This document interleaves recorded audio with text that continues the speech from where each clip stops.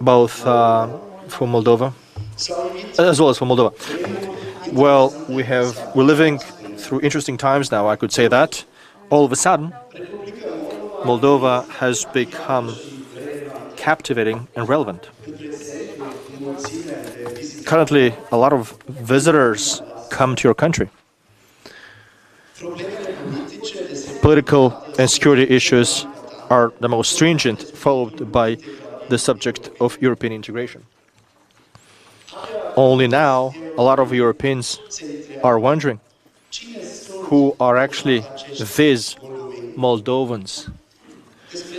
What is it about when we talk about this country?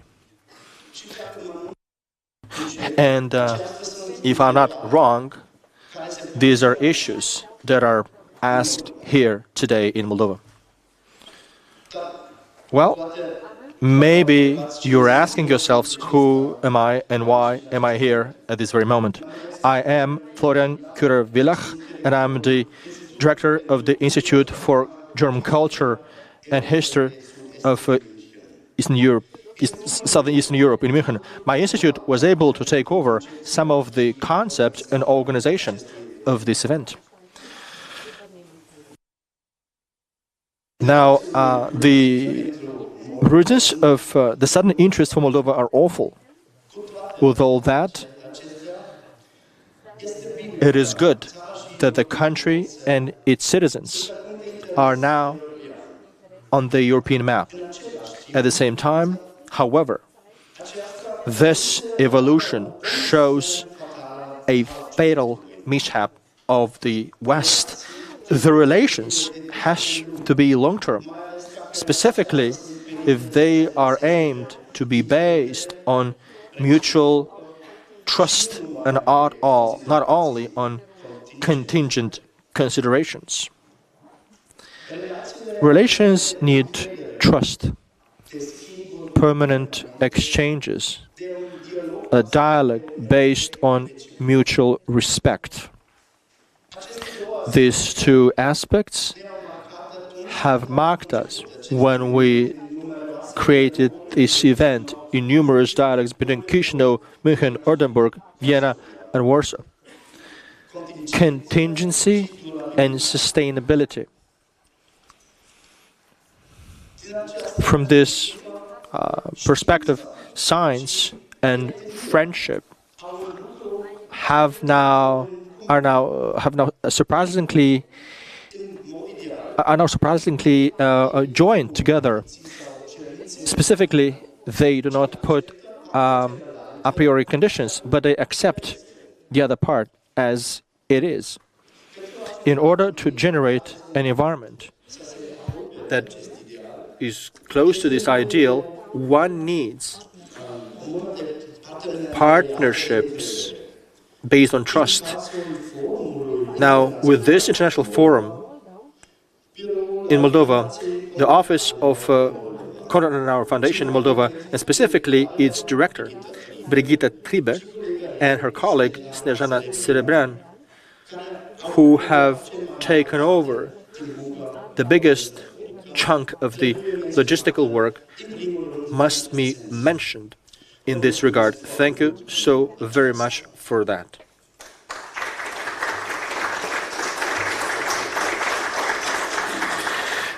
The initiator of this partnership, productive partnership between Chisinau and München, was the director Matthias Weber from the Federal Institute for History and Eastern European Culture from Oldenburg, who is the third organizer of the Moldovan Forum. So, I would ask now Gerald Faulkner to read the welcoming words of the director.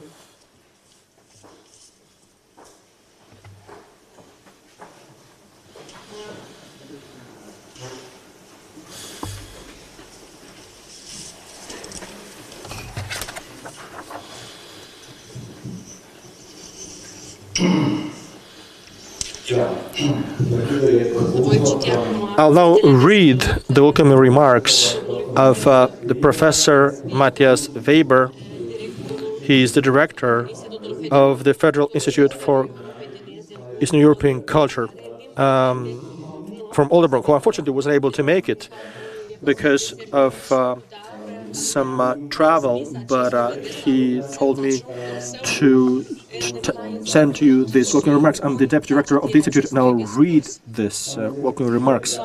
Ladies and gentlemen, honored Dr. Trieber, honored Professor Zhuk, Professor Kulach-Villach, honored Dr. Abraham, colleagues, on behalf of the Institute for Eastern Europe Culture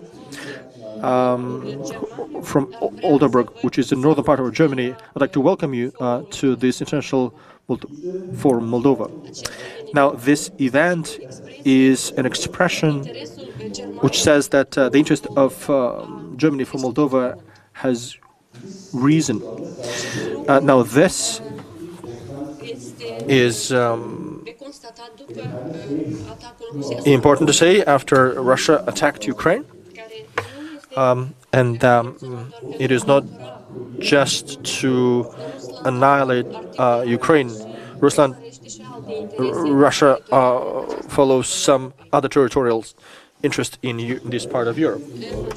Now, at the same time, in Germany and across Europe, the interest for Moldova and the sympathy towards this country has grown because Moldova from 2022 is a candidate country to join the European Union, and Moldova is worthy of our support and solidarity. That's why we're here today. Well, the knowledge about Moldova in Germany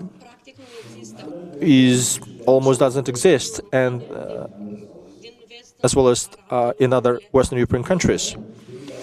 So, at the beginning of this activity, the history, present, and future of Moldova, as well as their cultural and economic relations, will be in our focus. So we will talk specifically about the European dimension of these topics. Our forum would like to extend and spread the awareness about Moldova. And I would like to contribute to creation of networks between people and to make people excited and interested so that people would be committed towards Moldova's European future. In this regard, I would like to wish you interesting discussions as well as intense discussions, and hopefully beyond this forum and after this forum there will be new contacts, new cooperation, new projects will emerge. Thank you so very much to the partners of cooperation. First of all, to our host, State University of Moldova, Chisinau. I'd like to thank Konrad Adenauer Foundation, Chisinau, and the European Network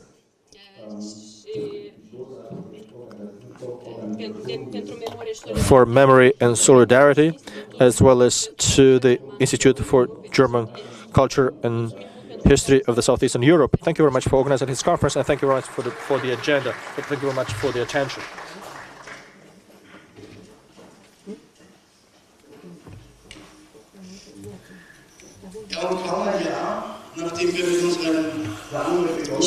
And so we're here today at the university, State University of Moldova. We are very thankful for being here. Mr. Professor Viktor Zhuk, the director of the Legal, Political and Sociological Research Institute, will have his first opening remarks. When we started the International Moldovan Forum, it was clear from the very outset that we want to concentrate on a dialogue. It's an exchange based on history, culture, and memory of our country. That's why we decided to get together as many remarkable colleagues as possible from the whole Central Europe in order to have an exchange of ideas in various formats. Amongst them, we have specialists in Moldova's history, as well as history for the whole region, and even about the general European history. Specifically, there will be two panels. Each of them will have two dialogue partners, input and comment on equal number. So it will be 10 minutes each, and a round table where we will discuss and we will get deeper into the issues related to history and memory.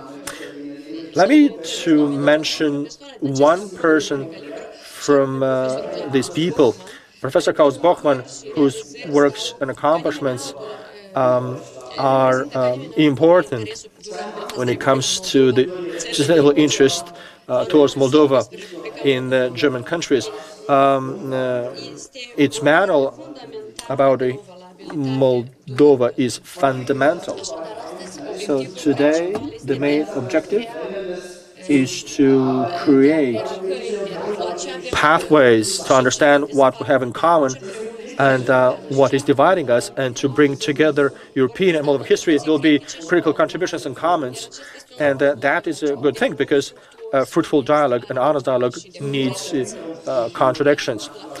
And just as the culture of memory are sometimes affirmative, but oftentimes they are contradictory. So that is the reason for which it was important for us not just to tackle the subject during the conference, but also to deepen it during the workshops in this regard. I'm thrilled that we're able to have another partner of cooperation, which is very well known in the European network.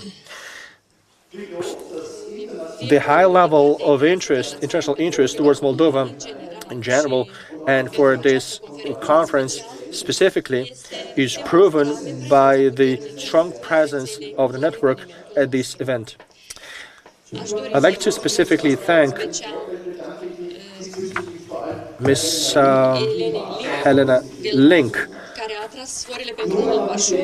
who was monumental for us in Warsaw for the organizational cooperation during previously to this event. I'd like to ask now Mr. Florin Abram and Johanna Orlos to send us their welcoming remarks.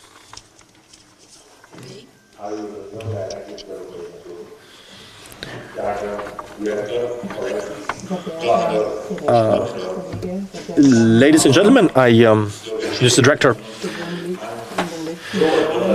I have two hats: of the director of the National Institute for Study of Totalitarianism of the Romanian Academy, and I send my warmest regards from myself and all of those present here. And we are in partnership already with this institution, with the Institute of History of the former academy and now of the university. We organize things together. But the first hat, the most important hat that I wear today, is the one of the coordinator of the activities in Romania of the European Network of Memory and Solidarity, and of member in the steering committee. Now, from this position, I'd like to tell you something about our network. Now, it was founded in 2005, so we're almost 20 years old from its inception. And the main reason of creation, its creation was the wish not to have any more wars between us. Of course, this was not an imminent matter of war between European member states, but things related to memories are oftentimes transferred into an area which generates tensions within the societies. So the fundamental goal of this network is to erect a culture of dialogue in the EU member states. And the EU member states, the key ones are Germany, Poland, Hungary, Slovakia, as well as Romania,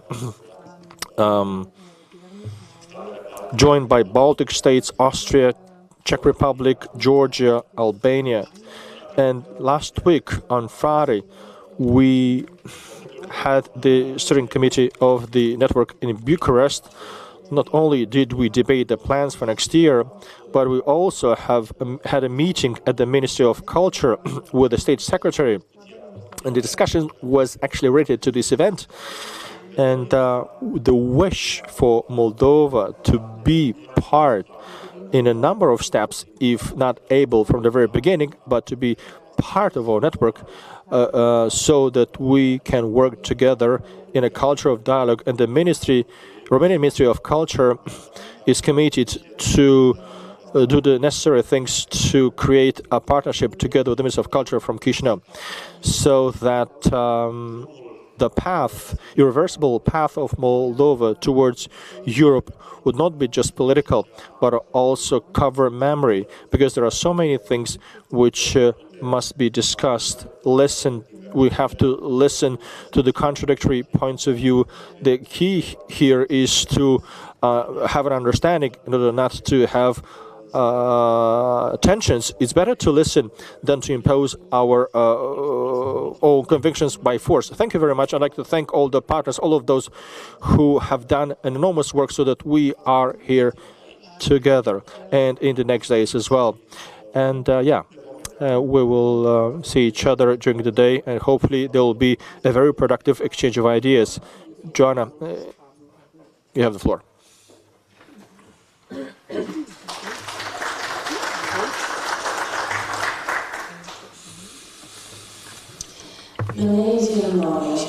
The head of the project department at the European Network Remembrance and Solidarity.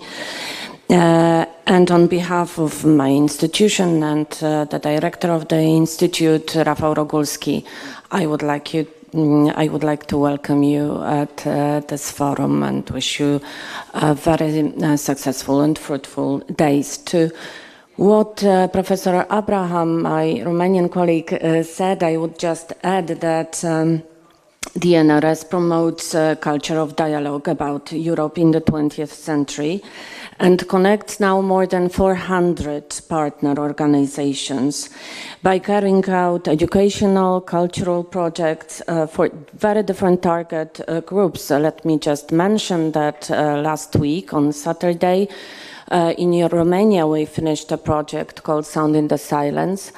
A group of students from the Czech Republic, Romania, Germany, and Poland spent more than a week in a former communist camp in Pitești.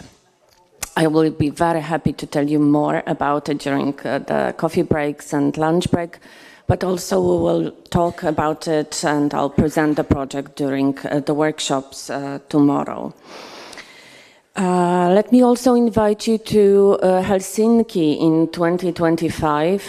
There will be our annual project called European Remembrance Symposium. The registration will be opening soon. It's a platform for exchange, for networking activities focused on the history and of the dialogue, of course. A forum such as this one is an excellent way also to connect and exchange experiences from different parts of Europe, learn about each other and learn from each other. So once again, let me wish you fruitful and inspiring days in Moldova.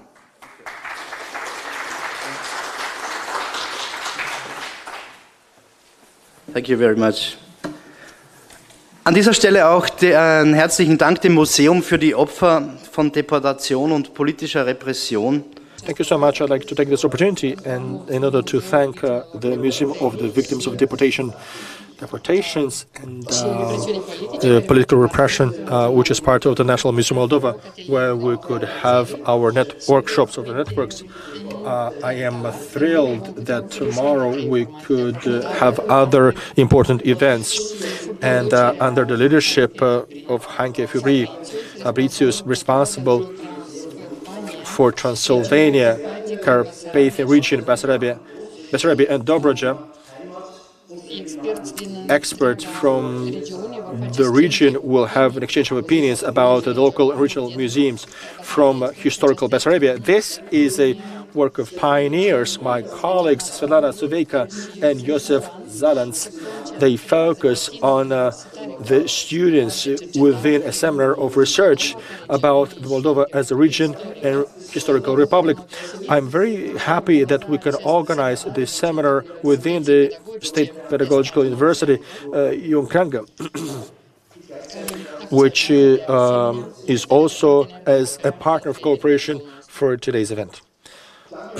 Again, I'd like to thank the network Memory and Solidarity, which also contributed financially to the research seminar.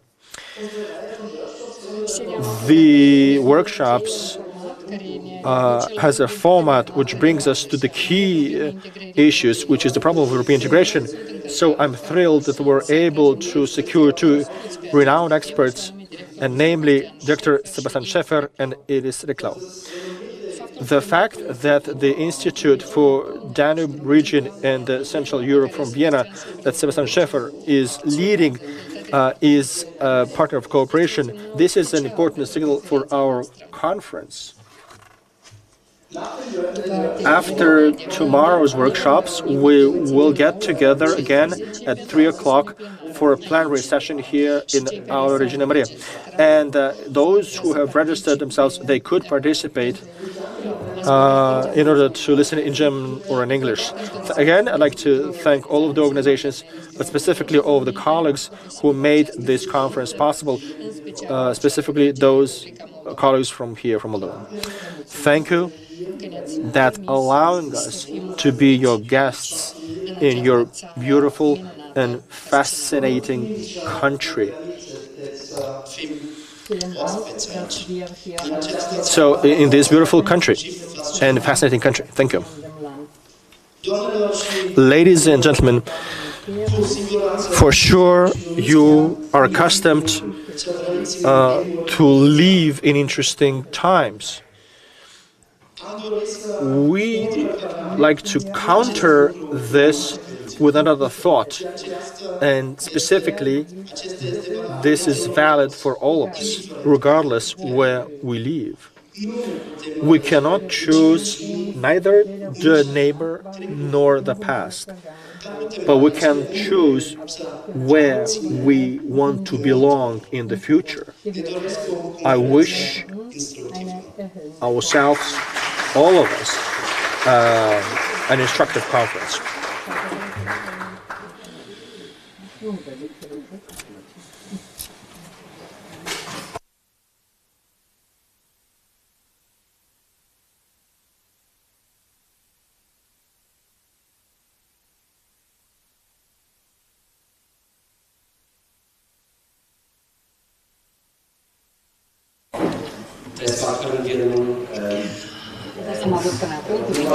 Ladies and gentlemen, we heard thus far the opening words of this conference, and now we can continue to speak about Moldova and the European perspectives. Ladies and gentlemen, my name is Dieter Müller.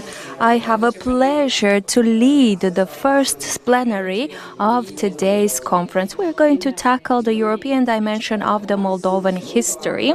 As we know, Europe is only a notion conditioned by its geography, but the participation in Europe is expanding over additionally perspectives, taking the history, the economy level.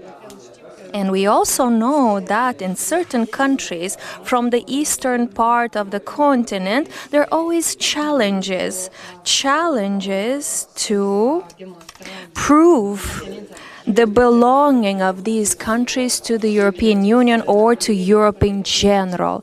In this very complex and complicated topic, we will come with additional discussions, with history data, with information from research based on this topic. And the first round of discussion shall be led by Mr. Professor Victor Zhuk and Mr. Michael Gerler from University of Hildesheim. Mr. Zhuk is representing the State University of Moldova and the Academy of Sciences of Moldova, whilst Michael Geller is coming from the University of Hildesheim and Budapest University. And just like we've mentioned, these two speakers will come with additional information, and we will also listen to commentaries. After their presentation, we will have the next speakers, Madam Svetlana Soveika from University of Regensburg and Mr. Hans Christian Manner from the University of Mainz. So please, let's give the floor to Mr. Victor Zhuk. Esteemed colleagues, please allow me to say hello and welcome in the State University of Moldova, the oldest university from the Republic of Moldova.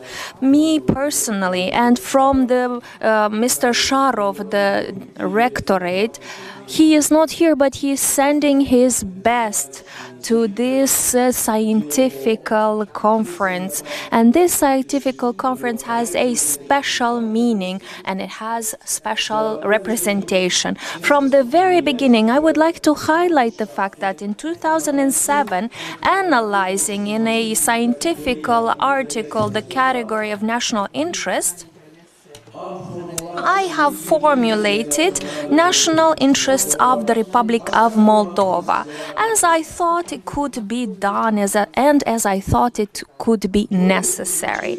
2 of the 6 components were covering the European dimension or aspects. First, European integration of Moldova in the EU, and the second component, achieving the European vocation, the European perspective of the Moldovan people.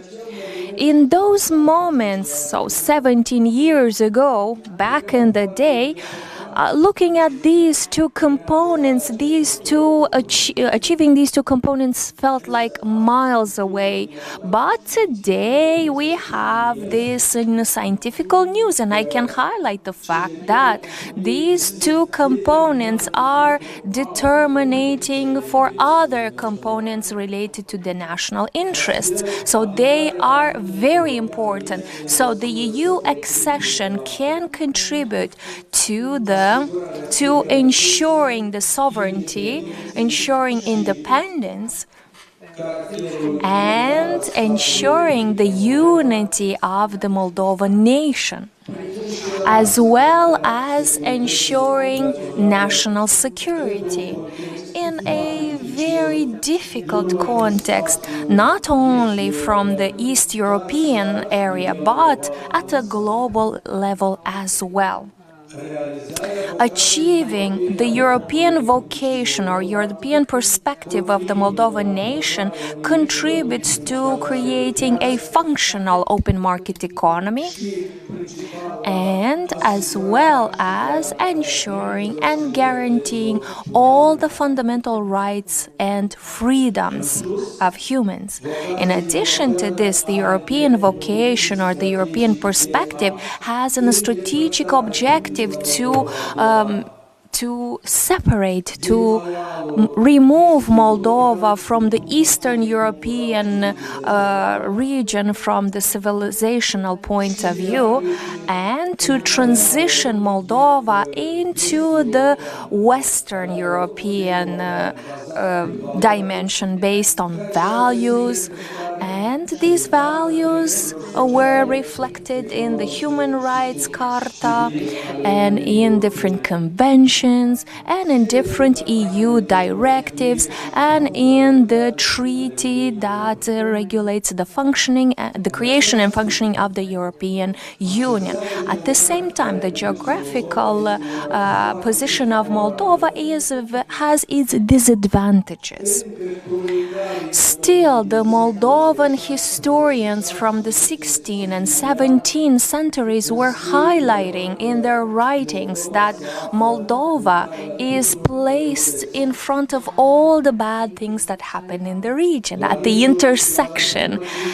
First third of the 19th century, a thinker from Moldova, or let's call it Basarabia as it was named there then, said that Moldova is placed in precarious conditions in this location, in this position, geographical position. And I can back this opinion with Toynbee's ideas regarding the fact that we are at the intersection of different civilizations. And I would highlight in this context that the presence of an alternative, East-West, is not a favorable position for the Moldovan nation. Multiple attempts to transform the Republic of Moldova into a connection node expressed through the external policy in 8th of February 1945. And so this initiative was unsuccessful. Why? Because in a globalized world, basically there is no need for connection bridges. There is no need for connection nodes as it was needed during the Cold War, including Yugoslavia. And the capacity of the Republic of Moldova doesn't allow it to fulfill such a role today.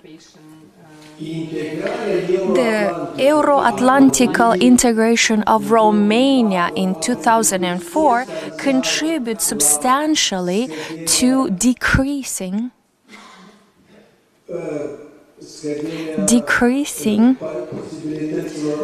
the perspectives of Moldova, opportunities of Moldova, even though the Euro-Atlantic integration is not on the agenda of the authorities of Moldova. At the same time, I highlighted all the time that the EU integration is a bi-dimensional process, and it is needed not only the will of the state which aspire to gain the candidate status or the member status of the EU. It's not enough the desire of the state, but it is needed the openness of the European authorities and structures. Let's remember that in 2018, when through a court's decision, the results of the local elections for the general mayor position for Chișinău, the results of the elections were declared null. And the Republic of Moldova, under that government, was basically isolated. And as a result, Moldova was not invited to participate in the European network, diplomatic network. And I would like to highlight that the Republic of Moldova actually was late on launching the process of getting closer to Europe. So we were delayed. So from the institutional point of view, a direction or department within the Ministry of External Affairs is created only in January 1998. So the history, it started only as a department of the Ministry of External Affairs in 1998. But let's compare it to what happened in March 1998, same year. The group of 6 countries, Central and Eastern European countries, they were launching the negotiations on harmonizing their legislation with the European acquis communautaire. So look at the difference in this context. The Republic of Moldova basically was late very much, and it is facing an internal alternative. Moldova is bombarded by the Russian Federation not only from abroad but from the inside of the country, and this makes the process of the EU integration, it makes it not only a strategic priority and a strategic need, but also a crucial desire. Because if the Republic of Moldova continues to delay its participation, if Moldova continues to be late and does not catch the 2030 target year, who knows when will be the next opening from the EU. Therefore, we have a very important electoral exercise to achieve and to fulfill, and I hope and I think that the results will be equally to the Moldovans' aspiration to the EU. Thank you so much. Thank you so much, Mr. Zhuk. Thank you.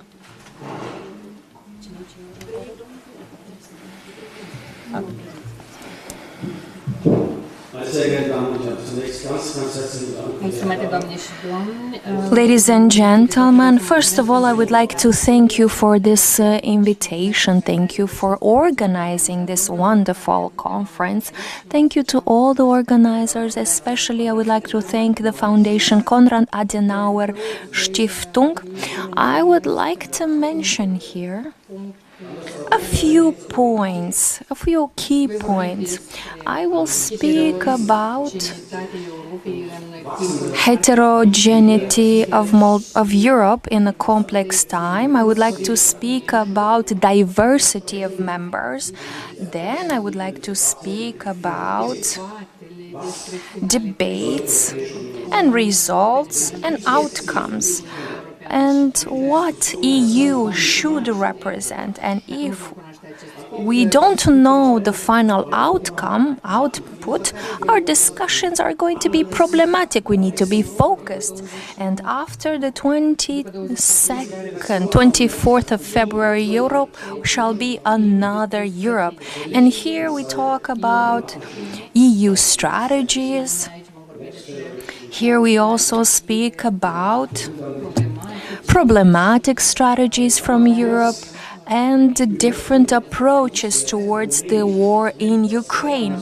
I would also like to speak about the experience of Romania, what we can learn from Romania's experience, and what are the future perspectives. Actually, I will need more time than the time allocated, because I will have to speak about, and I have to keep in mind the interpretation delay. That is why I will speak slower and I will take a little bit more time, and I apologize in advance.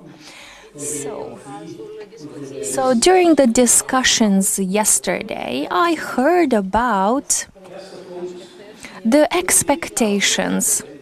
And let me speak about the expectations. But first of all,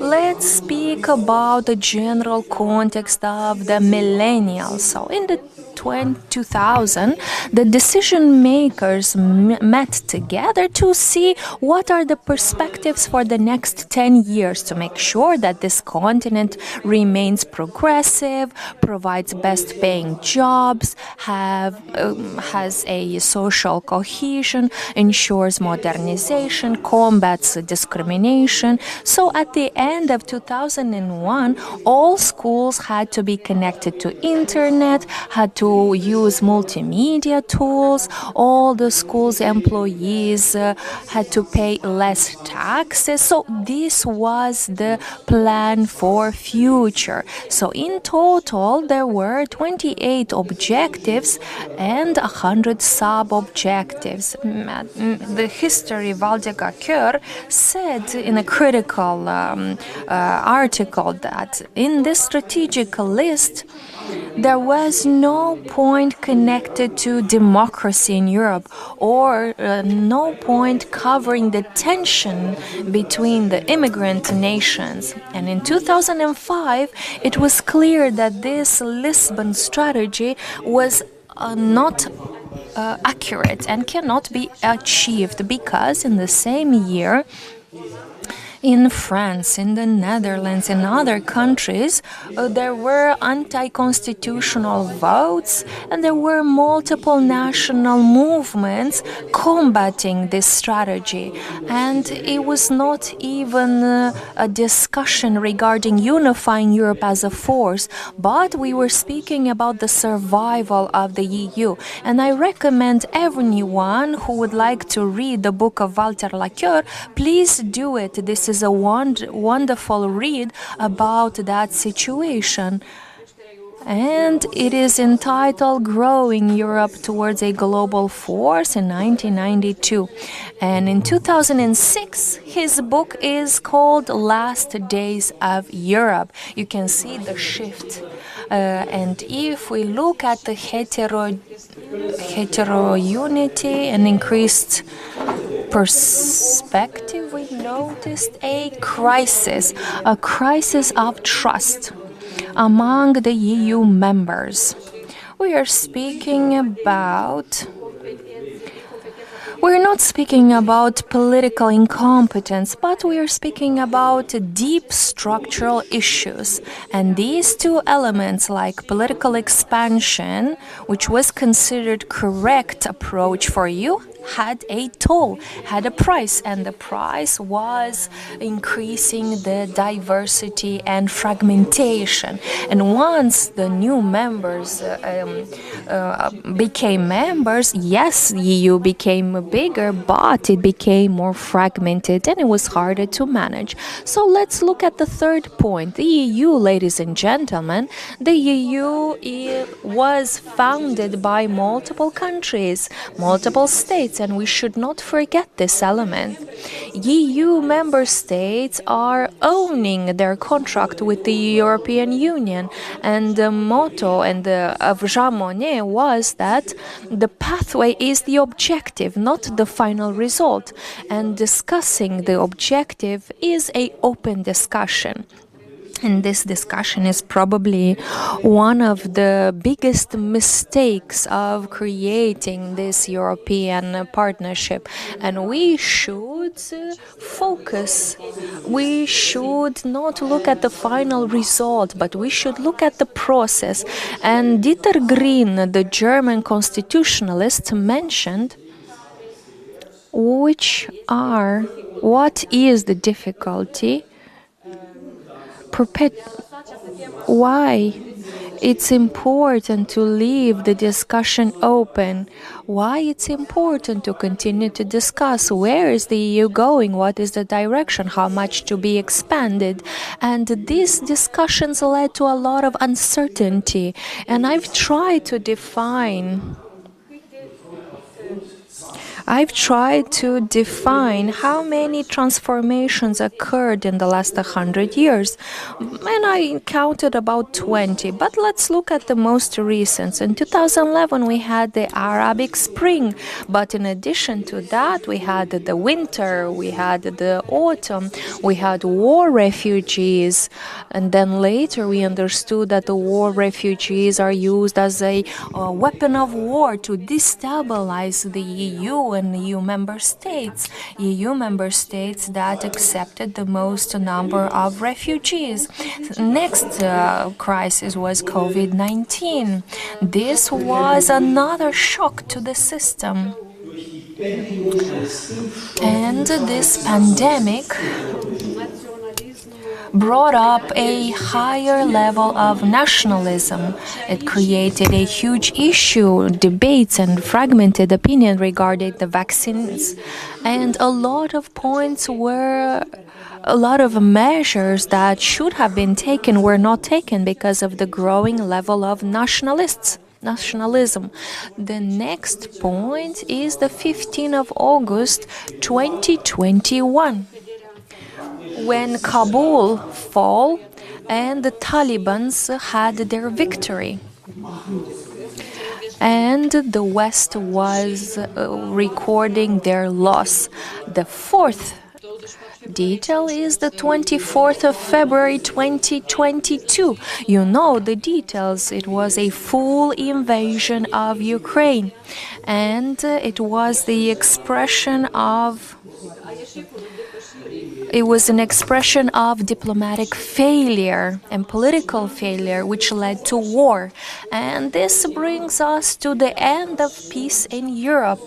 7th of October is the next date, which recorded the escalation of a frozen conflict, a conflict in the Middle East. We're talking about monotheistical religions combined with nationalism and extremism. And once again, the EU is speechless in front of this explosion of conflict, and the United States are another partner and actor which has very little force and participation in that sense. So coming back to the Lisbon strategy, the EU should go back to that strategy and see why EU was unable to respond appropriately to these 5 major crises. Looking back, let's see how many strategies EU has issued and how many it fulfilled. Well, I can count about 70 strategies in the main sectors. I will not name them, but let me speak about the thesis. If the EU is looking to achieve, to implement these strategies, then we have to start from the fact that the institutions that exist now, the constitutions that exist now, and the financial means allocated to these strategies are insufficient. So the Next Generation European Union, which is a fund established very fast, despite the opposition of other frugal states, other states that have issues with loans and grants, this fund was created. And what happened? There were financial transfers to different EU member states who had very, very big debts, and they had a weaker position, and this financial support was provided as non-reimbursable grants under the leadership of the EU strategy. And in this sense, the Lisbon contract or the Lisbon strategy does not give the right for further non-reimbursable grants. With Next Generation EU, this title sounds wonderful, but with this, the EU puts a burden on the next generation of EU member states because they will have to repay these funds. And we speak about a union of indebtedness without a monitoring institution over these debts. So the next question is the possibility of funding the strategies.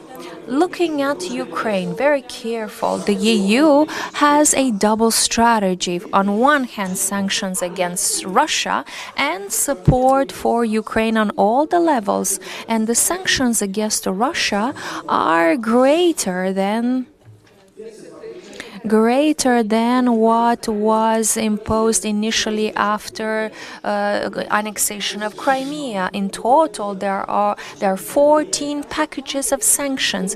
But on the other hand, the support provided for Ukraine so that this country can survive. And as you know, Ukraine was bankrupt after the 24th of February, and the EU cannot change anything in this war. We can only support Ukraine. Of course, Ukraine was kept alive, but the EU diplomacy, it has a challenge here.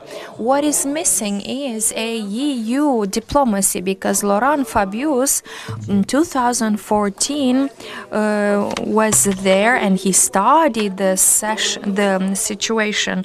Mr. Sikorsky analyzed the situation. They created a Normandy with Merkel or Poroshenko or Putin. There are different alliances created.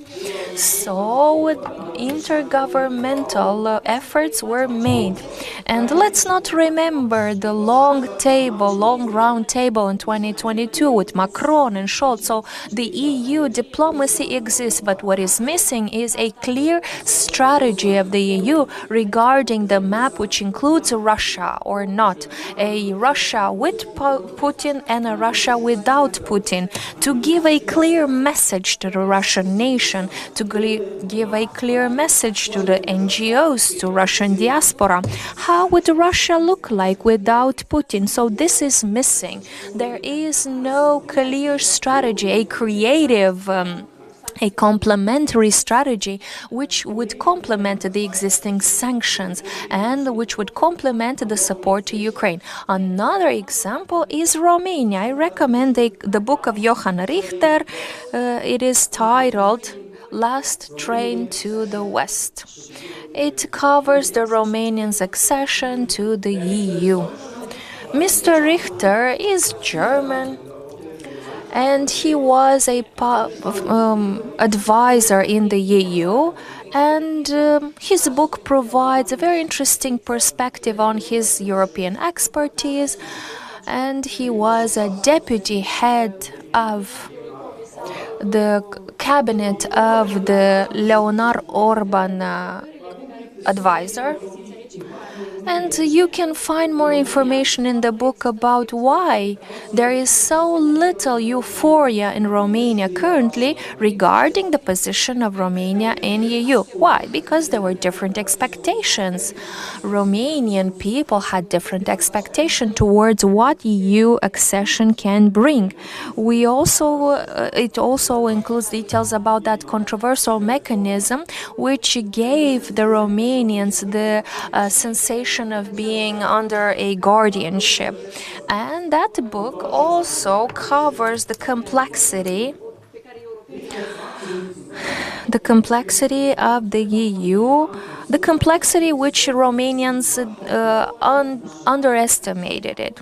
So in 2007, let's ask ourselves, was the EU capable to expand itself once again? And this is an important question, and I support the discussions because the main Mr. Pushkash Vasilie, the negotiator, which by the way I had the opportunity to talk to him, and he said that yes, Romania jumped into a fast speeding driving train, and this was back in 2006-2007. And a few more key elements, and then I will close. Richter is asking himself, and I think that this question goes for Moldova as well, how long does a country needs to stay into the waiting line before becoming a EU member? Yes, we can talk about the economical development, we can talk about harmonization, we can talk about the rule of law and going through reforms, but in Richter's book it says the idea to implant democracy from the outside is something which cannot be achieved. Democracy can and must grow from the inside of the country and cannot be taught from the external forces. And internally grown democracy needs to have huge support. And another relevant idea is that no candidate country should have a conflict with a neighboring country, and every country should solve or regulate or clarify their conflicts with their neighboring countries. It's impossible to go forward. Another opinion comes from Mr. Balázs Peter, who spoke about his experience from the European side. So from Europe, there was not enough expertise for the candidate countries, and it was neglected, the tension between the member states and candidate countries, because there were some historical tensions there. Speaking about losing the competences and movement of specialists from one country to another, of course, brought up their problems. And another point is that there was an exaggerated level of optimism. When we speak about the EU, we have to moderate the optimism and expectations so that we do not get disappointed. And I spoke about the strategies and the perspective, not only about Moldova. I spoke about the entire context, and this was my objective, to bring a realistical perspective of Moldova and EU. I hope it was clear, and I apologize for taking longer than allocated to me because I kept in mind the interpretation. Thank you so much. Thank you so much for your interventions. I hope to have questions and comments. And now we go on, and even though we slightly went beyond the time slot, we'll have some time for the second round. Go ahead, please.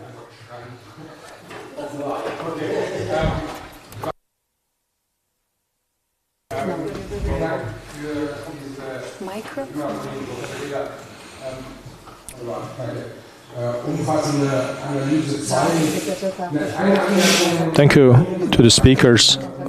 This was a very comprehensive analysis, and I'd have two comments to make, if I may. I share your ideas about this analysis. So, if you listen to Jean Monnet,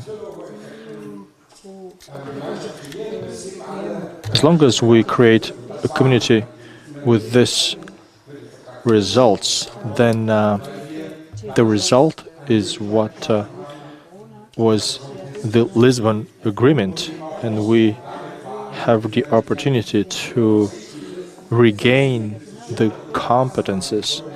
So the end result is for the discussion to be about what we were able to do and what we failed to do and what we should have done. Well, in order to have access to these outcomes, what actually happens, what you presented, those 9 points, you're right about these challenges, but what is lacking is probably the positive story of European integration. We should talk about what we're able to do, what we did, what we accomplished, and not to be disillusioned in EU when we say that we are able to do little. If you talk about the South African billionaire who bought a platform where he says that, on which he says that EU is just at the cap of a plastic bottle. Well, actually, we have lots of successes, and why wouldn't we talk about the successes? Because it makes more sense to talk about them so that we can facilitate other new members to join, as well as Moldova, for example. Let us get 2 or 3 more questions, and then we'll answer the questions. Go ahead, please.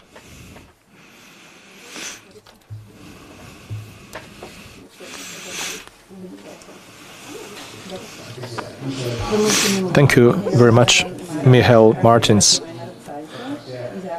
from the Frankfurt newspaper. Thank you for what you briefly said. I have a question. You mentioned it, but you haven't gone too deep into it, and I'd like to refer to it. And namely, what should we learn from this? What would be the outcome? We're talking about European strategy. We're talking about Scholz, or if we refer to Russia in general, you talked about the long table where the negotiations with Scholz have taken place, as well as Macron, who was at that long table. But what would be the European strategy? With whom should Borrell talk in Moscow? Can you explain what you meant when you said that there is a lack of European strategy? Thank you.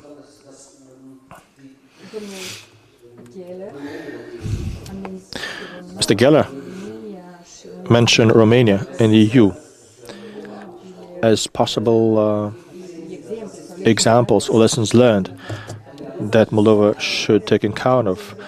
What would be a realistic scenario for Moldova, which Moldova should expect?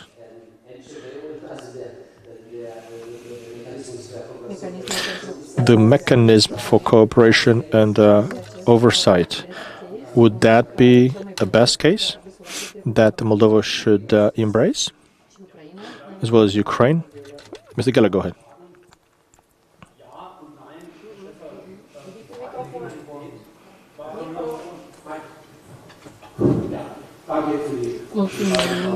Thank you for both questions about the outcome and the success stories. When it comes to the outcome, I would say yes and no. Jean-Claude Juncker, in the book I mentioned about the future of Europe, he presented 5 options that are known that we should refer to, and he requested states to make a decision and identify the option, what they want to do going forward in order to bolster the internal market. And this discussion remains open. There is no reaction yet to these 5 options. And I'd say that these debates about these 5 options is still open, and we should yet refer to them. 2022 should clearly tell us that these topics are still open, and back in the time should be clear what would be the options that we have to make a decision about. And then Putin showed us what Putin wants is obvious with this war in Ukraine. He wants to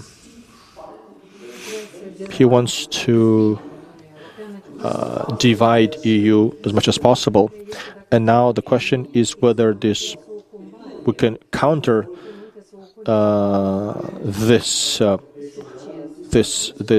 policy. Well, look, EU is a success story. The customs union, the common trade, the internal market, the currency union, no one can challenge this. And as I said, and Jean Monnet also mentions that, he mentioned the successes, but the European Union is now facing challenges and certain realities. There is a whole divide between these concepts. And if we were to talk about fighting the consequences of COVID,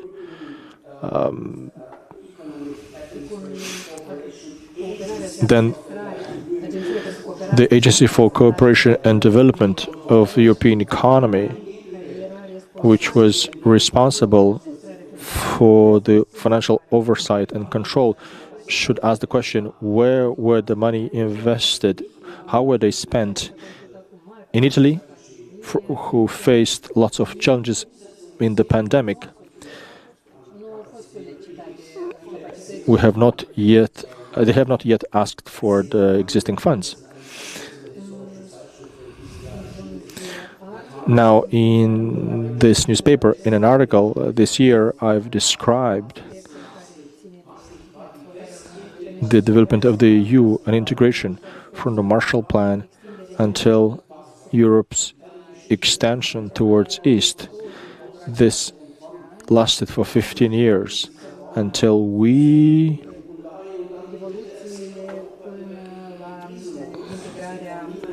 ended up integrating Romania, as well as having the Lisbon Treaty.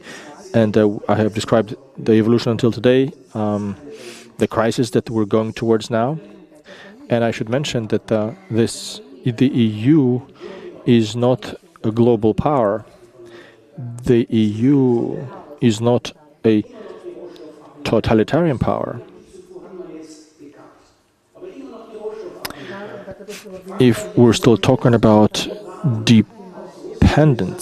our dependence on raw materials. For instance, France imports uranium from Russia for its nuclear power plants, or we dependent on other raw materials from China. This has to be clearly stated, because that talks about the role of Europe in NATO. And all of these items, but also they become ever more important. And I should mention about two strategies. On the one hand, a massive support for Ukraine, which we must continue. And this strategy is ever more criticized. But another strategy is to counter the machinery of the Russian war machinery. Well, we need to reduce the Russia's capabilities to attack, to wage war, and we can compare this to what Roosevelt and Churchill did, and now we have to create another model compared to the one proposed by Hitler for Europe. We now have to ask the question: how do we picture EU? How do we picture another Russia in order to have some perspectives? So, for instance, Stalin, after Berlin blockade, would never talk, would never negotiate. But how should Europe look like after this war? How should we behave with Russia after this war? We must make these statements public, and they must be clear and conclusive. We need to talk about Europe and Russia after Putin and after the war. And in this regard, what is absent here is ways to identify these ideas. How should this region look like? So we have a deficit of creativity in this regard.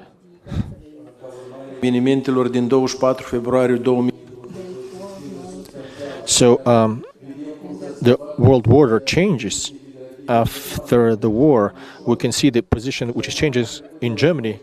Now Germany has transited from political correctness to a substantial assistance provided to Ukraine, which was inconceivable in March-April 2022. But these changes were not in 1999, when there was an extension of NATO, were not in 2004-2007, when NATO extended and Europe extended, enlarged. Of course, Europe has to have more plans, more scenarios, but it is very hard to understand how will Russian Federation look like and when will this war end. I think that currently there is no prerequisite and there is no context for this conflict in its active phase to end. When it comes to the EU, the financial aspects that Mr. Geller talked about, of course, the problem of absorption of new countries is fundamental. But at the same time, neither Moldova with Ukraine, which are coupled, nor the Western Balkans are not talking about the budgetary framework 2021-2027. Maybe Montenegro, but they also considered that they will get into 2028. Well, when the next 7-year budgetary framework for the EU will be developed, I think that the candidate countries which negotiate the acquis communautaire must have a voice. Maestando said 2030. I think that this is quite an optimistic time frame. I am cautiously optimistic about 2030, but we'll leave and see. A lot depends on the negotiations, because the legislation of Moldova when it comes to the contents, is Euro-aligned. It is harmonized to the community standards. Well, whether we can implement them, well, that's another story. Well, they take European law, it is implemented by Moldovans on Moldovan soil, and the results are Moldovan results. Well, in the candidate countries from Eastern Europe and from Southeastern Europe, EU is very much idealized in these countries because these states are beneficiaries of European funds. And it is not by accident that the deception comes immediately after they integrate into the EU. And the case of Croatia is clear in this regard. But I believe that the EU, even though its constitution draft failed because they requested the fifth integration point, which is political integration. Well, the Lisbon Treaty found its place when from the internal institutional point of view, but a lack of enlargement. And we can see the case of Turkey. Probably Turkey is tired of waiting, and they think that it's better to go to BRICS or to Shanghai cooperation rather than the EU, because the illusions and expectations must be taken into account. But of course, in the new context, which is about total uncertainty, we need certain scenarios for the post-conflict period. Thank you. Thank you so much. Thank you very much, sir. And now we'd like to invite Svetlana Suveka and Hans-Christian Manner in order to talk about the areas mentioned. This will be the beginning. The beginning, I guess, of the panel, which will be followed by the afternoon and evening discussions, where these topics will be tackled once again. Thank you so very much.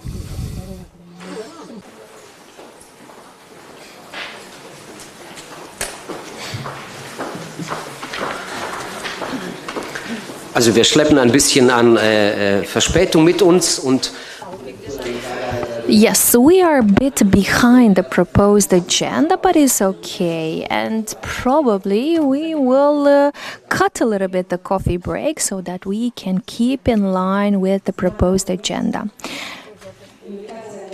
So, dear participants, the invitation to take part of this event honored me and also made me very happy because it reflects my return to my alma mater, where I studied and I taught for more than 10 years. So I will try to go faster and I will read my speech. So we live in a very complicated time. The war in Ukraine was launched with a destructive power, and this raised in the society the collective memory of different wars. And this war has a high level of violence, which amplified different opinions about different ideologies, and this brought very serious consequences for the Eastern Europe. The comparison between the current invasion in Ukraine compared to the Second World War is used broadly in Ukraine and in Moldova. And there is a parallel between the Grey War, which includes violence, hunger, and destruction. In Moldova, the opponents of EU integration says that EU was an invention of the recent years, and it includes the elitist perspective. But on the other hand, the supporters of EU integration speak very often of the positive aspects of the historical events, but they ignore the complex and uncomfortable topics. So I will reflect how the two world wars manifested in the region and how they were seen in the European continent and how these wars influenced the identity of Moldovans. I will speak about 4 dimensions: strategic, economical, social, political violence, and the forced migration phenomenon. Under the first topic, strategy, Basarabia is an eloquent example of dynamics of different movement between the two wars, and it reflects the continuity of geopolitical wars and imperial actions. And looking at the Western Europe combined with the fights for local power transformed the Eastern European region into very volatile position. The Baltic countries and Ukraine, and next to them Basarabia was in the middle of the conflict from multiple powers, especially Russian Revolution, where the Poland and other regions were occupied by the central power, and they were aiming to use the local resources and to create a buffer zone. So it's about the political status of Basarabia. It's about Brest-Litovsk, Buftia, and the peace conference from Paris, the declaration of independence of Democratic Republic of Moldovan Republic issued by example of Ukraine would not offer guarantees of stability and security. Ukraine wanted to attach Basarabia. The Central Powers, Entente, offered these guarantees, safeguards internationally. The intervention of West, the civil Russian war, and the support offered to anti-Bolshevik forces were part of the attempts to counter the influence of Bolsheviks and its extension in Europe. The fact that Basarabia became part of Romania meant the salvation of its citizens from Bolsheviks.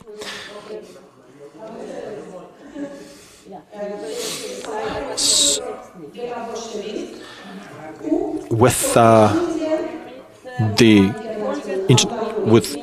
economic, political, social consequences, even though in 1918 the Basarabian elites supported various political options when it joined Romania to the autonomy with Ukraine, or when they went to the protection of Russia, which was ruled by a king. They were anti-Bolshevik, all types of elites. So a key factor in securing the support of allies interested to create here a buffer zone.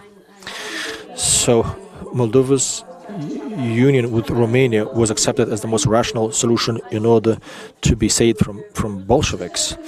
World War II did not offer political options to Basarabia, which was part of the Nazi-Russian rivalry as a result of Stalin-Hitler Pact from 1939. Poland, Baltic states, Finland and Romania saw their borders reshaped and its population forcefully moved. The Soviet occupation of Basarabia and northern Bukovina reflected the Stalin's approach to create in eastern part of Europe a buffer zone against West, because they wanted to model the post-Soviet Europe, and was the foundation of the Cold War. When it comes to the economy,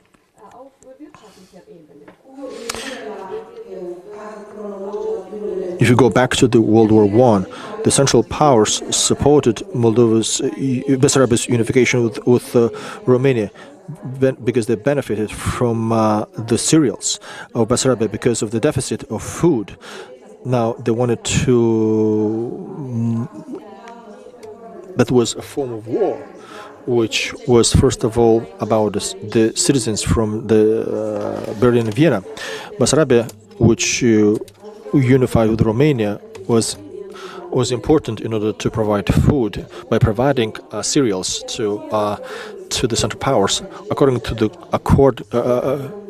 agreement signed by Romania in a week after the signing of the Unification Pact. It provided to supply 123,000 tons of cereals. The total exports to Austria, Germany, and Bulgaria were 300,000 tons. Now, World War II was about hunger and economic loss. Both the Soviet government as well as the Nazi government saw the Ukraine as the grain basket, because it was essential to use its agricultural resources to continue the war. The economic capacity of Transnistria, which became which went under the administration of Romania, was assessed in relation to the regress of export of harvest from 1441 because of the occupation by Soviets of Bessarabia and Northern Bukovina. Now the two regions held 73% of the total area of soya. Between 45, 60% of Romanian exports went to Nazi Germany, and they collected 20% of yield from Transnistria. The local population suffered massively. At the same time, the experience of Jews and Roma was a separate one. In Transnistria, the food was used as a weapon by the Romanian state against Jews and Roma by forcing them to avoid hunger, to do anything to avoid hunger. Now we must understand it, because the local population contributed to this suffering when they were encouraged by state to consider themselves rightful to take the assets of Jews that were deported and killed. The profit obtained as a result of Holocaust and the theft of cultural objects, which Bessarabians were also part of it in Odessa, Tiraspol and other localities, is part of the European inheritance, but also part of the regional and local memory. At least it has to become part of the regional and local memory. When it comes to the political violence, in the World War I, Bessarabia, alongside other regions from Eastern Europe, so it saw different forms of violence, political, fueled by the disintegration of the Russian Empire, Bolshevik putsch, and the Civil War. The political processes and social processes were followed by arrests and killings, to destruction of property, private property. The influence of Bolsheviks and the Bolshevik pedals did not disappear after 1918, because we know about Hotin, Tigina, Tatar Bunar, destruction and sabotage, as well as various forms of propaganda. Now, they continued after the Soviet occupation from June 1940, when they were followed by arrests of the so-called enemies of the people, including of public servants who did not go to Romania, but also mayors of various ethnicities, including Bulgarians and Gagauzins. In June 1941, Bessarabia is reconquered, is taken back, but to reintegrate population, they paid an enormous price, meaning the extension of violence, anti-Semitism, as well as political violence of various forms from Romania towards these regions. In 1941, Romania repeated the same scenario. The problem of loyalties of public servants and identification of internal enemies was always on the agenda of the authorities. So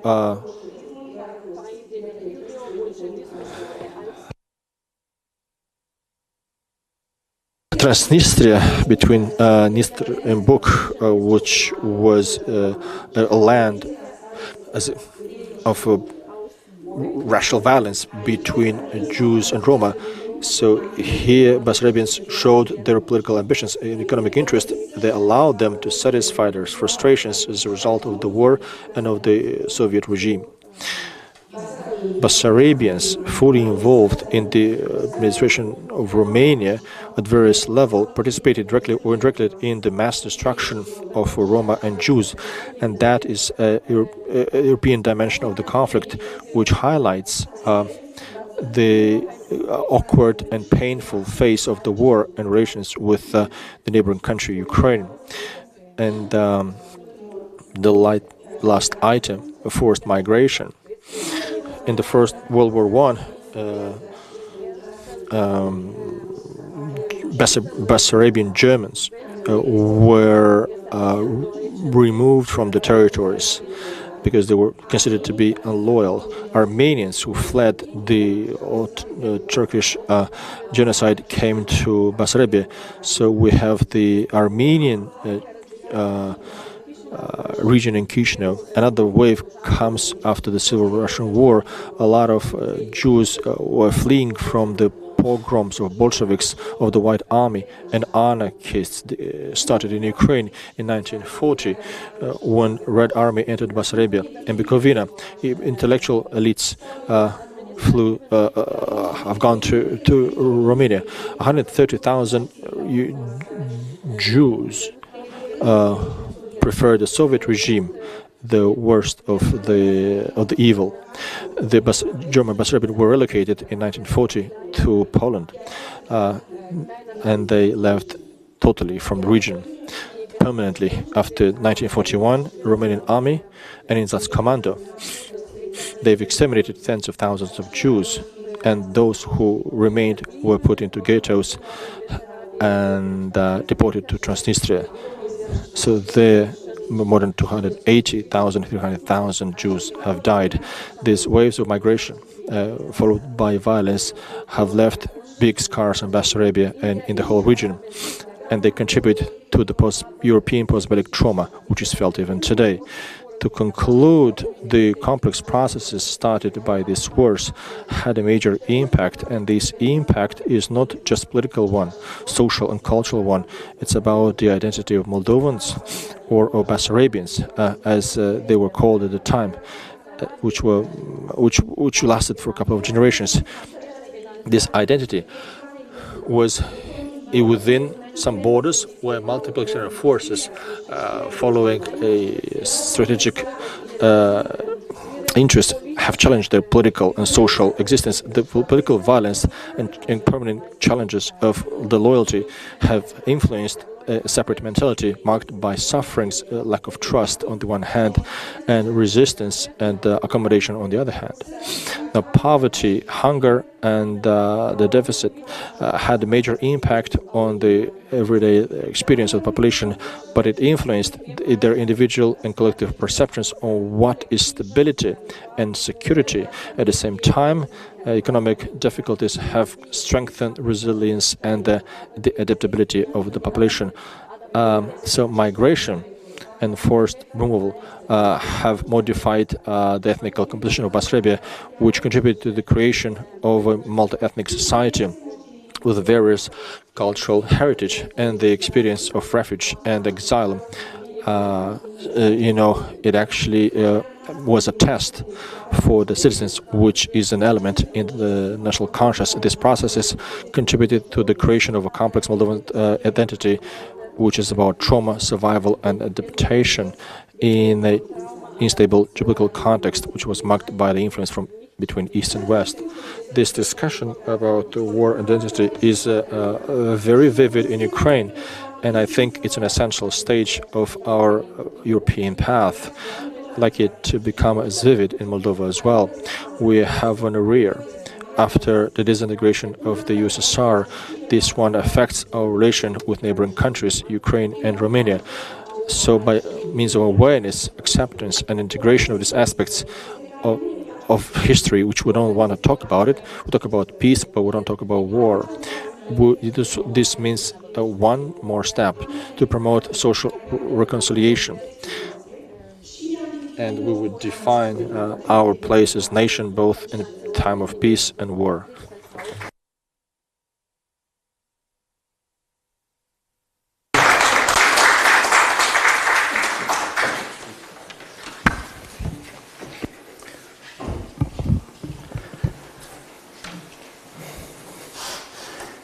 Guten Morgen, sehr geehrte Frau Regierung. Good morning, esteemed participants. First of all, I would like to thank you very much. A big thank you to the organizers of this forum. Thank you for the invitation. I accepted with honor your invitation, and I'm honored to be here in Chisinau.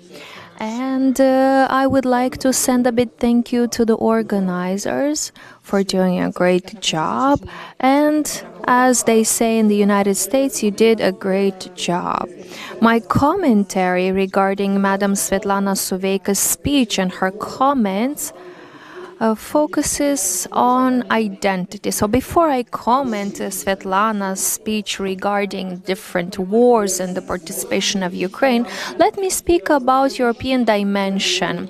Moldova's history cannot be perceived and analyzed without its European dimension and without understanding the historical context. In the specialized literature, the European dimension term is described or explained using other words like European orientation, Europeanization, modernization. But looking at another definition, we see the European dimension as an openness towards West, adopting concepts and values from Western Europe. But if we speak about what this European dimension actually means, this would mean to define the content and the application, which starts with the unsolved issue of a lack of definition. The political science and didactical science, which connected this term with European integration, established that the European dimension should include the political side, history side, and the geography side. And we highlight three elements of this term. First of all, creating a conscience of this European dimension in a broad sense, promoting an open attitude, and third, understanding Europe as a community of values. In this context, we're asking ourselves, are we talking about the general fundamental blocks of the European dimension, or are we talking about a European identity? Or is there a harmonized selection at the international level of all the main knowledge and perspectives regarding the European dimension? This entire topic is seen as a open research topic. It's not fully researched. The second point, speaking about what aspects were covered by Madam Suveika's speech. In her speech, she speaks about the European dimension in Bessarabia and covered by the First World War and the Second World War. Speaking about the 19th to 20th century, we have the eastern region from Prut, and here we see the geopolitical conflicts and the imperial conflicts, which have a smashing impact on the history in these centuries. And also there is an enumeration of considerations of the importance of Bessarabia after the First War, Second World War. In this sense, Madam Suveika quotes the negotiations for and the attempt to recognize Bessarabia as a state. And she sees the unifying of Bessarabia with Romania as a European project promoted by the Central Powers, but also as a solution that would save the Moldovan population from Bolshevism. The political and military aspects of the European unification is analyzed next by Madam Suveika, and this is expanded to the economical side, social side, for example, providing grains to Bessarabia and another element in 1940, when the foods were used as a weapon against the Jewish and Roma population exiled from Bessarabia. And this leads to another European phenomenon in the 20th century, which left serious consequences. And here we're talking about the level of violence. We can speak about political violence, which was manifested through different forms of violence: physical, hate speech, racism against the Jewish people and Roma population in the 40s. And to close, we notice another European dimension, the oppressive one, which refers to forced migration that happened in Bessarabia, which affected the Armenians, the Jewish, the Germans. And just like in many other regions of Europe, forced migration changed the face of the region that is in the eastern side of Prut River. At the end of the Second World War and at the beginning of the Cold War, shaped the end of the vision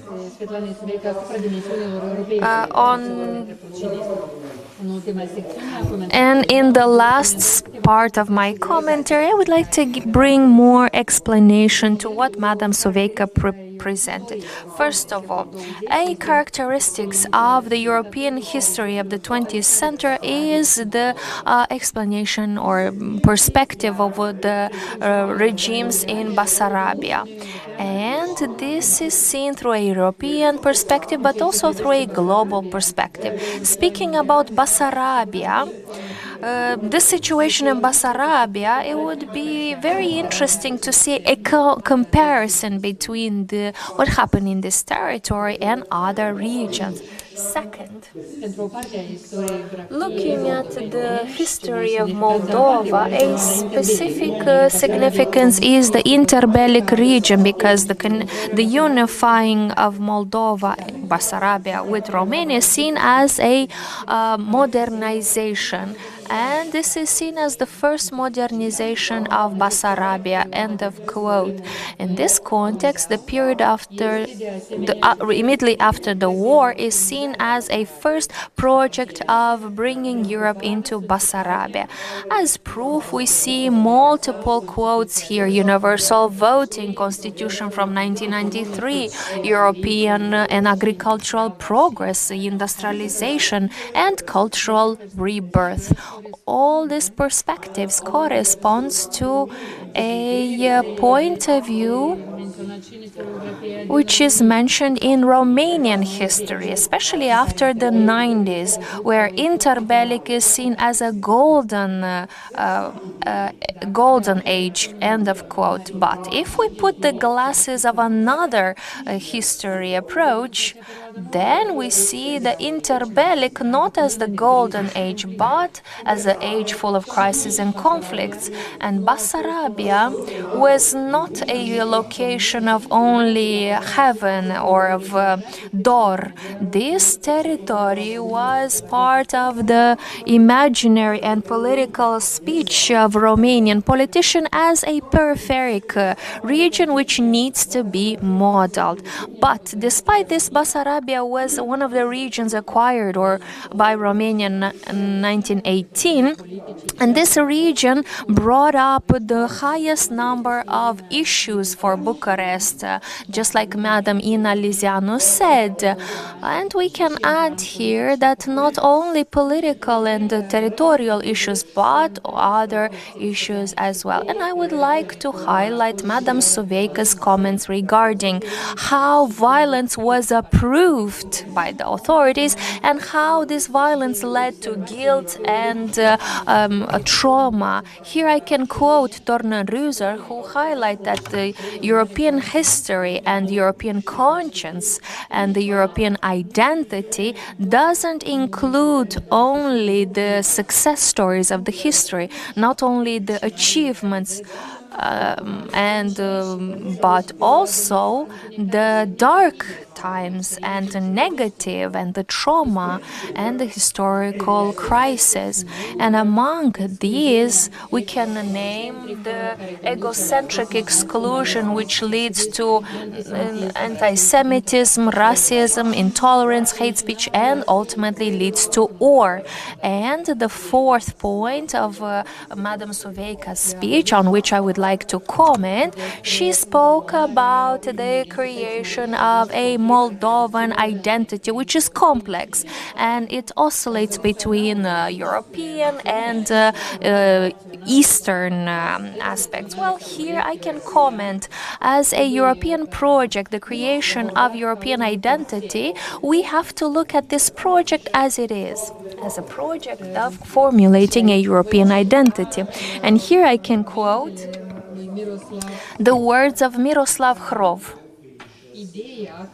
The idea that every person, every individual, every human being is a member of a nation and that every person is a citizen of a national state is a European invention, and this process is a long-term process which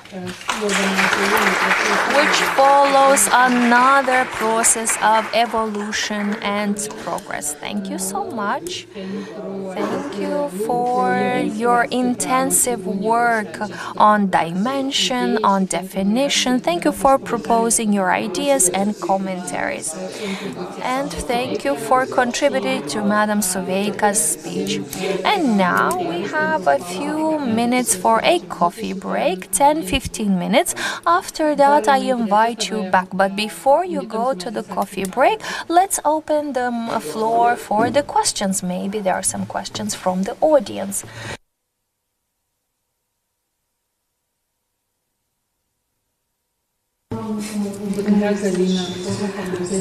Madam Koman from the History Department of the State University of Moldova. Madam Svetlana, dear Svetlana, esteemed Mr. Manyar, thank you for your speeches and for your presentation, which includes the interbellic and post-bellic history and how these wars affected Basarabia as a territory.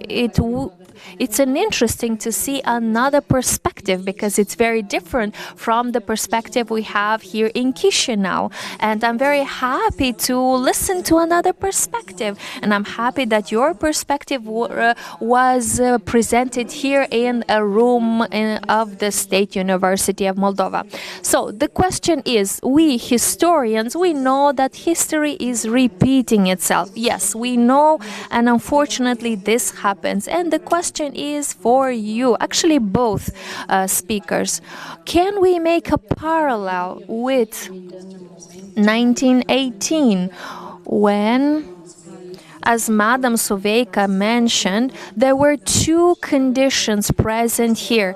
The local population wanted to be saved from the Bolshevisms, and this led to the unification, which was favorized by the Entente and the Western Europe.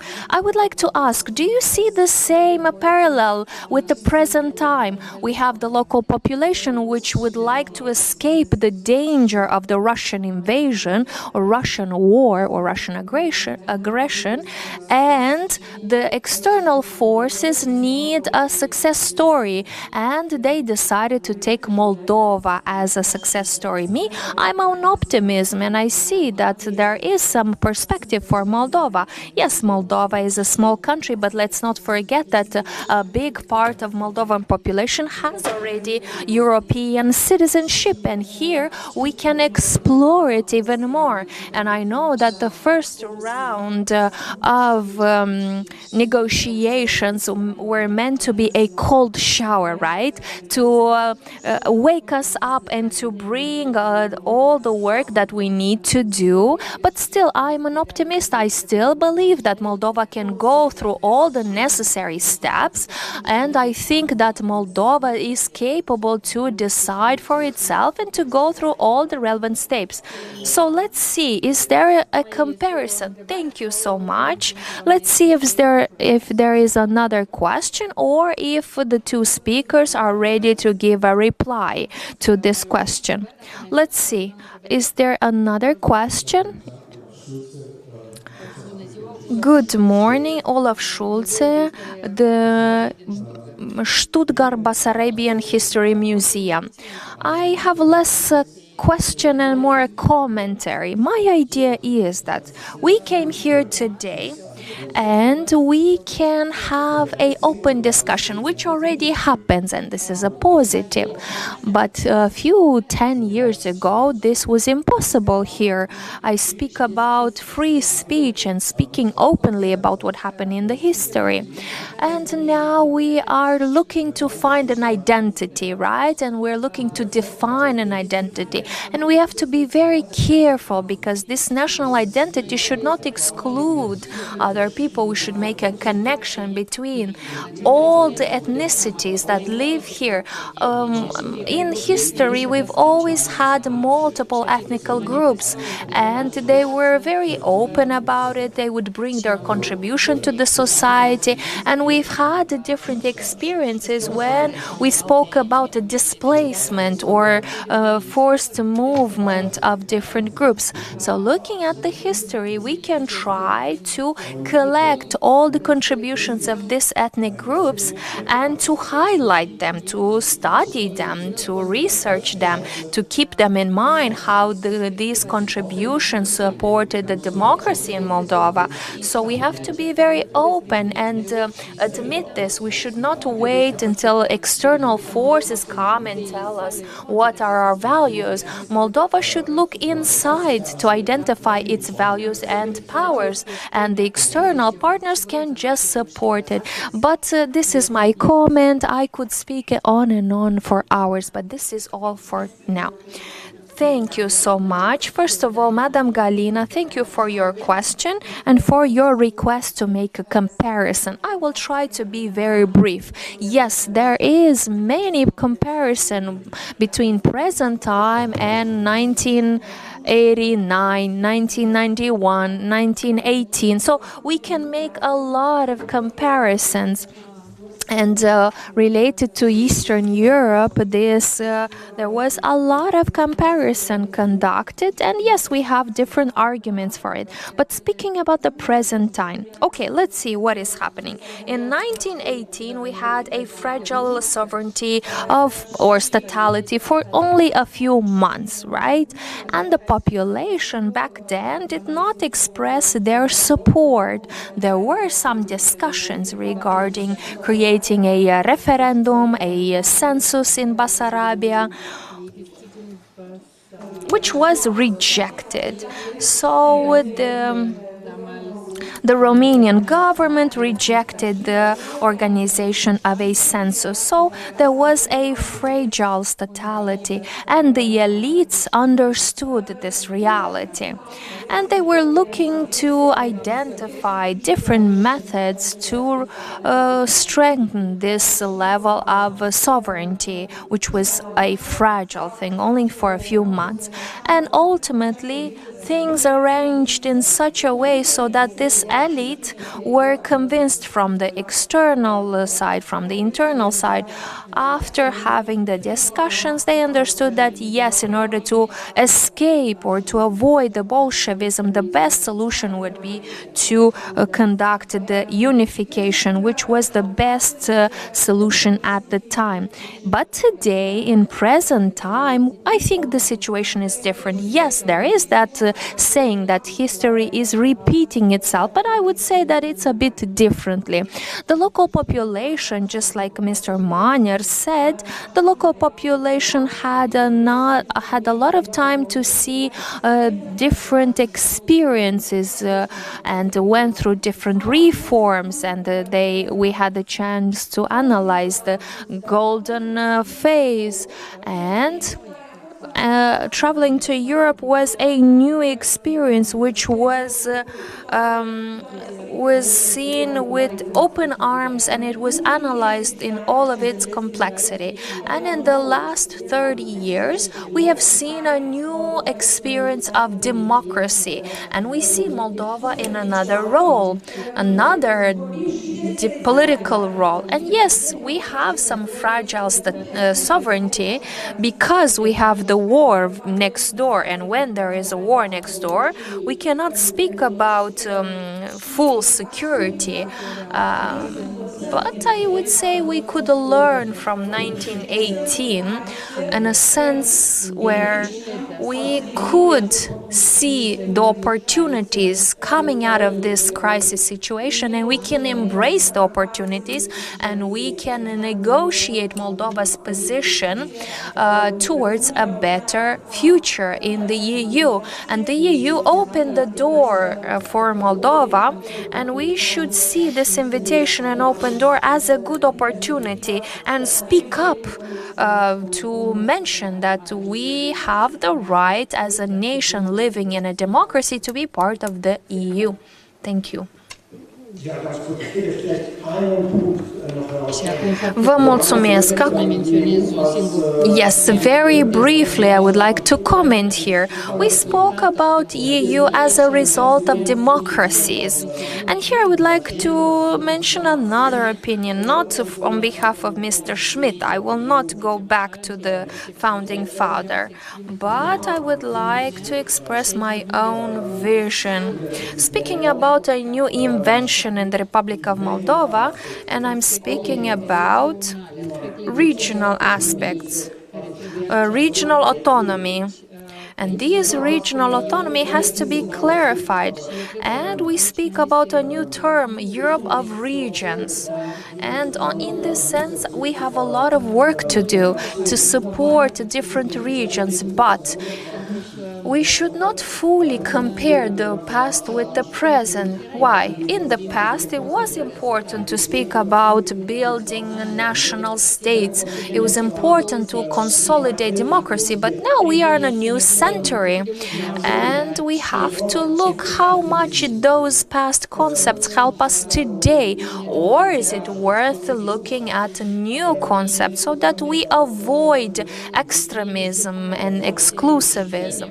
And I liked very much the fact that there is such a workshop which opened the discussion about Moldova. What can we learn about Moldova's history? What can we compare it with? And I am coming from a university where I know different methods of teaching history. And in the history classes, I know that we are learning from multiple perspectives, and we are encouraged to research the local history. And yes, every time we speak about local history, you have to take into account the local context.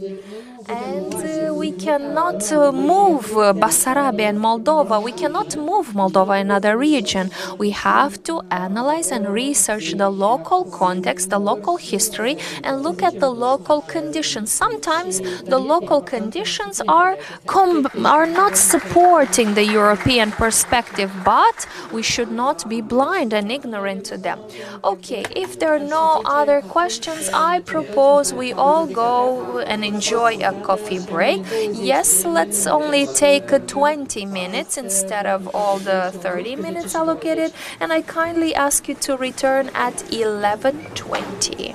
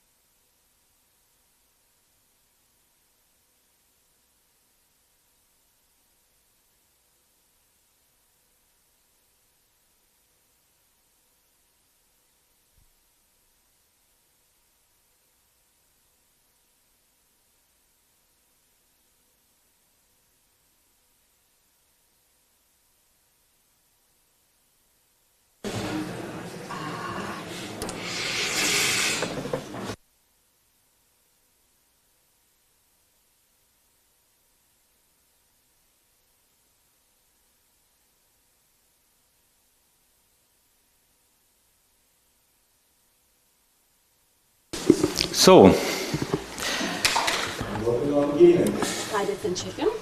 We start.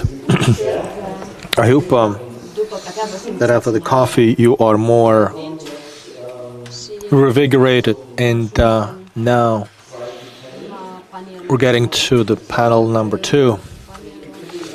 Panel 2 is called The Culture of Memory. So this is a general statement, but as I told you, the culture of memory is very important for the creation of nations, for the awareness, for the identity of a multi-ethnic country as Moldova is. So it is important. It is important that in such a process of creation of the state and of the nation, to refer to the culture of memory. Cultures of memory. I don't want to lecture you about it, but I'm Gerald Volkmer. I come from the Federal Institute for Culture and History of Eastern Europe, from Oldenburg, and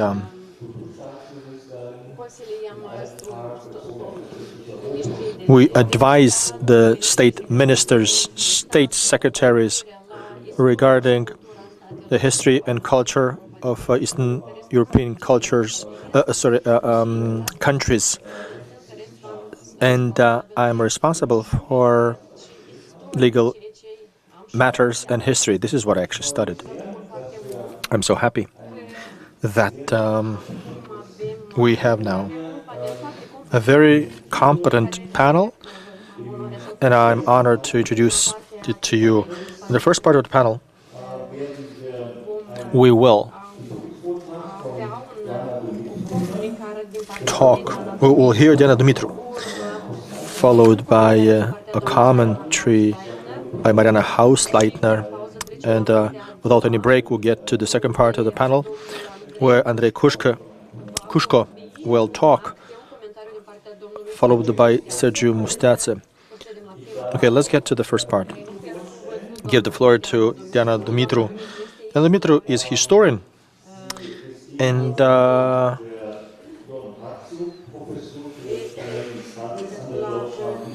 she is at the Ion Rațiu department from Georgetown University from the United States of America, and her research is focused on Holocaust in Europe, the politics of nationalities, and anti-Semitism in Soviet Union, and the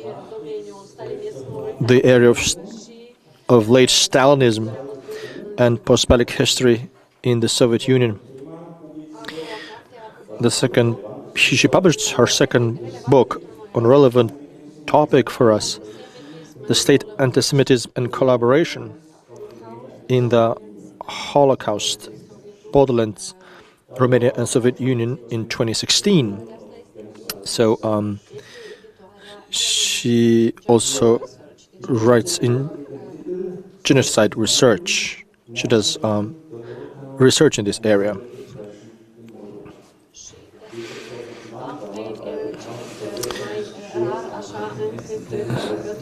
So I read it carefully so that the interpreters have the time to interpret it. So I'll ask the speakers to not to speak too fast. Go ahead, ma'am. I'm happy to be back home. It is always a big pleasure to be here in Chișinău with my friends and colleagues. I'd like to thank organizers for this opportunity to allow me to be back and to be part of this conference.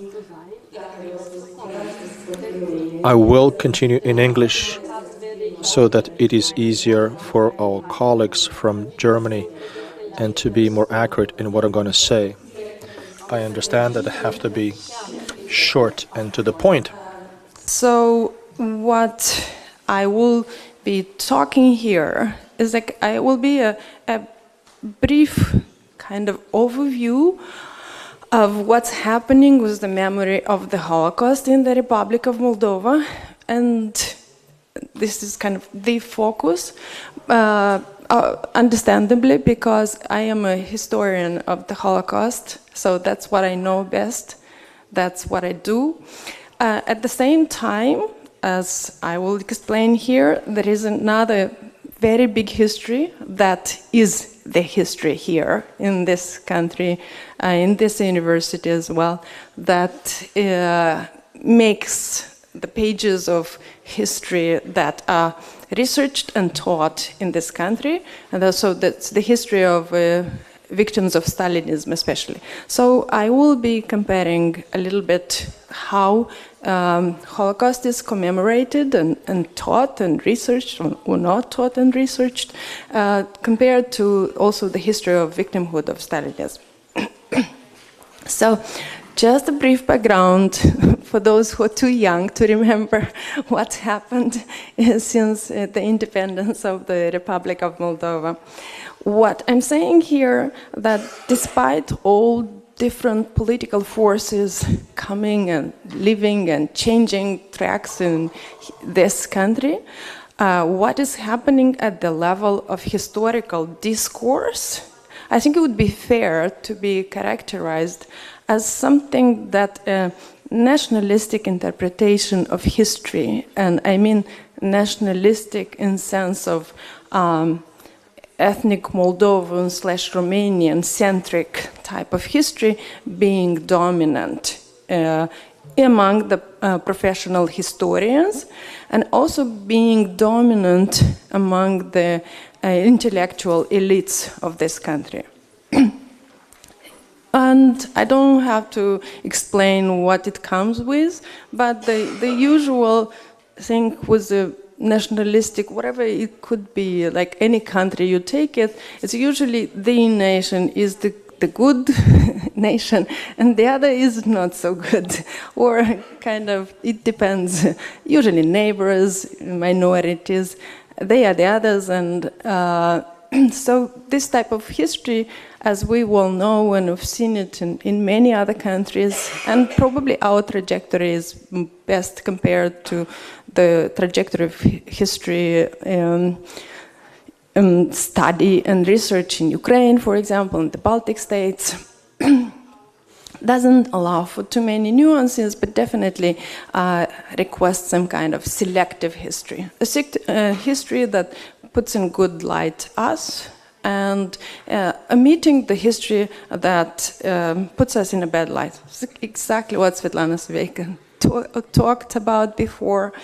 And actually the period when it was a concerted challenge of this kind of narrative was the period when the Communist Party was in government here. So they came with this like, very much refurbished pro-Soviet type of narrative, and that had an impact also on the type of history that they were trying to impose on the society and school and in research areas, but with a limited impact.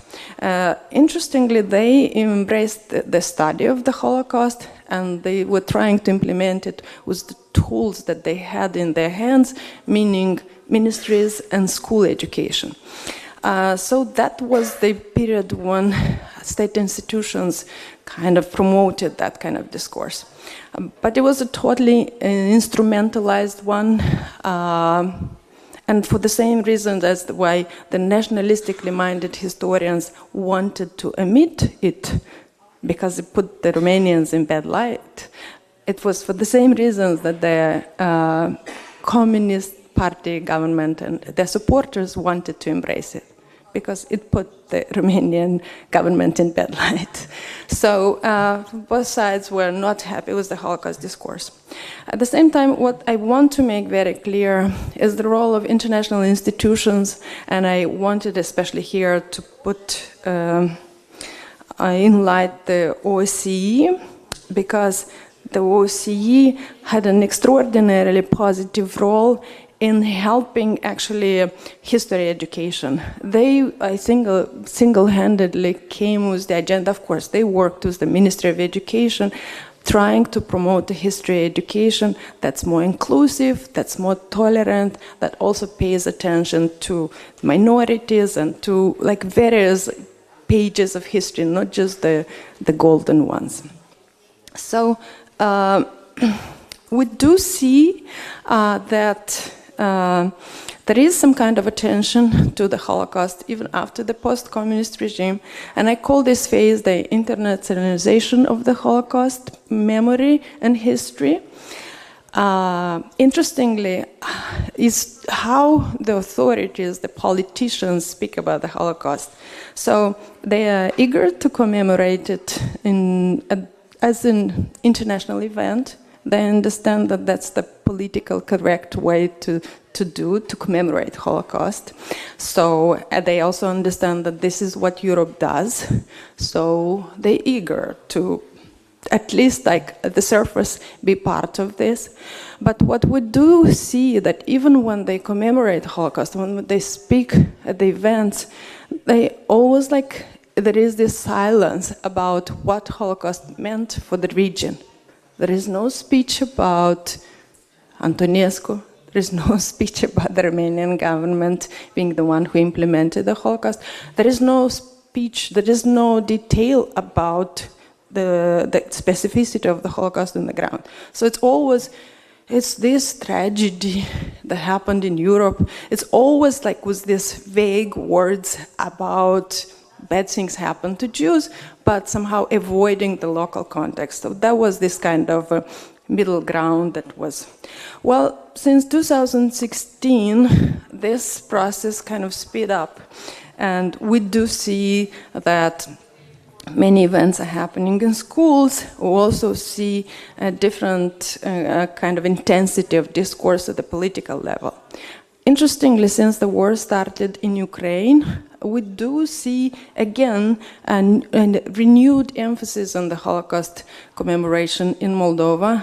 And I don't know if it's just like an accident or not, but to give you an example, that this January, this year, you had already 255 events related to the Holocaust commemoration in Chisinau alone, which is a lot, like roundtables, discussions, presentations. So you see here Nicu Popescu, the Minister of Foreign Affairs of Moldova. Interestingly, if you go to the site of the Ministry of Foreign Affairs and you just like do Holocaust search, you'll see that at least like 8 articles about the Holocaust will pop up, including the speech of the minister. So what is very clear, like the way Holocaust is commemorated in this country is very much an agenda that comes as a reaction to an international audience, and especially to the European partners. I thought that I'll take a small case study, and I looked actually at 2 speeches that President Maia Sandu gave this year, one related to the Holocaust commemoration, and one related to the victims of Stalinism, commemoration of deportations. Because what I want to make clear is that you have these like 2 parallel agendas.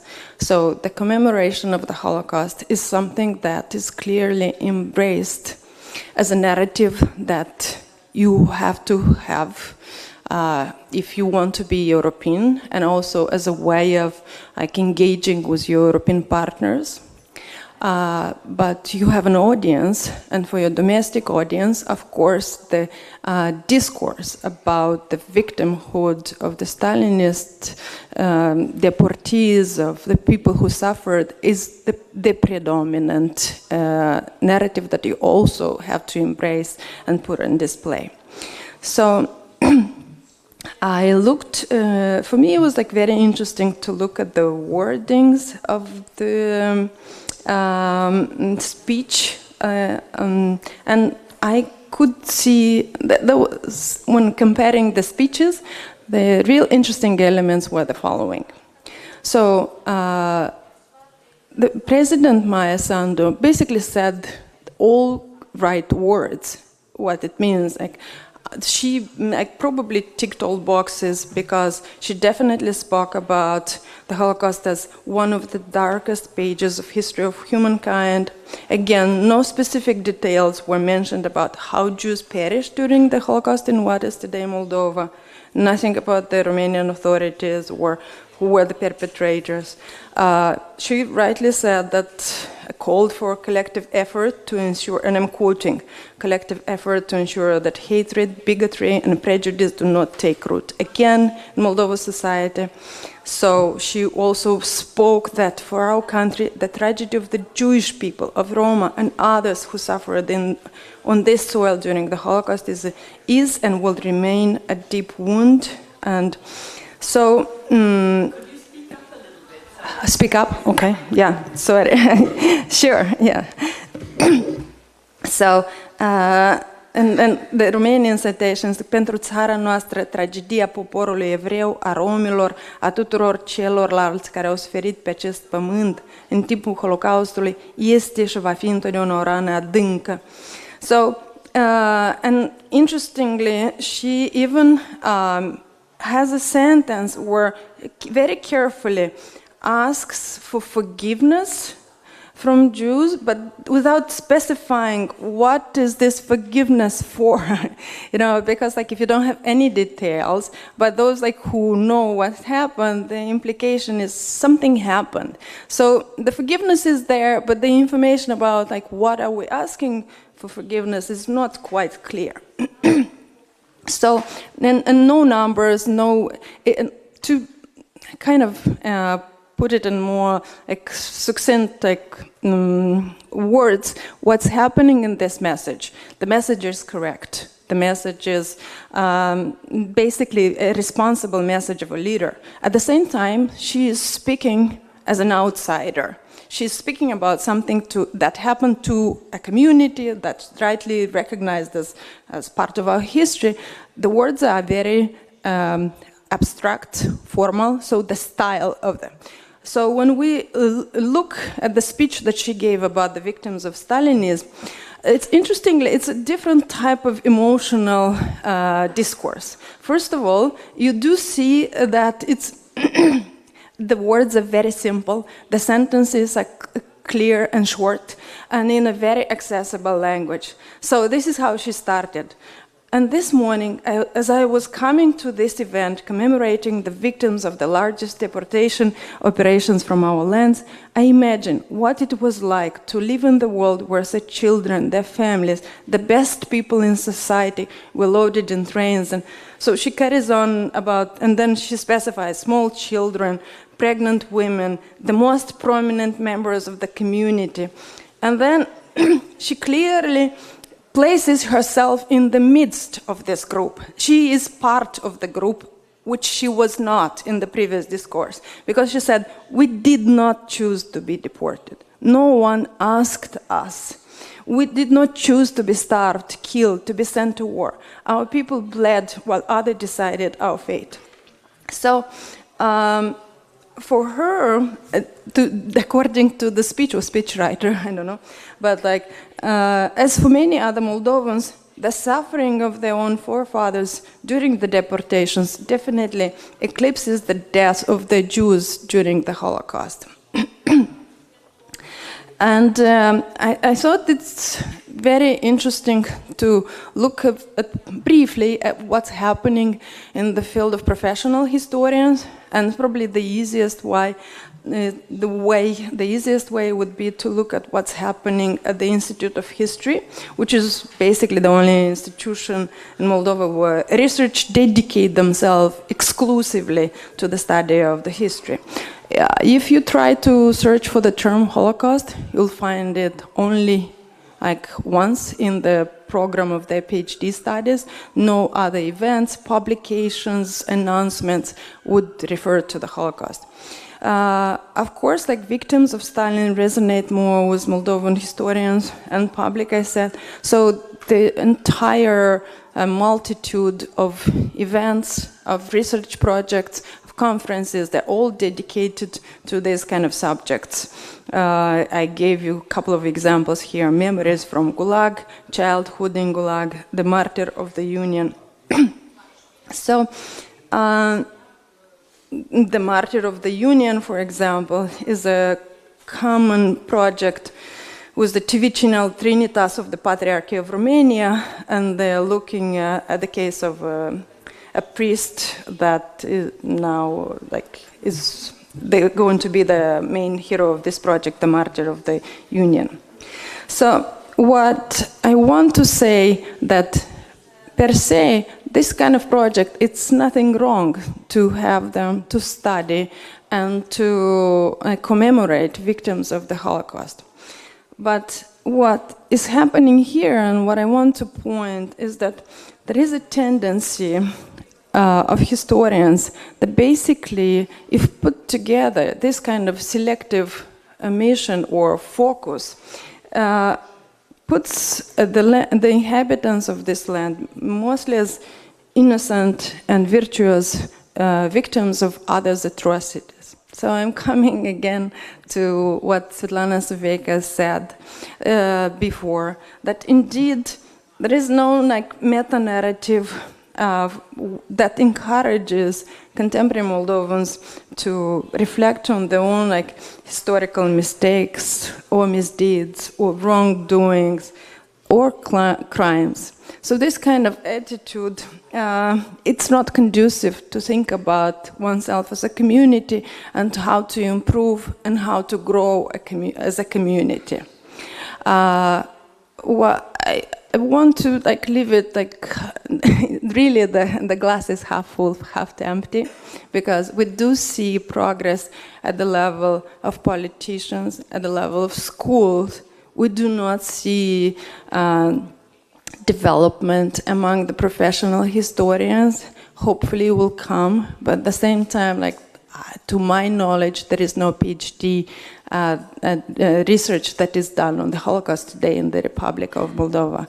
So I am still hopeful the seeds planted in schools will grow up in the future, but it would be good if this growth will be speeded somehow. Thank you very much for your attention.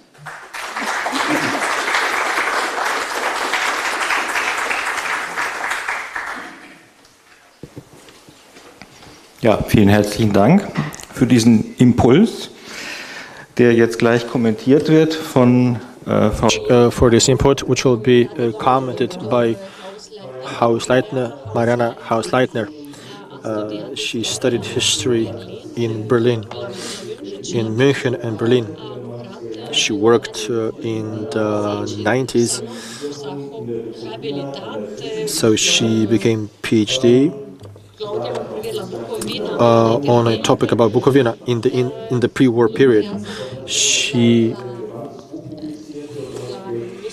works at the Institute for German Culture and Southeastern History, Southeastern Europe History at the University of München. She wrote a book about the Bessarabian Germans. She wrote a lot of publications, relevant publications for our topic, about specifically about the minorities from Eastern Europe, about Schwabs from the Danube, about the displacement from Bukovina, killings of European Jews. It's a book from 2018. In 2020, she wrote a book about the supporters of Jews, the supporters of the Jewish population from Romania and Bessarabia between 1940 and 44. And she also wrote about Germans and Jews in Romania. Ms. Hausleitner will give us a comment about the culture of memory in Moldova and Romania, and she will present to us this politics of memory in 3 stages. My comment will not refer to everything that Ms. Dumitru said. We distributed our topics a bit. She saw she looked at what politicians do. And if you live in Berlin, you don't have access to all the information. So I'll refer to what is public. I'll talk about 3 items about Holocaust. So the discussions about Holocaust from the 90s, then 2000, and what is the current state of play. And I will compare Moldova with Romania, and where it is important, I will refer to what we've done in Germany. At the beginning of the 90s, very few historians from West were looking at the Holocaust in Romania. On the one hand, because there was no access to a lot of resources. And in 1991, so they clearly established that in Romania came second in terms of the Jews victims after Germany, and the researchers had access to the archives, but it was hard to get to the relevant materials in Romania.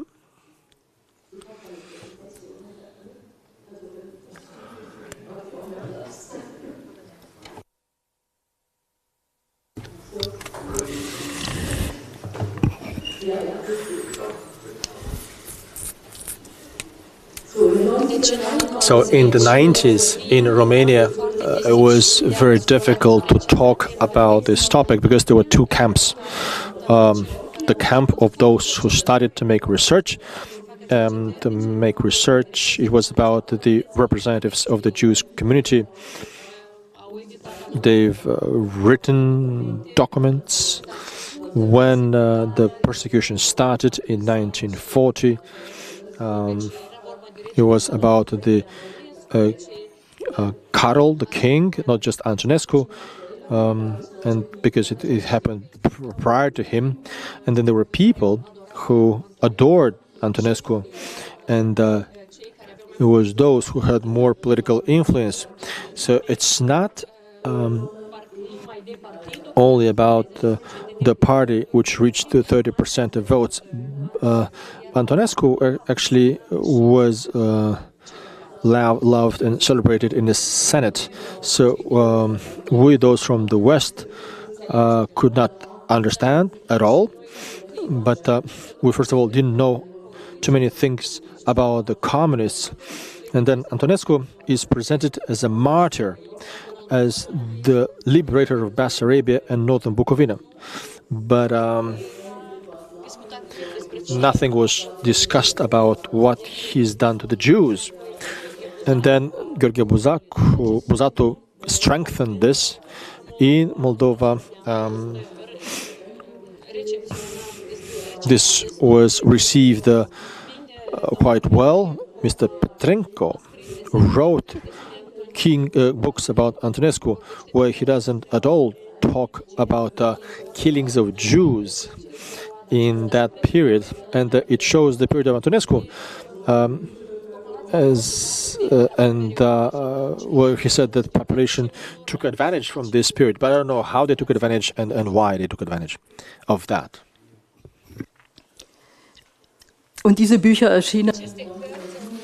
These books were published in 1997, 1998, so during a time frame where the documents and the reference literature were more and more accessible in Bucharest. So in the second part of my presentation, I would like to speak about what happens after 2001.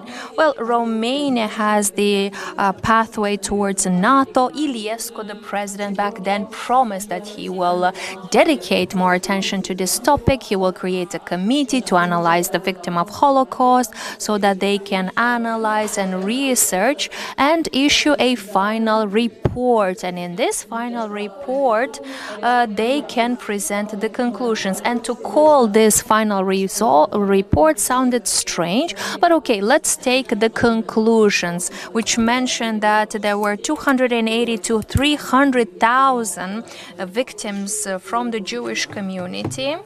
because prior to this report, it was only counted 11,000 victims. And that report was presented in the parliament with a lot of protests from the Great Romania Party. They made a lot of noise against this report, but ultimately they decided not to oppose the results of the report. And if we compare it to now, what it will be needed now in Romania to go through more research, well, I can say that in Romania there was created a Elie Wiesel Institute of Research who took this pathway of researching, publishing, and there are a lot of researchers that are conducting more research, and they reached the European level. So you can go through the same pathway, create an institute to do more research. Secondly, they published a textbook on the history of Jewish community and Holocaust. There was an attempt to introduce this chapter in the history textbooks, but from what I understood, it was unsuccessful. And 9 October was dedicated a day for commemoration. I don't know what you organized in Chisinau on the 9th of October. I didn't see a lot of events, but this is the day when the Antonescu declared the deportation.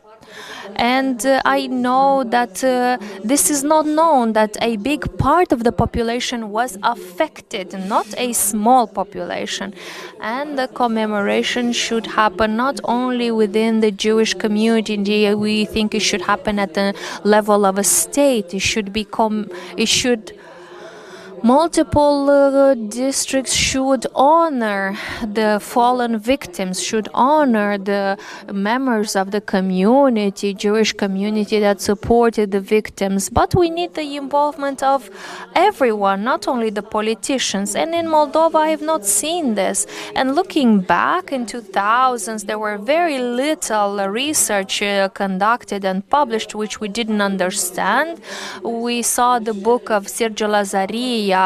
He published on the topic of Holocaust, but it was very hard to take this opinion because these are mainly Holocaust deniers, and they include a lot of polemics and a lot of biased opinion in their books. And then later we saw the publishment of Diana Dumitru Solonar about Chisinau, Mr. Shapiro's works, and finally they were translated into Romanian language, but I have not seen any commentary, any reviews of these publications. In the Romanian parliament, as I mentioned, there was a lot of reaction. For example, in 2016, the results of that final report were approved. They finally admitted that there was a Holocaust happening in Romania.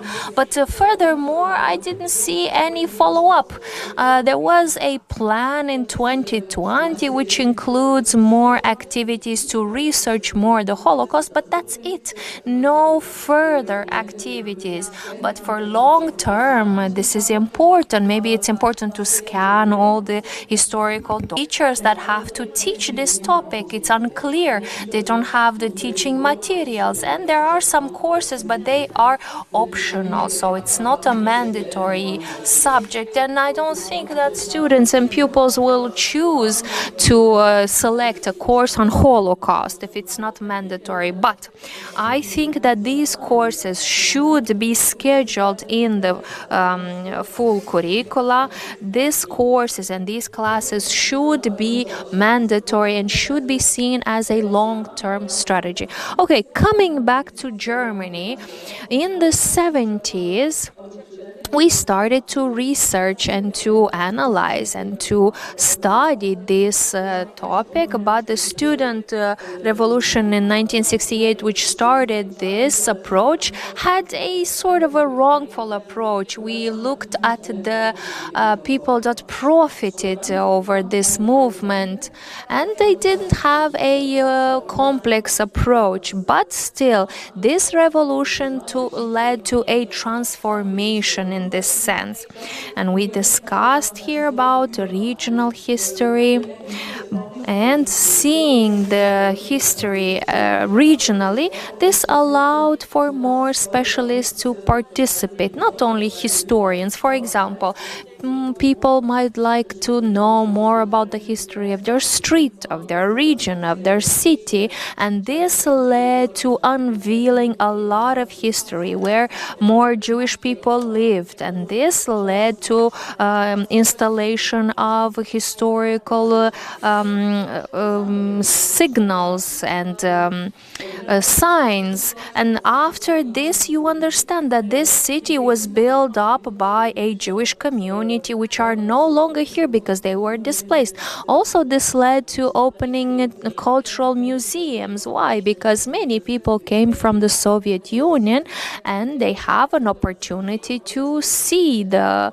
exhibitions in the museums, and they have a chance to work in these museums because they know the history very well. I would not like to brag that we did a lot in Germany because the latest elections prove us otherwise. The younger generation voted for IFD, which is a party that promotes racism. It's very hard to understand what are they thinking, the supporters of such movement. It seems that what we tried to educate them in the past years was not enough. So the question is, how do we reach these young people? How do we reach more people so that we avoid concentration camps? So we have to not give a recipe for success, but I have some ideas, and maybe in Moldova you can implement these ideas. For example, I see that you work a lot with the victims of Stalinism, but why not integrate the concept of victims and integrate here the Jewish and Roma people? Because deported people were Jewish people. Among the deported were Jewish, Roma, socialists. In Bukovina, there's no research and no documents covering this topic, but certainly a big number of deported people were Jewish people. In 1941, many Jewish people were no longer there. Where did they go? They were deported. They were victims of Bolshevism, which existed previously to this. So I think we need to research this topic as well. Then let's not forget about the enablers and people that supported the Jewish families. This could be another interesting topic for research. This would be very easy to understand and to be taught to the young people, people that supported the Jewish family. Let's not forget that there were tens of people that were awarded for supporting and helping Jewish families, but we can speak more about this. We can research more. We can publish more how difficult and dangerous was for these people to support in secrecy the Jewish family, and yet they did it. Thank you so much. Thank you so much for your presentation and for your details, and thank you for the commentary as well. These are very important topics related to cultures of memory. So we can have 5 to 10 minutes for Q&A, because let's not forget we have two other speakers that we need to give the floor to. So let's keep the questions to 5 to 10 minutes, please, but let's use the microphone.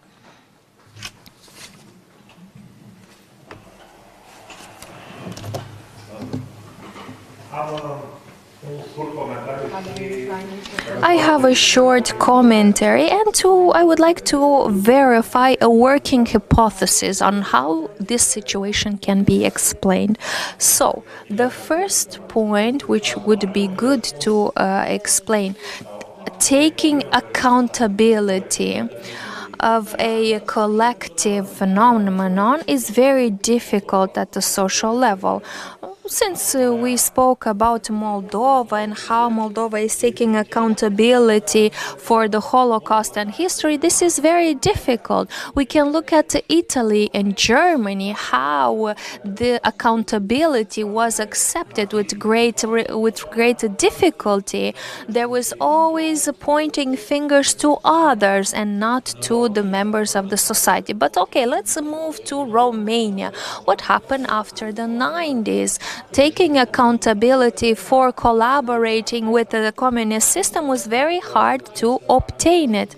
Now we see a resurgence of neo-fascism in many states, and we ask ourselves, how is this possible? Well, ideas and memories cannot be held into a black box, seal it and leave it in a deep cave where nobody has access to it. No, ideas flow into the society, and some ideas catch on. We work on combating these negative ideas, but this is very difficult, especially in the social media era.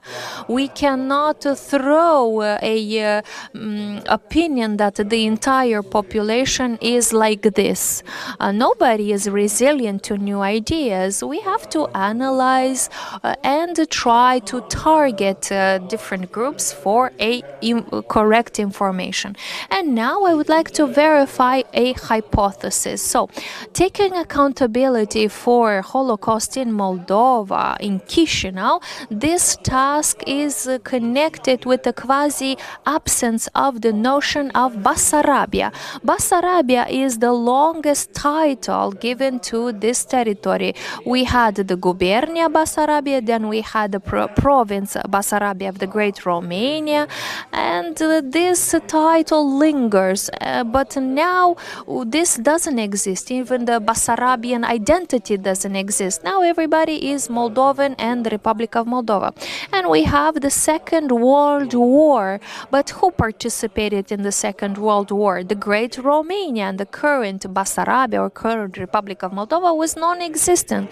This is why it's very hard to take accountability if such a territory was not existing autonomous. Okay, we had Transnistria, but since there was no state, there's no legal accountability. You see, Romania was Great Romania, so they take accountability and they assume, they take responsibility for their participation in the Holocaust, and this is why they have more research. Okay, I see we are out of time. Thank you so much. Would you like to comment on this working hypothesis?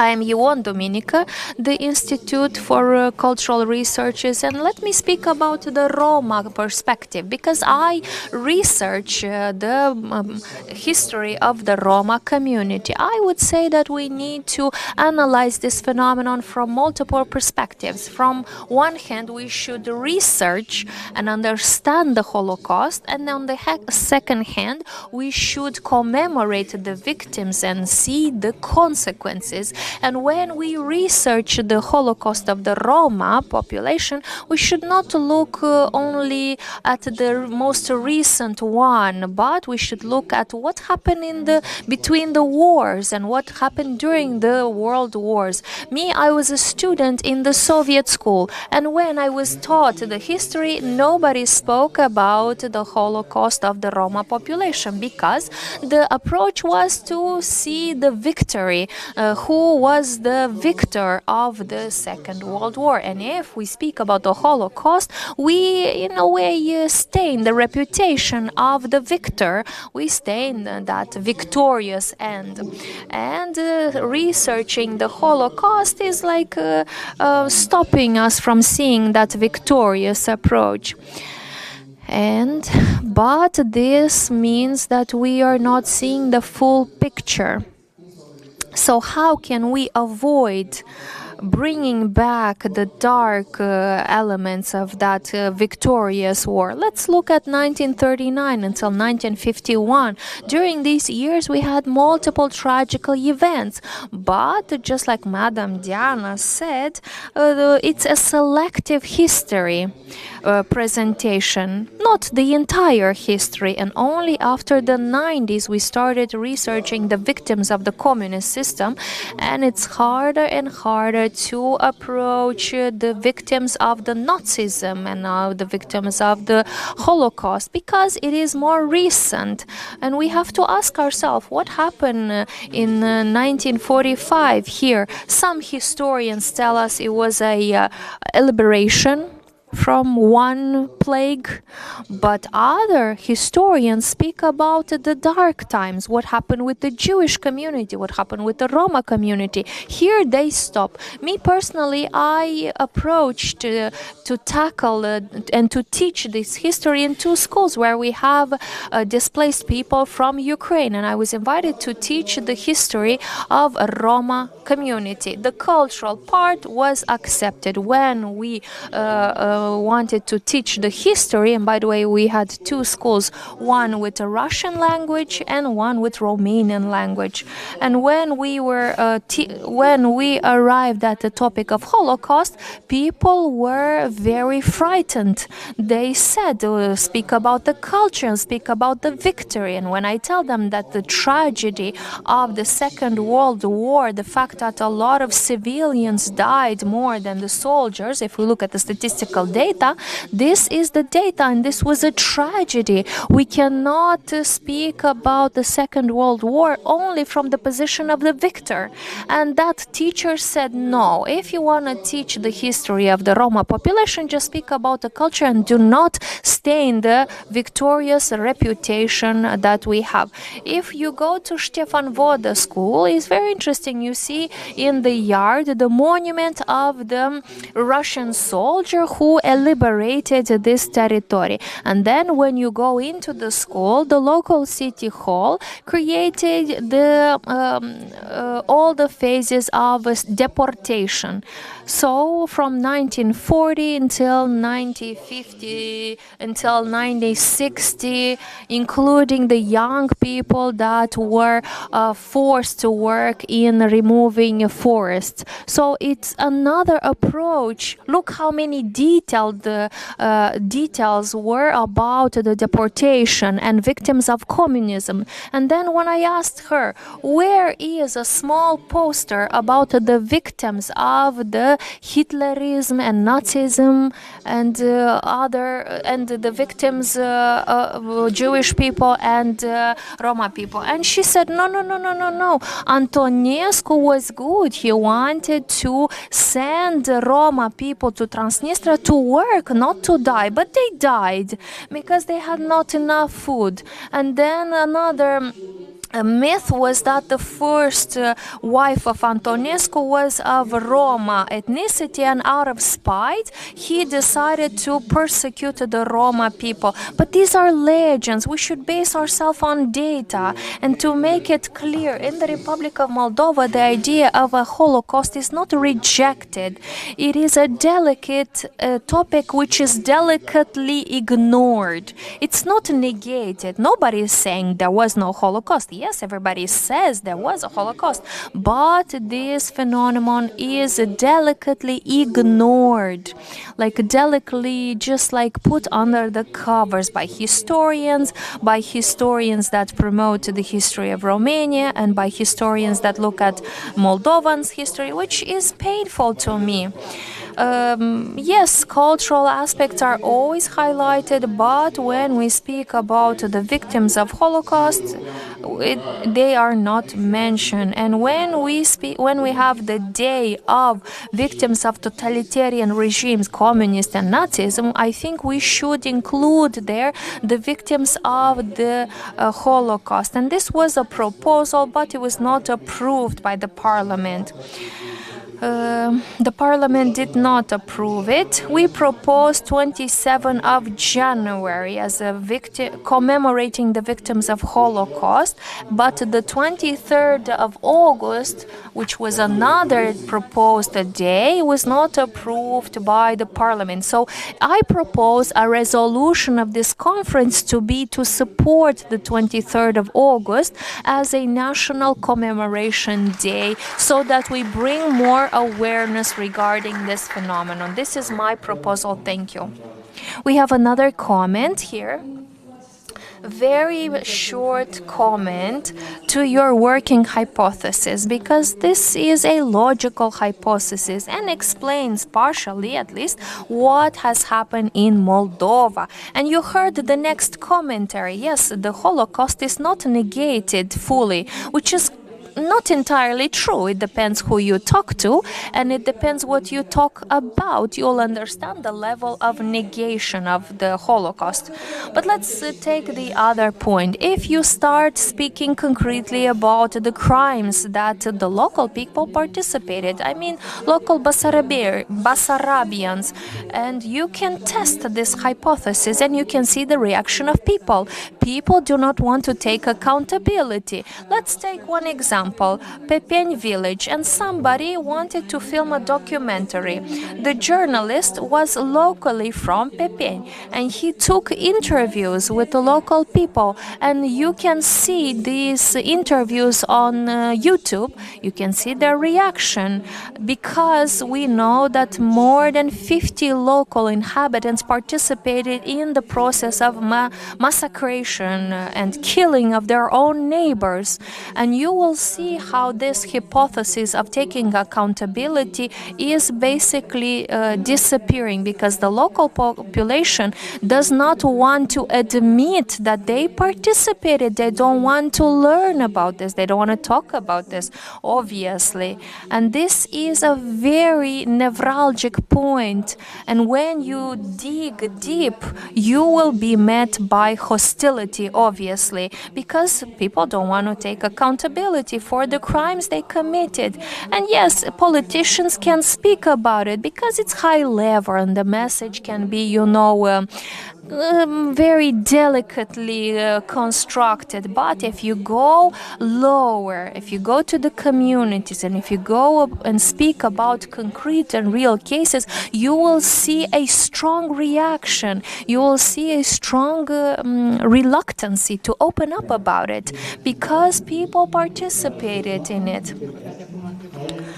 Okay, I would like to thank you for your comments, for your working hypothesis, and I would like to close this second session based on cultures of memory. Madam Dumitru, thank you so much. Madam Hausleitner, thank you so much for your speeches and for your replies. Everything was very interesting and relevant. And now I would like to give the floor to Mr. Andrei Kushko and Mr. Sergio Musteață. Please join us here in front of the room so that you can take the floor with your speeches.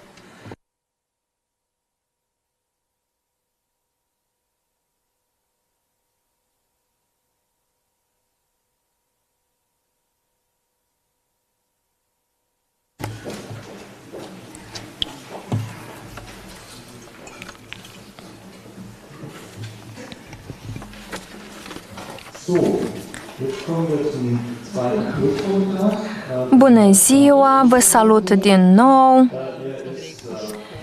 Acum vreau să-i ofer cuvântul domnului Andrei Kushko. Hello once again. I would like to give the floor to Mr. Andrei Kushko, who comes from the Institute of History de Xenopol, the Romanian Academy. He also conducted his studies in Budapest.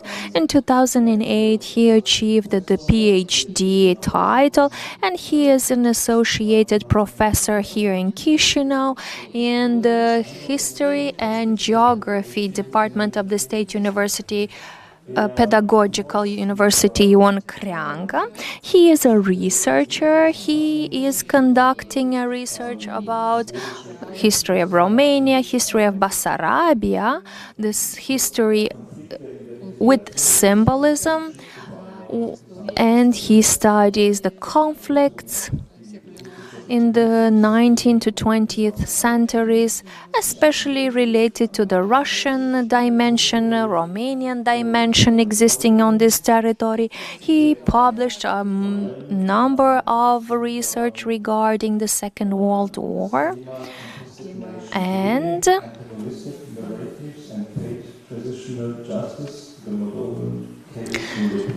he will speak about contested nation building, antagonistic narratives, and failed transitional justice in what is the Moldovan case in the European context.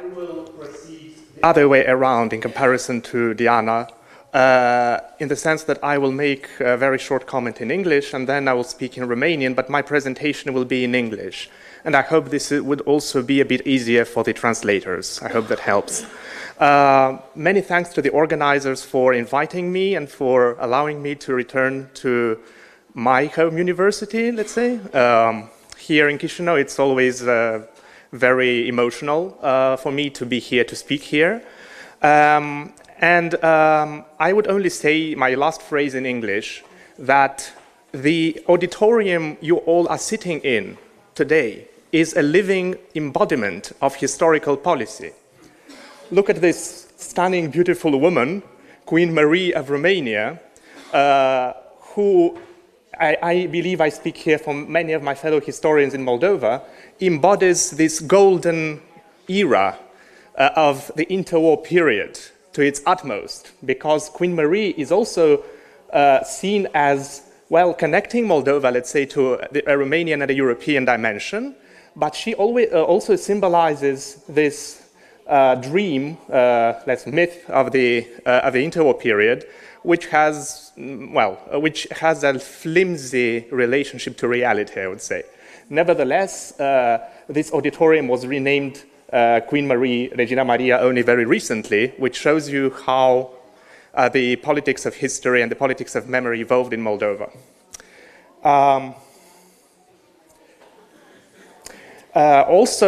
And really, this is my last phrase in English, the evolution of historical policy in post-independence Moldova could be embodied, I think, in three monuments. It is the story of three monuments. The monument of Tsar Alexander I, which stood in Chișinău for 4 years only, from 1914 until 1918, and it was demolished by the Romanian authorities after the union of Bessarabia with Romania. Then we have the most famous monument in Moldova, the monument to Stephen the Great, Ștefan cel Mare, standing in the Central Park, the Central Garden in Chișinău, erected during the interwar period. And then we have an antagonistic narrative that I will come back to the end, Suvorov's monument in Tiraspol, which shows you that historical memory and historical policy in the Republic of Moldova is at best a contested thing. Acum, scuzați-mi. Now I will switch to Romanian, and unfortunately the first part of my presentation was already tackled by the previous speakers. This is why I will be very brief in the first part, and I will try only to highlight or to generalize what previous speakers said in different formulations. The speakers, starting with Madam Svetlana Soveika, then continuing with Madam Diana Dumitru, and ending with Madam Mariana Hausleitner. Well, what am I speaking about? After the Declaration of Independence, I will only speak about the most recent Declaration of Independence. Beyond the well-known antagonism from the two national projects, let's call them like this, pan-Romanian and Moldovan perspective, in Republic of Moldova there was a specificity related to memory. And in the Republic of Moldova, we see applied very well Tony Jott's thesis, which was saying at some point that the intensity of memory of communism in Eastern Europe is compared to the Nazism memory in the Western Europe. And this is why there is a profound asymmetry of those two parts of the continent if we speak about culture of memory. And my colleagues brought you some examples which proves this. And even though the German Bewältigung model, which functioned compared to others, even this model is no longer accepted unanimous. So not even Germany has a full application of this model. And this gives us the question: is a policy of memory, even though it's supported by the state, can this policy be longer than 3 generations or not? Because what we see is after 3 generations, the policy changes. Taking accountability for the past is no longer happening. So the history is under question after 3 generations, and the last news makes us skeptical in this sense, unfortunately. Very shortly, I will point out 2 topics, 2 statements. One, after 1991 in Moldova, they tried in the first 2 years, they tried a radical politics of decommunization of the public space, of changing the symbolical status of the situation when it comes to the of the memory. So this meant changing the names of streets, and not everywhere, demolishing Soviet monuments, not everywhere, because when you go to Gagauzia, you will see that this relics of communism, when it comes to street names and monuments, is still there. And this attempt to make public sphere non-communist was short-lived. Compared to Ukraine, the change of the names of the streets did not generate an important debate, which showed that most of the population did not resonate with these new names. Most of the urban population from Chisinau in the 90s, these names, which were Romanian names, were, well, they were indifferent to them. It was indifferent for them. The second point is that at the middle of the 90s, there was a trade-off by default. A very fine balance between political elites, which had a very ambiguous discourse about national identity, and before 2001, but specifically after 2001, it was about implementing the Moldovan project, and intellectual elites, historians specifically, who were advocating for the Romanian discourse. So this trade-off was interrupted by the Party of Communists, the communist government. The communist government tried to implement a historical, much more radical policy, but they failed. They would make the 2 camps even more further apart. They failed to change the balance in the academia and in education sphere. The next stage, which changed or tried to change without too much success the situation, refers to the, I would call it, experiment, which was undertaken after the Party of Communists was ousted, when the new pro-European coalition, declared pro-European coalition, using certain models or patterns which functioned in certain countries. I talk about the Tismaneanu Commission from Romania, but also some memory trends in Ukraine under Yushchenko. They tried to an anti-communist memory. And here in this room we have at least 4 members of this committee, including the 2 of us who are in the panel. When I talk about GIMPU committee or commission, I speak as the one who was on it. Well, it failed actually, this committee. I don't know if you agree with me, Sergio. You agree, right? But because it was an attempt to transfer some original models to the context of Moldova, and because long-term, even though politically it didn't have the impact, actually it didn't have an impact at all, well, academically, it meant the first step towards opening the archives and initiating a relatively consistent debate about the communist past. What is happening in this area today is a consequence of the hole that, or the void that was left by this committee. So, as you may see from the presentation, the failure of the Gimpu Commission, the so-called or Kojakaru Commission, according to the chairman of the commission, it failed because of objective reasons to a large extent.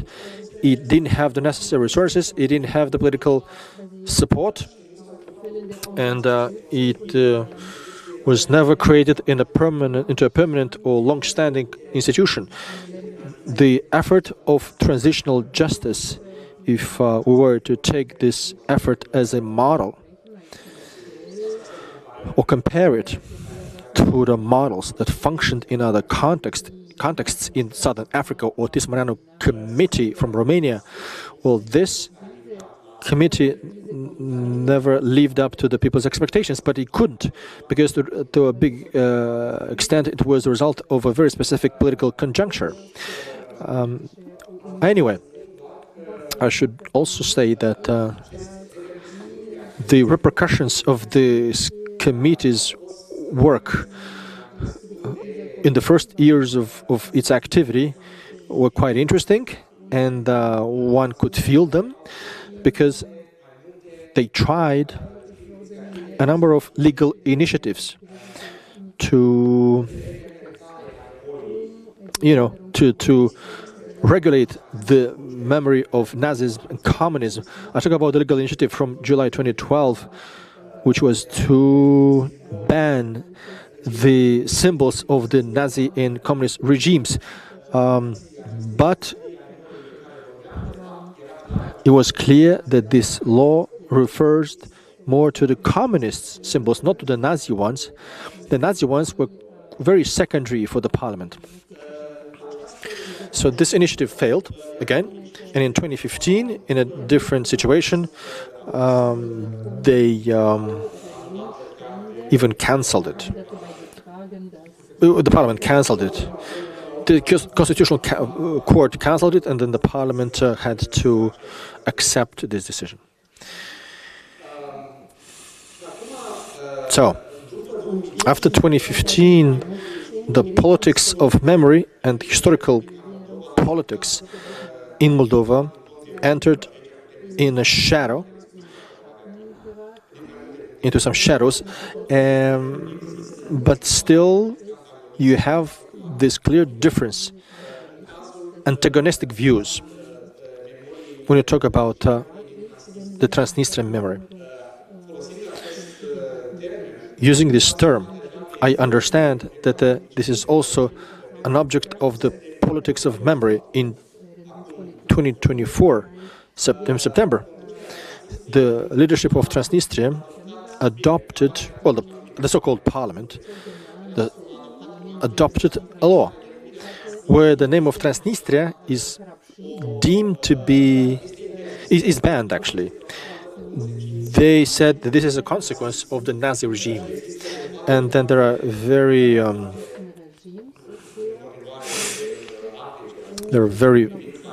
fiery debates about the significance of this legal measure in the context of the war against Ukraine. It's about radicalization of the politics of the memory. But what I'm trying to say here is that this politics of Transnistrian memory in the so-called Transnistrian Moldovan Republic is also a mirror of the politics of memory of Moldova, independent after 1991.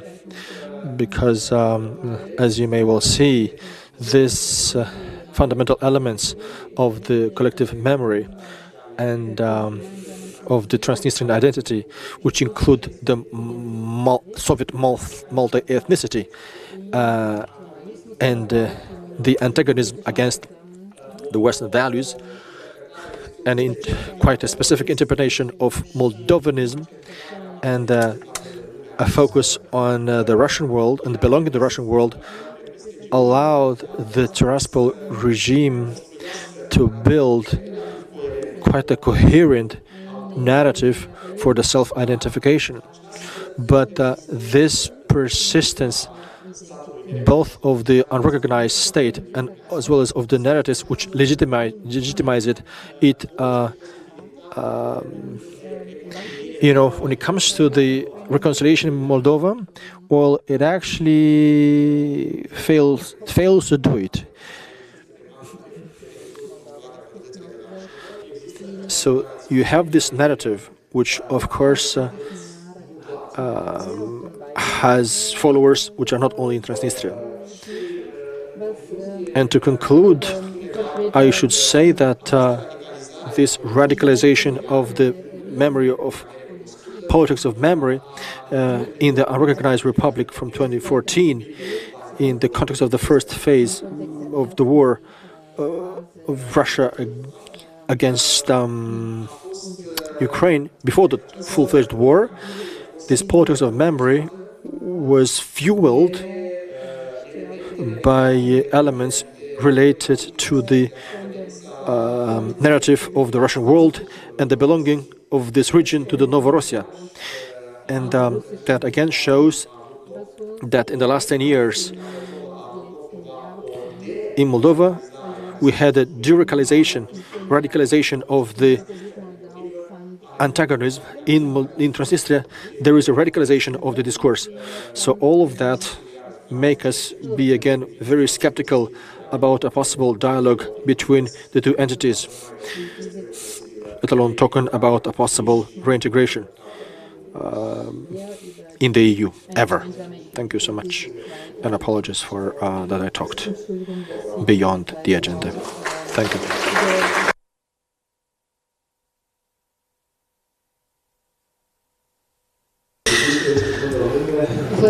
Right. I welcome Sergiu Mustața, who again studied history in Chișinău at the Pedagogical State University. He also studied law at the State University of Moldova, and he has his PhD in Iași, and then he came back to Chișinău, and from 2015 he teaches history at the history department at the Pedagogical University in Chișinău. He was the dean of this faculty, and he has a number of publications, various publications, and numerous publications.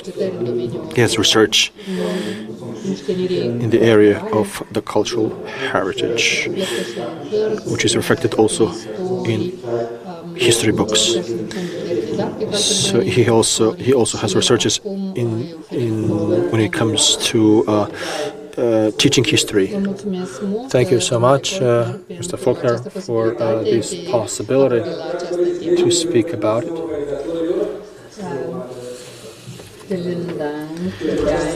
Thank you for this opportunity to come back home. I'd like to thank colleagues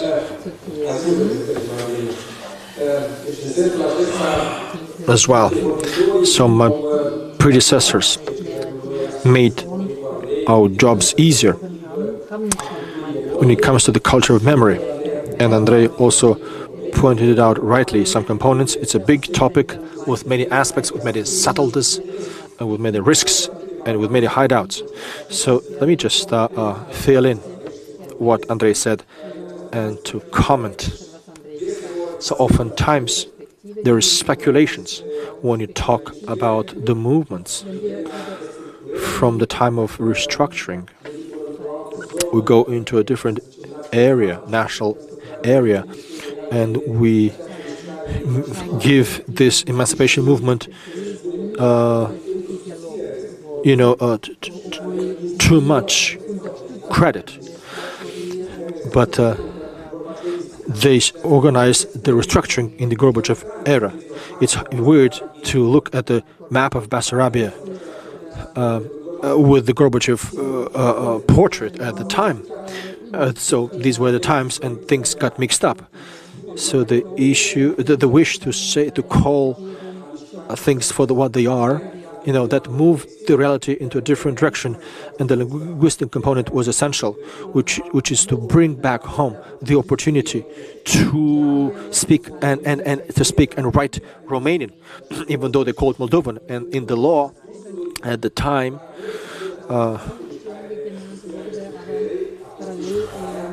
we had this movement of unification of Moldovans, which was separate when the unionistic discourse started. In the 90s, the language did not unify the people of Bessarabia, but actually it separated them, and it continues to be so. Even though the Constitutional Court has legalized and brought Romanian language into the Constitution of Moldova, many in this society still believe that it's Moldova and the language is Moldovan.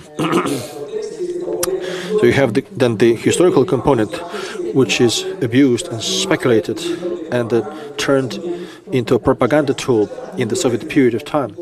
So today the population, and my predecessor said, the population is in that Soviet discourse updated because of the Russian propaganda, which didn't change anything, didn't invent anything new.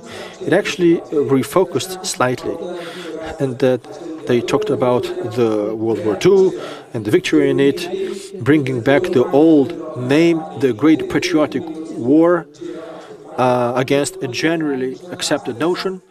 So today, this is still valid. In the Soviet period, this caricature talks a lot. So are we talking about real things or what is written in the manuals? So today this is valid in Moldova. If we talk about those sensitive components of a history full of victims, be it about Holocaust or the extermination of Roma or other aspects of deportation, and oftentimes Moldova tries to recover to what was forbidden or people didn't want to talk about, extermination of layers of society. In 1991, when the USSR disintegrated, a number of decisions were taken which didn't last. The condemnation of the communist regime was produced in 1991. The Party of Communists of the Soviet Union was outlawed. I mean, the branch in Moldova. But it didn't take long. It came back. And in 1994, they transformed themselves. They called themselves Agrarian Party, and they lead Moldova under the same communist umbrella. Another decision, when we talk about the politics of memory, is about the attitude and our relation to the symbols and the monuments, which are a key element of political regimes. In this case, it's the communist regime. In August 1991, the parliament, actually the plenum of the parliament, because it was not the full parliament, but just the management of the parliament, actually, they say that they should liquidate the monuments and other attributes and symbols of the communism. Now, when it comes to relations in the past, liquidation doesn't mean to solve the problem. History cannot be deleted. You cannot delete what belongs to you. Actually, we shift the focus and put them in the museum. Anyway, Svetlana said it, and we didn't solve a problem by attempting to delete from this public sphere. Many monuments are still here. Others changed the location, but some were transferred in their private sphere. Some people put them in their courtyard. They said, why? They say they keep it for their children. They don't even know who Lenin is. They put them in their own courtyard, and they save it for the next generations. In this case, in this period of communists coming back between 2001 and 2009, they said that they wanted to recover, and they tried to introduce into the list of the monuments protected by the state. They wanted to introduce the communist monuments. Well, we don't talk about their architectural or aesthetical value. It's the symbol that matters. So there was a debate in the parliament. They didn't do it, but then they voted a law about the public monuments, and they are there in that list. So when it comes to the public monuments dedicated to the World War II, also there's a fight between the symbols, attitudes, and perceptions. If some monuments were their heads were chopped off, and then others were reintegrated into the public discourse, and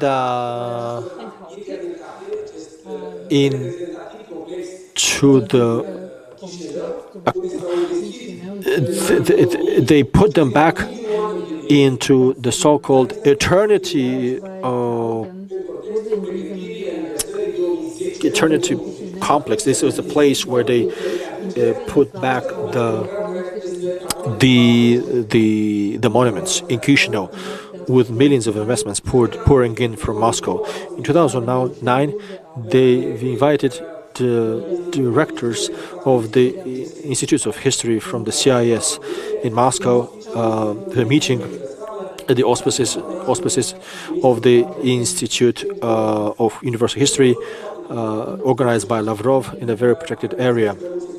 I thought there's more security officers than participants, but that's Russia. And we were told what we need to do next year.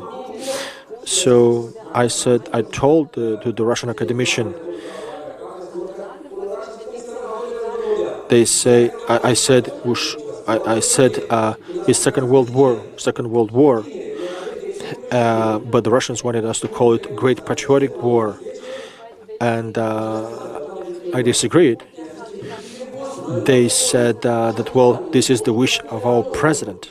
We should call it Great Patriotic War. They were upset with me and never invited me to Moscow. So talk about a phenomenon the wars of memory, or the memory of wars. And a lot of people in this regard, they are in a dilemma. How to put the focus is better in our relations with the First World War, World War I, or World War II, which is even more painful. I have a slide which explains that. We don't know how to tackle our values. We don't have symbols which represent us. The currency reform, or the national currency introduced in '93 in Moldova, says a lot. Look at the 10 differences between the Russian ruble and the Moldovan leu, at the design level, at the color level, at the dimension level, size level.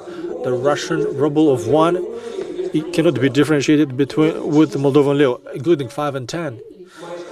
And then there is another thing. In the Soviet time, they built these symbolic elements. Lenin was everywhere. Well, now it's Stefan Chilamaria who is everywhere. But we didn't solve a very important problem, our relation with the past and the values that we commit to and which represent us, and the culture of memory and the perception towards the past. Now, when it comes to the committee, Andrei was right to point out, and I fully agree, this was a collapse, a failure, because this was a very good decision initially, but it was a political one.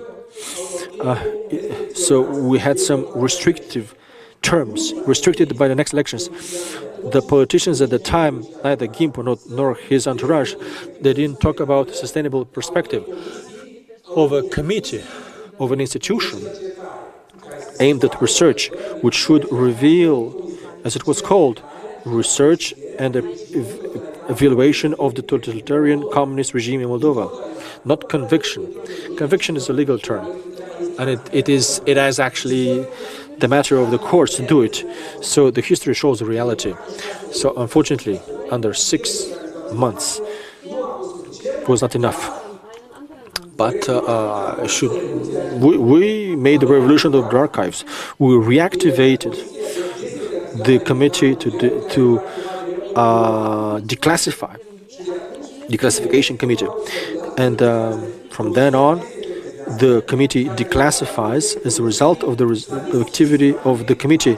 They've opened the access to 99% of the archive of the former party, Communist Party of Moldova. It is accessible to everyone, except for some cases, but those were personal cases of the party activists. So not only one could enter, but they transferred from the special storage of the intelligence service, the former KGB archive, a couple of thousands of cases about the terror from the 30s in Transnistria and deportations from the RSSM. They have also transferred from the archive of the Ministry of Internal Affairs some 1,000 cases about deportations. We discovered that the Ministry of Foreign Affairs, there are two archives, one official, one unofficial, or the archive of the prosecution, or the archive of archives of courts and other things. And we progressed when it comes to access to archives, but it was never institutionalized, and that was an impediment to support what Andrei said. The collapse of the committee, until today, they didn't publish the report of this committee. Those 30 members worked. We wrote 1,000 pages. None was published. They organized a conference, and we published something, but no. The committee was stirred the attention of the society. This committee was called the committee is provoking a civil war in Moldova. Fear about the truth about the totalitarian regime. The Party of Communists, headed by Voronin, was afraid that they will be outlawed again. And the example of banning symbols is one more proof to this. They challenged this at the Constitutional Court, and the Constitutional Court said that it's anti-constitutional to convict the symbols of communism, and they could not put them on the same scale with the Nazi symbols.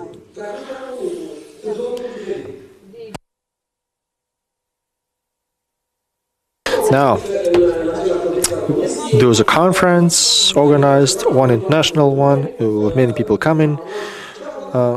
What the Party of Communists did, second day of the conference, they protested against the activity of an academic committee.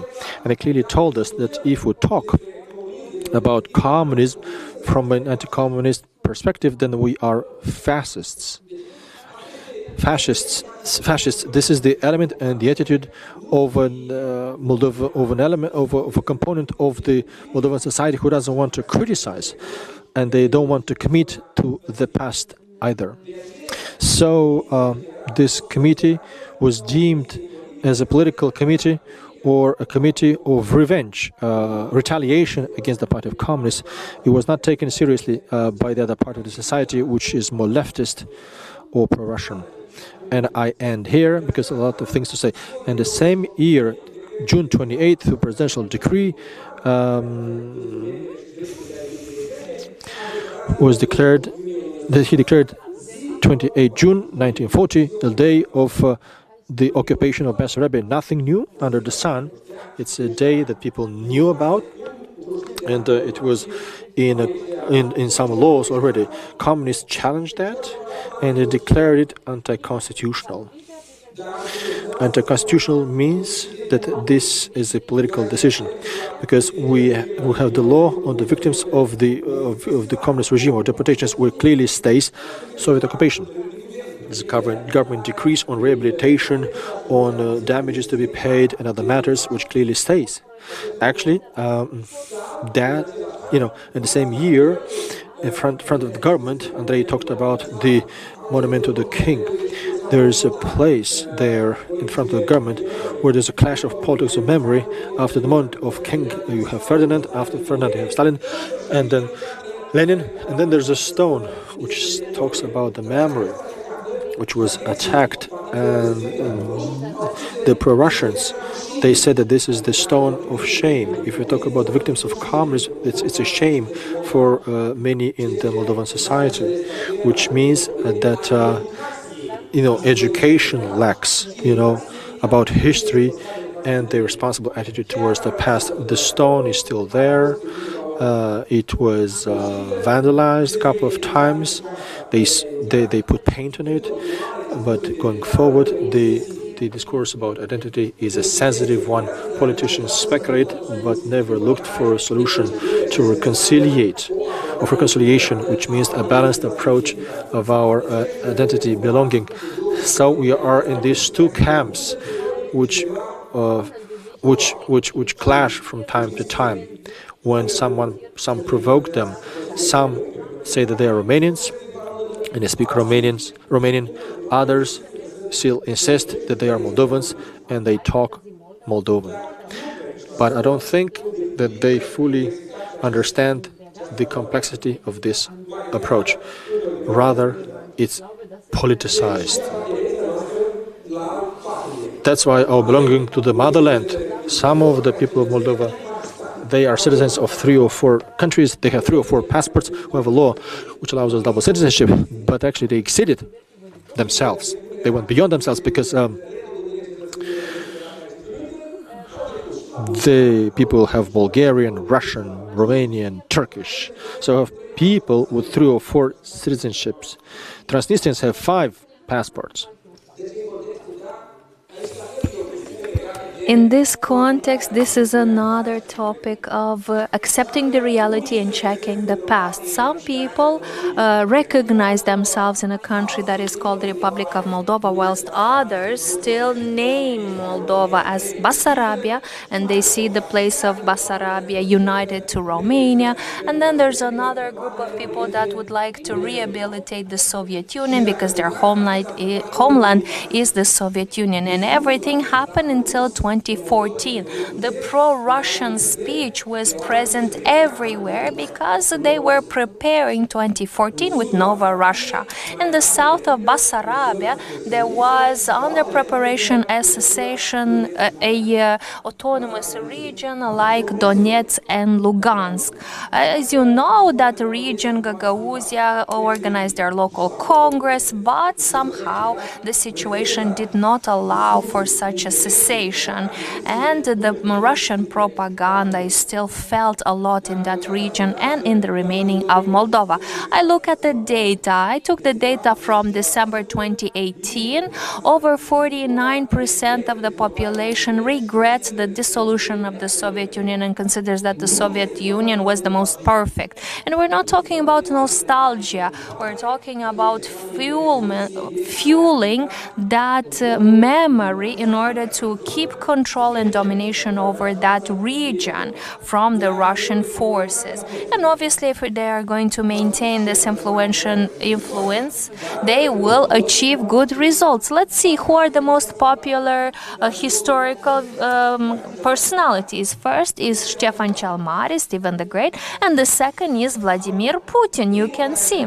By the way, the first introducing restrictive measures regarding Russia was Stephen the Great, and he started that effort back in 1400, and he had more courage. And the attempt of Communist Party to create this national policy for the Republic of Moldova failed. So the creation of this national policy started with the wrong step, wrong leg. They tried to fortify a statality. For example, in 2009 there was an attempt to celebrate the statehood, which was absurd, and they promoted an antagony between the Romanian language, Moldovan language, and all together proves the blindness towards the diversity of the Moldovan society. And because they had this blindness, they never managed to create the national policy concept of the Republic of Moldova. Thank you so much.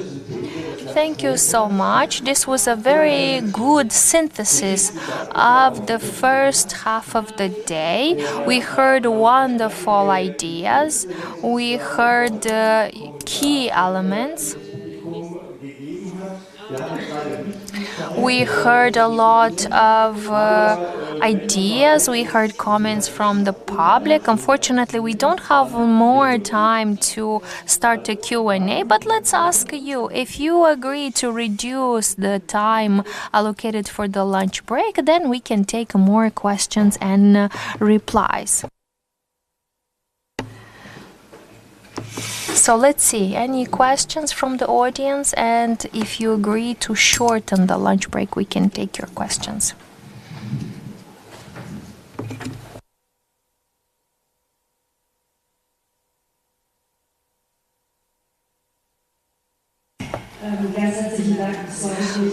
Hello once again. Thank you so much for organizing this conference. The speeches were impressive and I feel like we can speak for hours. But I have two short questions and they refer partially to the first discussion.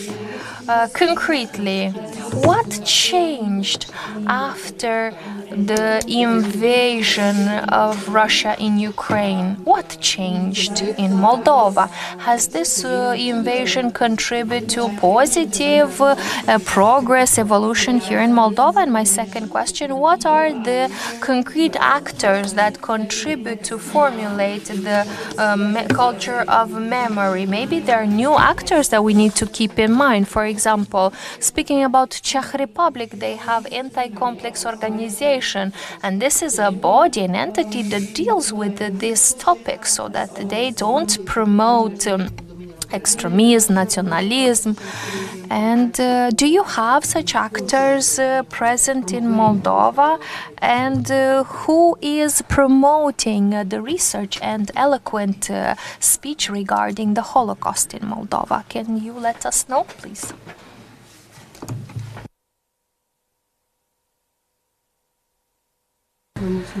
Thank you so much for your panels.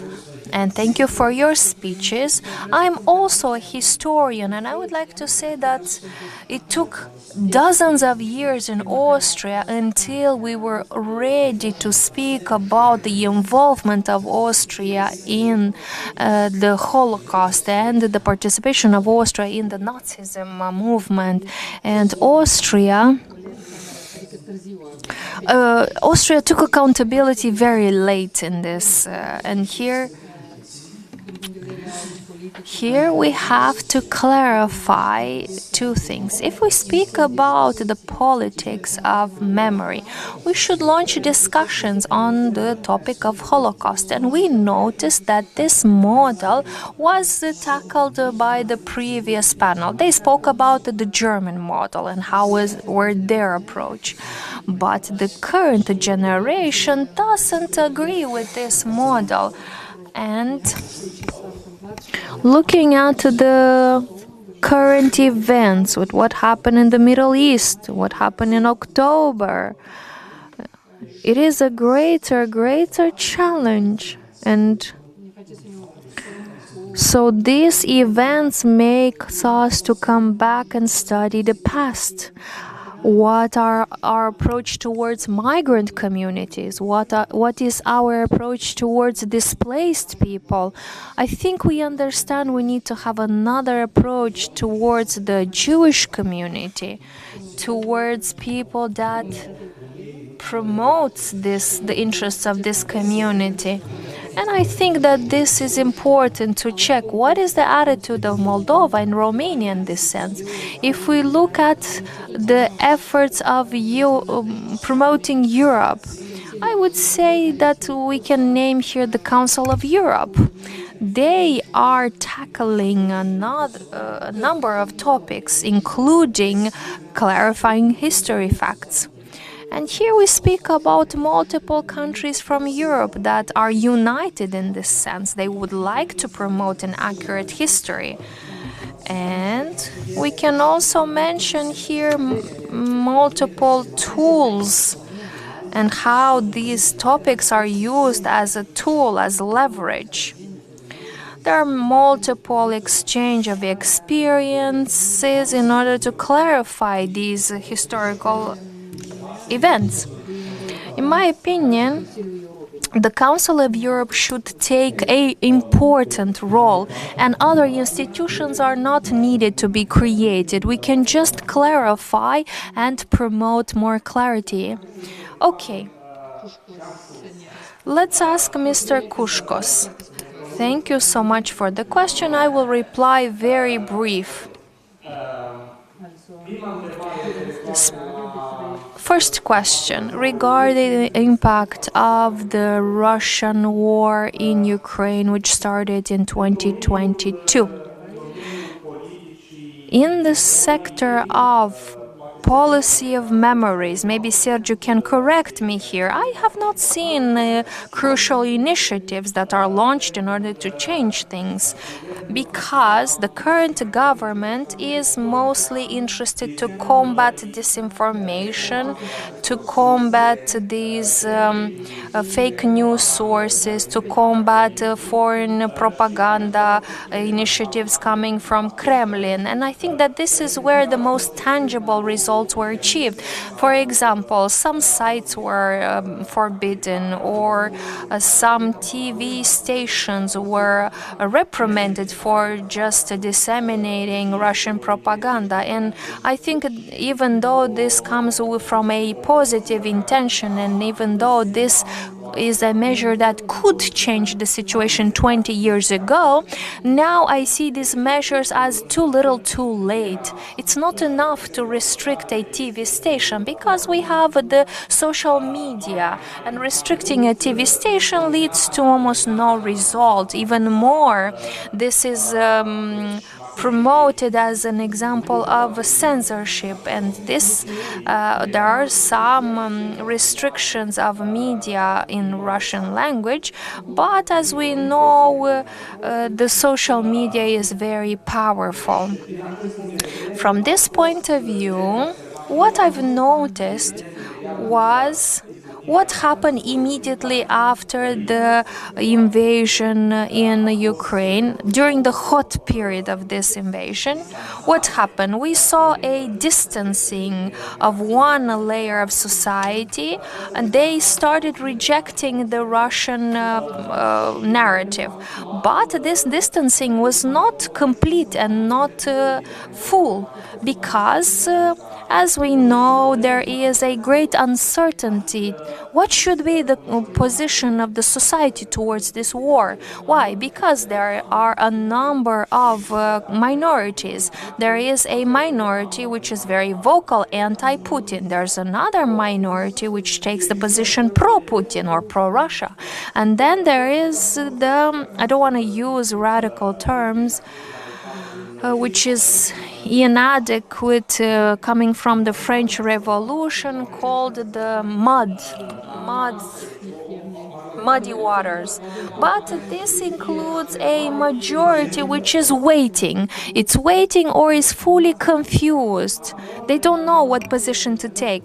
And speaking about the second question, I don't have a reply, because I recognize I've never monitored the grassroots initiative from Moldova.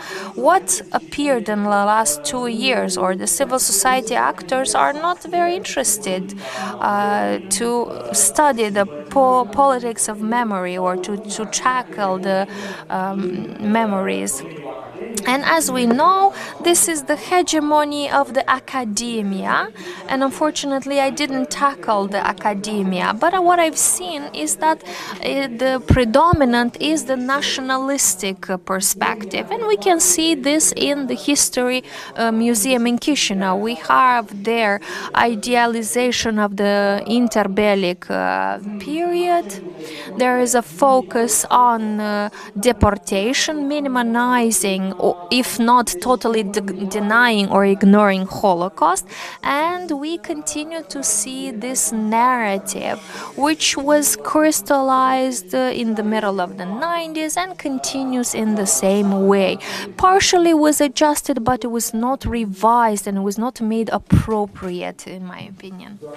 Sergio?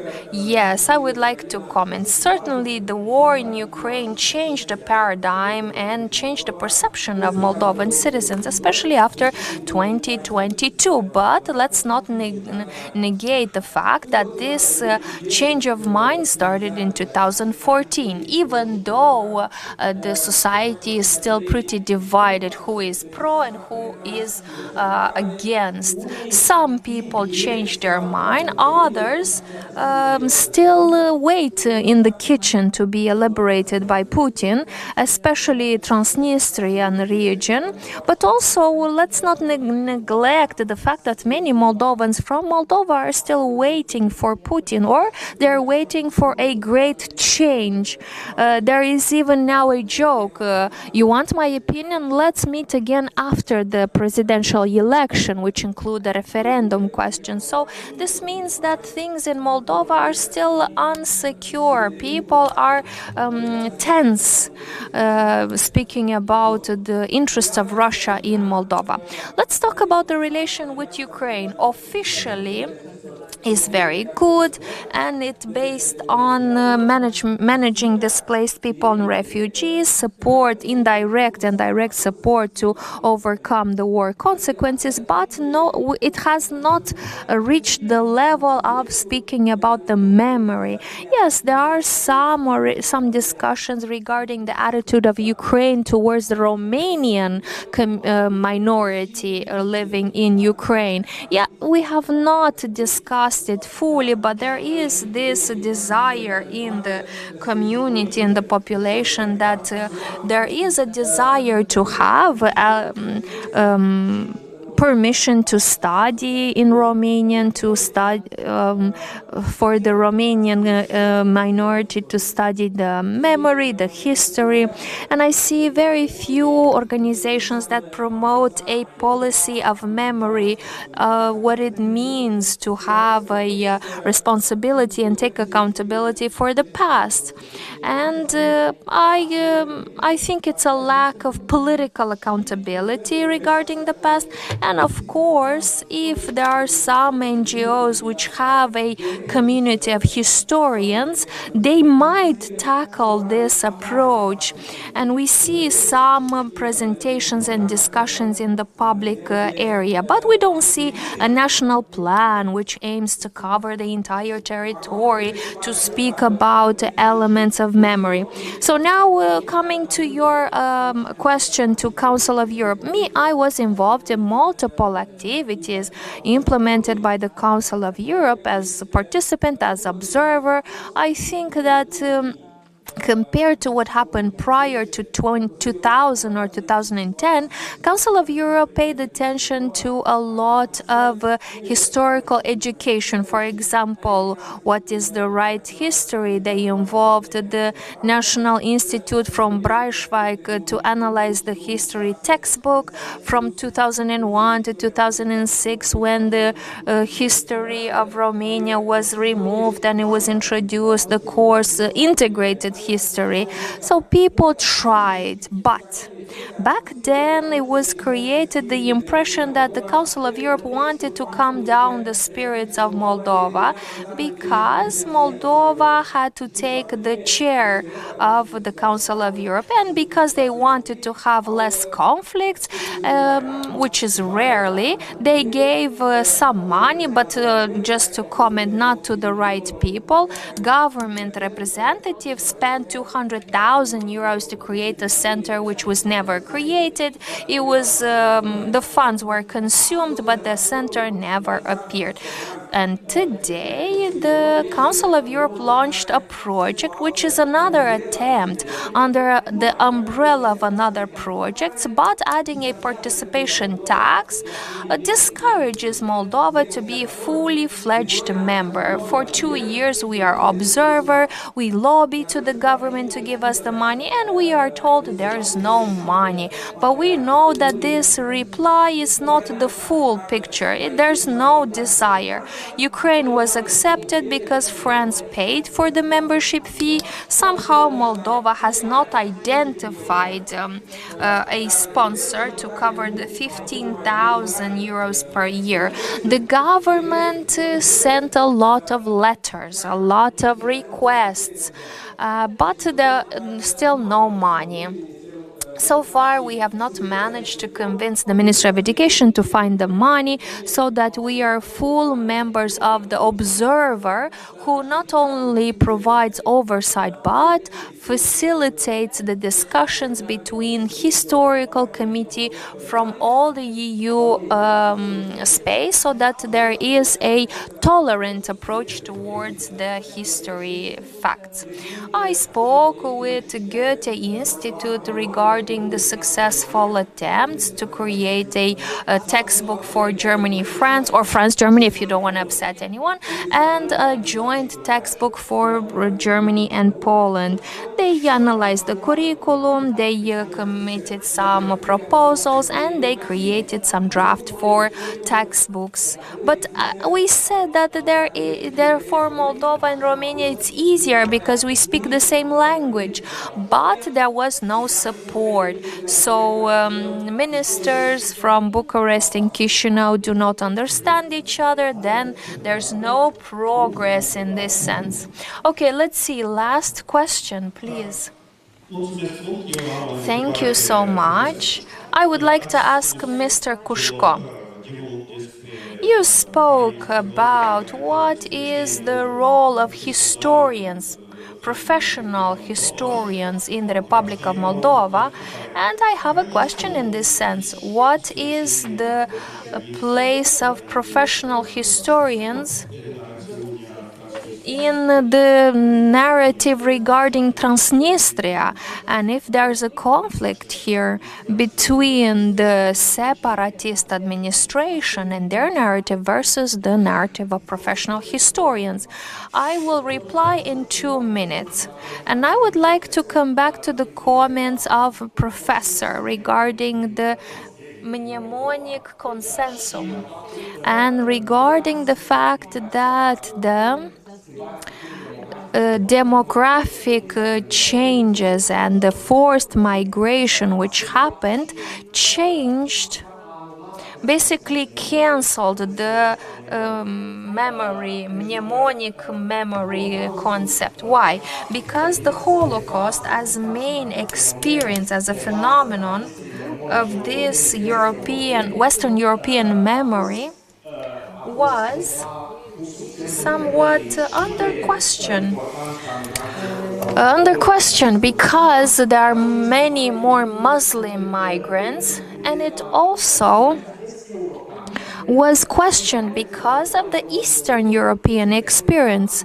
Now, since 2022, we have anti-Russian and anti-Soviet opinions was much more discussed, was brought in much more radically than prior to 2022. This was the second source. So we have 2 sources which lead to this approach. So the forced migration, more and more Muslim, and the Eastern European opinion. And this leads to no longer this asymmetry, and this cannot support that opinion which was viable for 50 years. Now things are changing. And now to reply to your question, there's no conflict between the Tiraspol administration and professional historian, but there is a discussion between the historian from Transnistria. I didn't mention the Transnistrian History Lab from Yabarunga, and they took creatively a lot of elements from the Soviet narrative, but at the same time they managed to keep a balance regarding their opponents. So they presented the history of the region. For example, 12 of October 1924, 3 days ago, by the way, we had a conference on this day, which is the day of creating this territory. And this is the creation of Transnistria's statehood. And on the other hand, we have the separatist republic, which must be integrated in the region. And Volkova, on the other hand, which was the opponent of Babylunga, and she was supported by the Transnistrian administration, in her opinion, she has,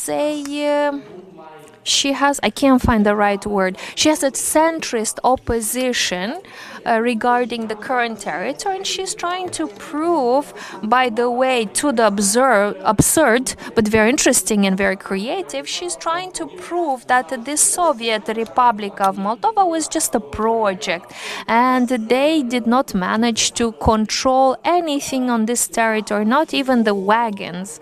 So this could be the proto-statehood Transnistrian.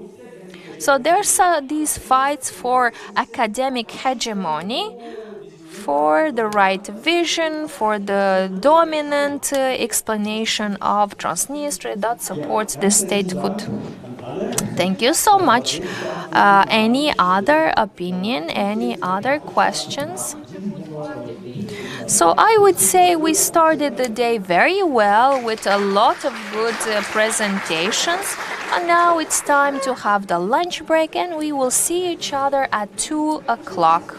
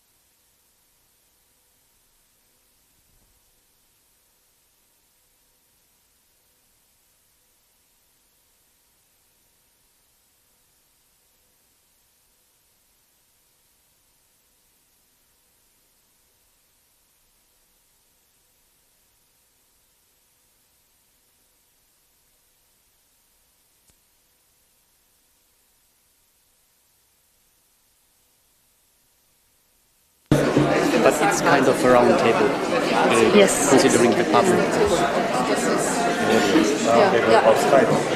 Ja, einen schönen guten Nachmittag. Kann man was hören?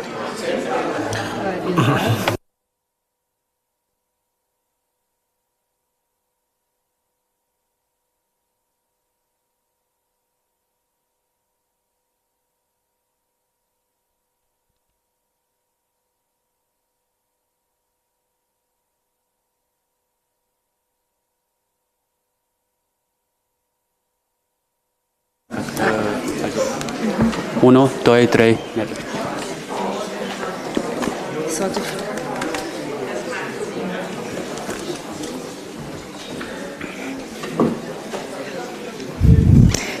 Ja, ich kann schon sagen.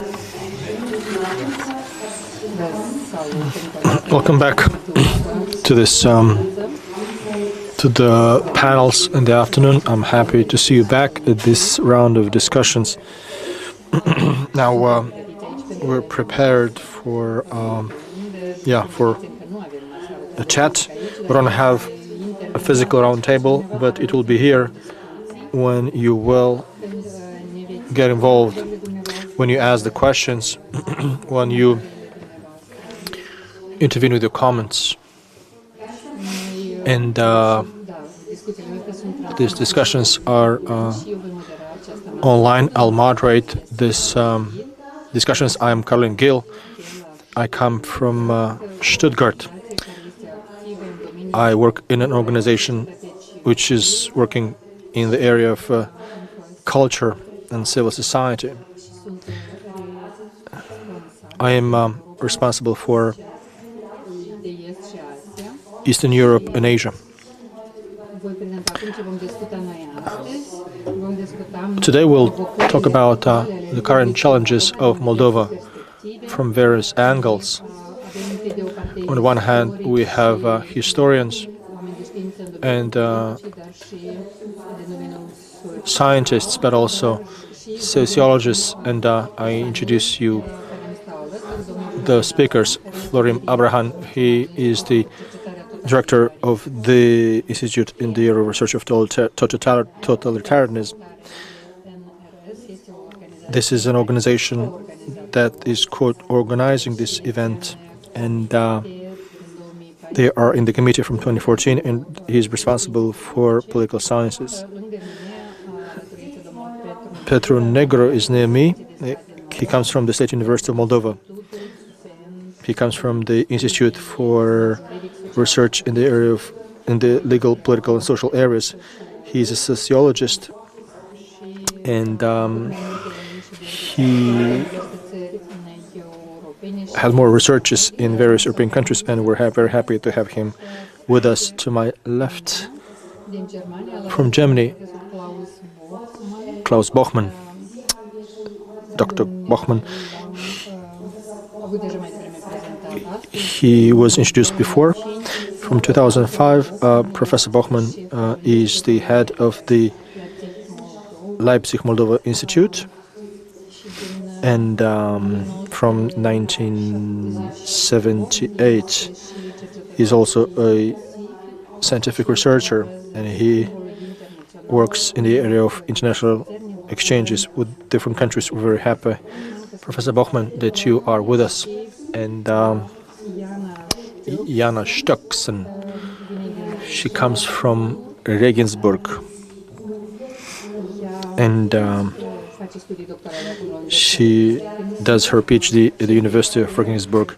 She's an expert in the area of migration, and she'll talk about transnational migration, and she will talk about the relations of the Moldovan diaspora in Germany.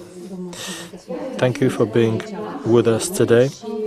And we start with a more dynamic round after the lunch. And of course, we have some introductory remarks.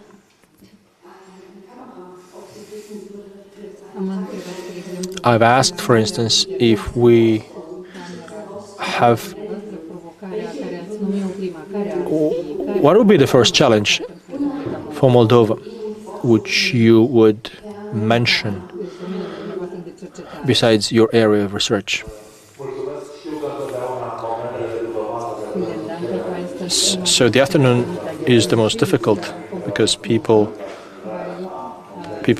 are assimilating their food, but we're trying to give some elements of spiritual challenge so that the fight between spirituality and physical environment is a winner. So to provoke a breaking news, I think the key challenge here, I don't know if it's a challenge, but I don't know how quick it will happen or how quick it will be solved. The challenge is to build the consensus, internal consensus in this country on how Moldova should develop. Of course, I would say that we building consensus for the pro-European path, and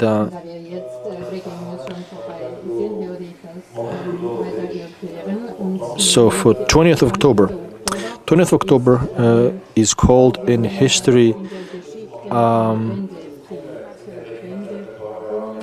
so this is a moment which is key in the history of a country. So they remain possibly important. It's a turning point, basically. So president and parliament is elected or not, depending on who the candidate is, but introducing some very clear constitutional elements towards European integration can be a point of reference. Not when it comes to its legal or constitutional value, but the fact that the population will give a message and clarify things inside the society when it comes to a majority of the population going towards European Union. And once done, and of course it will be done, things will be more simple when it comes to international legitimacy, because not all EU member states want to enlarge, not all parties want to enlarge the EU. So for international legitimacy, it is not just the will of some elites or some politicians or parties, but this is the will of a society democratically expressed. So I think that this is the key stake. It was understood, and that's why we have European leaders and Romanian leaders coming here to Moldova to show that the borders of Europe in relation to Russia are not ending on Prut, but they end on Nistru. Thank you. Following up of what Mr. Abraham said, I think that the challenge facing currently the society of Moldova society is about this traditional geopolitical split, but now it becomes much more intense. And I should also say that in the context of the Ukrainian war until February 2022, I thought that this problem is invented by some intellectuals and politicians, and it is being measured by opinion polls. But I think that this matter can have a real soil. So if the poll from April 2022, immediately after the war, it said that 40% of the population blames Putin and Russia for the invasion, and 40% blame Ukraine and West, and other 20 hesitate or they are ambivalent. So the question is what will Moldovans do if Russian tanks will arrive in Moldova? How will they react? So that's a challenge, but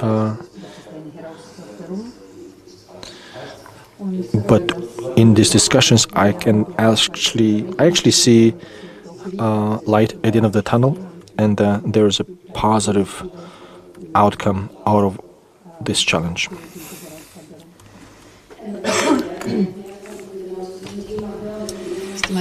Honored Mr. Negura, of course we will hear more from you on this topic.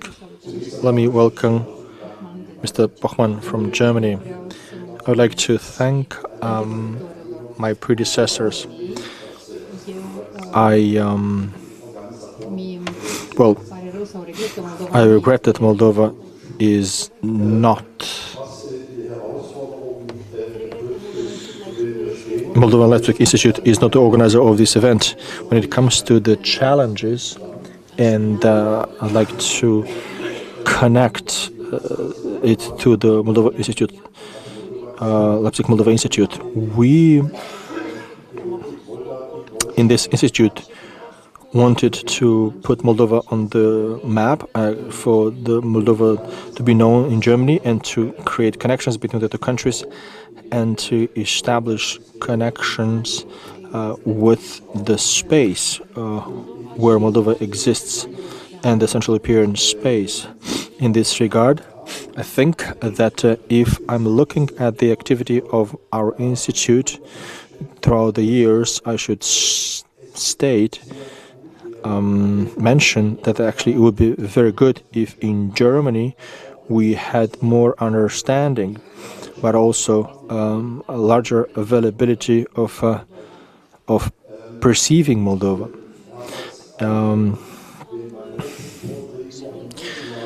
In the last communication that we've had this year, we acknowledge this because it's not just about Germany who's asking where Moldova is, but it's also about a lot of challenges that occur and they are totally unknown. And the interest is not that great. So I would like people to know more about Moldova in Germany. So it's about the same thing. That my statements will be about. I'll try to say this in 60 seconds. And when I am in Moldova and I'm in conference halls like this one, in hotels or coffee shops, buses or minibuses, or when I am in schools and kindergartens, I mean, I am in different spaces where we have very different people, people from various contexts and walks of life. And as far as I'm concerned, it is important and it's a very big challenge to create this social cohesion in the country. And as a German, if I'm talking about this, I mean that we need to have a big cohesion.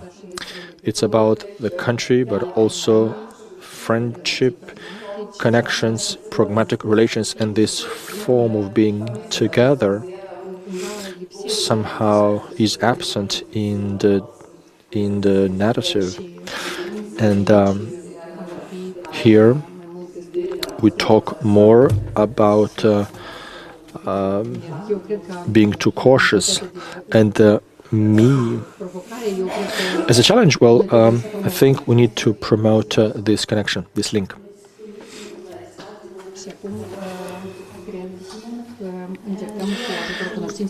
With the help of our experts, we shall try to solve this challenge.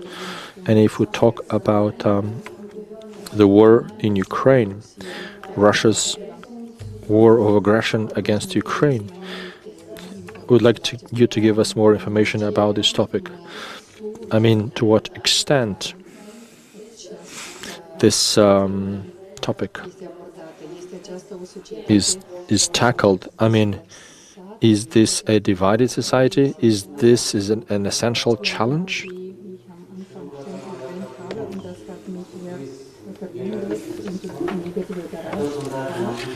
So that opinion poll from April shows us that 40% says that Putin and Russia is to blame, and other 40 say that Ukraine and West are to blame. It's a perfect balance, perfect division. And 20 people who hesitate and they are ambivalent. The poll was repeated in the fall. The results of which show a lower percentage from these two extreme camps. But still, it's a very big proportion of ambivalent people who think that both camps are to blame or none are to blame, and hesitant people, those who don't know or don't answer. And in the same fall, another opinion poll was conducted by another company, respectable company, CBS AXA, with IPP, Public Policies Institute, who show a very big percentage of ambivalent people. 23% say that no one is to blame. And 18%, a very big percent of people who don't know how to who cannot give a clear answer. For me, this was a challenge of the spirit and of the mind. As sociologist and myself, with my brother, Didier Negro, who is also a sociologist in the University of Ottawa, Canada, who tried to understand this high percentage of ambivalent people and respondents, and we wanted to understand what do people think, what are the emotions that transpire in the discourse of these people, and wanted to change the approach of sociologists or the companies that take opinion polls. We want to exceed this dichotomic or binary structure between those who blame both parties. Want to see the gray areas that appear in the discourse of all of the citizens of this country. So we've done a research. One, quantitative research. We asked the people an open question, not closed question. We asked them to answer a question with an open answer, without multiple choice. So we say, with what words you associate the war in Ukraine, the phrase "the war in Ukraine." People gave a lot of phrases, and we came up with a hierarchy. So what is obvious is the topics which get people closer and don't divide them. There were a lot of words which reflect a political interpretation of the events in Ukraine, but then there are others which would highlight consensual significances. For instance, we want peace, tragedy, blood, death, fear of the war extending towards Moldova. These are elements which unify the population from Moldova instead of dividing it. So this is it. And then we went further with our research, and we've had 17 individual interviews and 2 focus groups. 2 group interviews, one in Orhei in Romanian with rural people, and another one in Chișinău in Russian. So what can be highlighted is that, first of all, even though the polls, which are quantitative, they show that the people who speak Russian, they are more inclined to justify the invasion of Russia in Ukraine. Now, in our qualitative research, this is not that obvious. So there's no pre-established answer subject to the language spoken by the respondents. Instead, we've identified traditionally three groups, 3 subgroups of our qualitative sample. One is people who believe that Russia is to blame. Another part of respondents believe that the Ukraine and West are to blame, and others who are ambivalent. But still, our methodological approach was to see this gray nuances within each of the narratives. So these are narratives which we can identify with those that we know in the public sphere in another everyday life. And others exceed our expectations. And they exceeded our expectations as researchers. Now, when it comes to the first group, it is obvious that Russia is to blame. There were lots of positions of people, and the society in Russia are responsible for this as a country, as a society.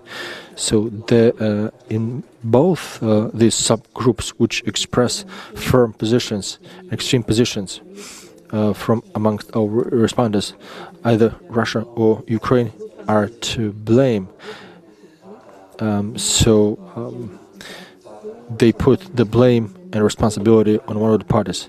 Russia is, which Russia? Who's the main stakeholder? Russia, somehow, as well as Ukraine or West, are built as collective entities with a collective approach. Others, each of these two groups, we could say all the three, this is a common element for the group. They say that the leaders of these countries are to blame, not the population, but leaders of those countries, and an element which connects and which goes through all of these subgroups.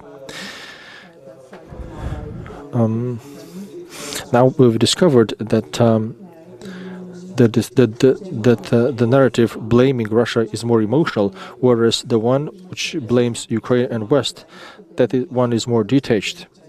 So they try to be more analytical, but they use, irony and sarcasm in order to diminish the severity of the problem, in order to diminish this interpretation that is a tragedy. It's not that big of a tragedy. They say if you look globally. One common element for the group which believes that Ukraine and West are to blame is the suspicion. To any interpretation, dominant interpretation in Moldova of this war, and as well as getting alternative sources or from social media and other sources.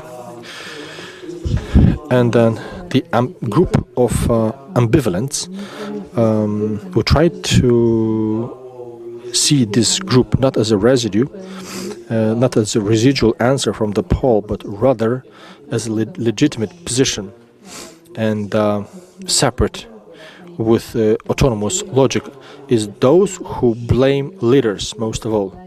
And they're trying to make leaders as main actors and not the whole population. Some of them, they say that they're biased, they don't have enough information in order to provide some conclusive evidence. They recognize their limits, because not. So there are unknown things to the public, occult things even. Many recognize that they are in shock. They see this from a perspective of chaos and uncertainty. And one thing which characterizes this subgroup and others as well, if we dig a bit further, but deeper, the leaders of the two involved countries and of other involved parties, they have to, sit down and talk and start mutual discussions in order to instill the peace. That's the element which connects everyone in, according to our quantitative research, an open question. This is a wish for peace. We want peace. And I believe, and this was the speculation that we've launched as a result of this research, is that this segment of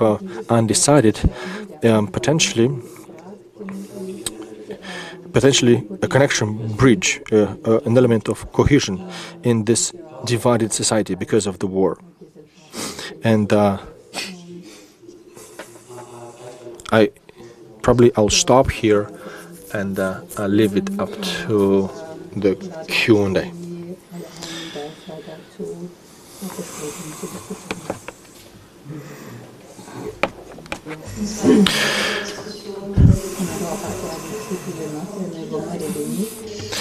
Well,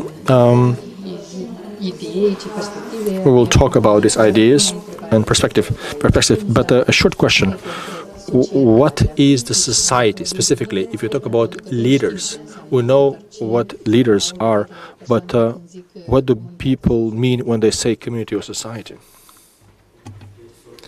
Society.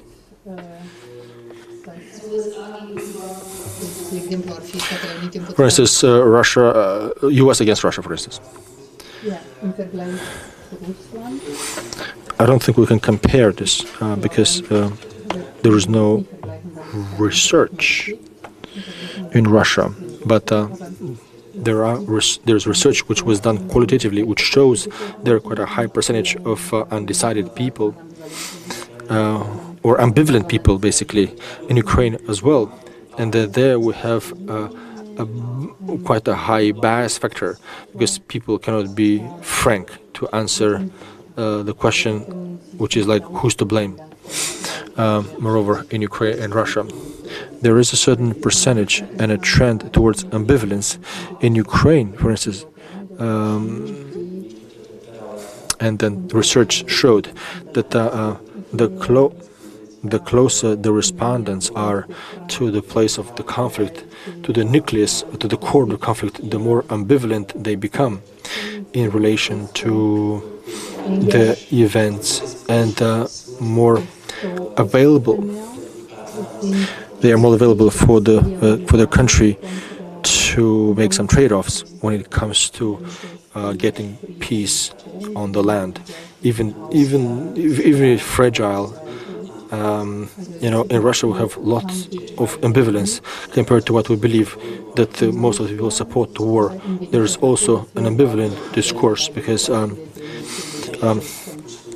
of course, the dominant discourse in media say that the Russia,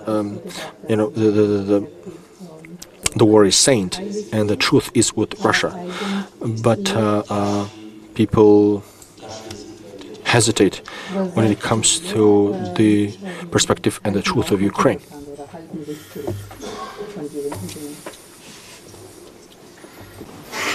Herr Abraham, Sie haben als zweite Herausforderung ein ähnliches Thema. A second challenge or a similar topic, a similar declaration I hear from your side.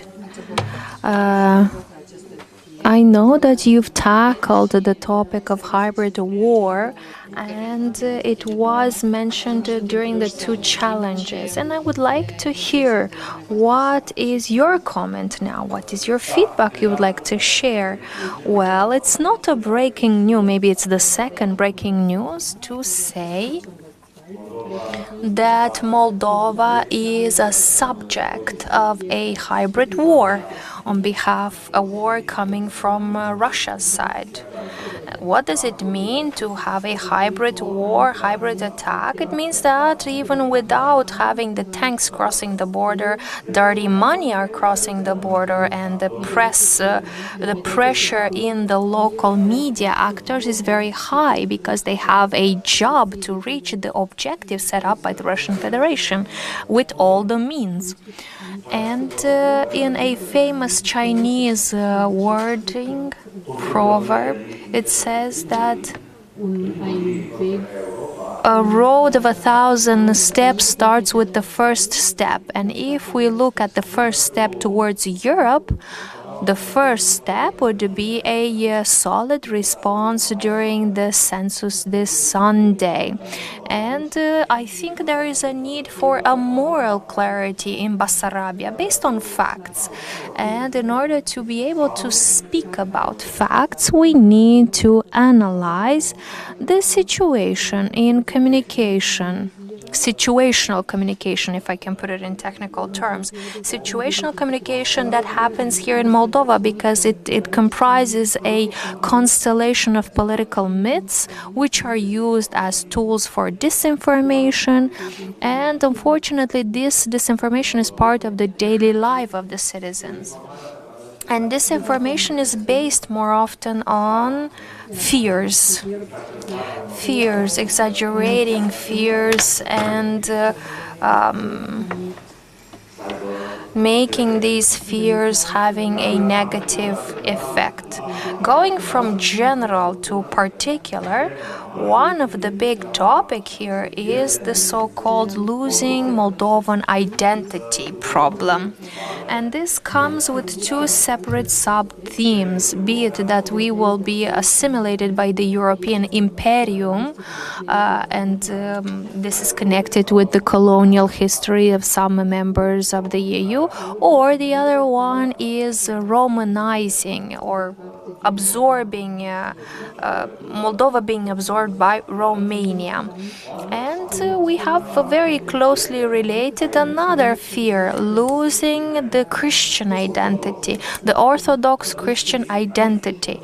And on this fear, we have a number of actors in the society that is playing on this fear. And Moldovans, being Orthodox, no matter if they pertain to the Russian church or Moldovan church, they will be assimilated and they will lose their faith as a result of growing phenomenon of atheism. The LGBTQ philosophy will arrive in Moldova, and the candid souls of Moldovans shall be lost because of the perverse Western souls. And another fear is being assimilated by the Western European capitalism. We hear this fear a lot, even in cultural events, from the south to the north. And there is this impression that foreigners that will arrive in Moldova, they will make local Moldovans their servants. So Moldovans shall become the servants and the properties will be taken over by the foreigners. At least in the rural areas, this is a very repeated fear that foreigners are going to come and buy all the land. And of course, this myth is being promoted as part of a global, bigger conspiracy that bigger powers are here to purchase, and poor Moldova shall be only serving these masters. And another topic is assimilation of ethnical minorities, which is another fear. We have here Russians, Bulgarians, Gagauzi. There is a fear that all these groups will lose their identity if they will be part of the European Union, but as we know, this will not happen because the EU functions according to the principle of unity in diversity. And I would actually like to present a fifth big topic, which appeared because of the war in Ukraine, and this is becoming a part of the EU will lead to losing the sovereignty or neutrality. And all of the sudden, every Moldovan is worried about the neutrality, and everybody is afraid that once Moldova will be part of the EU, this will lead to a war with Russia. And just like the professor said earlier, who is responsible for the war? Well, it could be that the entire West is responsible for the war because the people say that the Western side provoked Russia, and if you know better, you don't provoke Russia. So we can learn from the Second World War, when poor Polish people were at the border. They killed some people, they provoked some people, and as a result, this war started. But this is a wrong logic. You cannot think like this. And these 5 topics of the propaganda are interconnected, and they are very localized, and they are updated with new fears, recycled fears related to Romania and the relation between Moldova and Romania. Basically, Romania is presented as the main enemy, the source of all the fears, starting with the classical fear that Romania would like to annex Moldova, being an imperialistic country, and in the context of war in Ukraine, Romania has to be removed from NATO because they could lead to war in Moldova, and they infringed on the founding treaty of NATO. Another narrative that is presented here is that Romania does not provide enough support to Ukrainian displaced people and refugees, and that Ukrainians are very poorly treated in the refugee accommodation centers. Basically, we can find this related to other countries, for example, like Poland, Slovakia, Czech Republic. They all mistreat the refugees from Ukraine. And another fears that come from the past. They are accumulated for the past 100 years, for example, related to the history of Bessarabia. As we know, it was mentioned in the past that there was no unification with the Great Romania, but it was an annexation, and this idea is recycled even today. And now it is mentioned that Bessarabia was a faraway gubernia region which didn't get a lot of attention, like St. Petersburg, which was in the middle of the attention. Another fear is that the Romanians don't love Bessarabia because in the 1940 they gave up the territory without any battle. Another issue is with Antonescu, obviously. Another topic, and I will go even faster a little bit because I don't want to take your time. Another is fascism and Nazism, which keeps repeating itself. Romanians are being labeled as fascism or Nazisms, even though they fought against these trends and they fought the Soviets. And another obvious fear is that the conflict in Transnistria was provoked by imperialistic ambitions of Romania, even though we know the origins of this conflict. And of course, for each of these fears, we can bring logical arguments to prove that these are just myths. But reading these fears, even very briefly, gives you an understanding, and very important to understand which is our baseline line, what is the right pathway, what is the right decision. We should go and vote this Sunday because, as we said, that this is the first step towards our pathway, and we should learn from the past so that we can make a better decision with the moral clarity and with knowing all the facts. This will help us to choose for the future. I would like to thank you, and I have a question. Florin, Mr. Abrahan. Can you tell us a few examples related to disinformation? What happened? You said that there are more and more interference. What happened in the last weeks? Thank you for the question. I can share with you because our university has a program that analyzes the informational environment and the media environment in Moldova, and the results are not necessarily public, but we have some main ideas and main conclusions, the preliminary findings, and these findings are not necessarily new. new.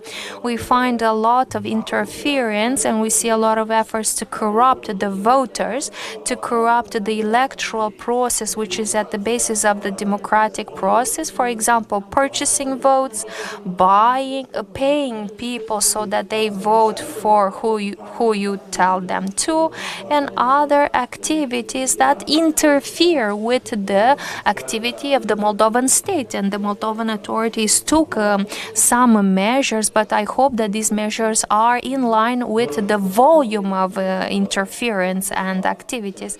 And by the way, after this, we are aiming to post or to publicize a report of our monitoring. Thank you so much. Maybe we can continue with Madam Jana Szczotskin. Let's connect today with yesterday's discussion. Yesterday we had a discussion where we've announced a number of challenges, and one of them was positively seen as an opportunity. Migrating abroad is an opportunity. So I would like to repeat this question. After hearing all these details today, do you see migration as an opportunity, and do you see other challenges? Thank you so much. Yes, I am obligated to be an optimist. But I think that every family, and I think that every Moldovan could tell you more about this topic, which is actually my research topic, migration in Moldova. But we have to find the right approach. Let's look at the history. From 1990, after going through a lot of reforms and transitions of the institutions, obviously all of these processes led to migration, and transformation always creates migration, and we see this good example in Moldova as well.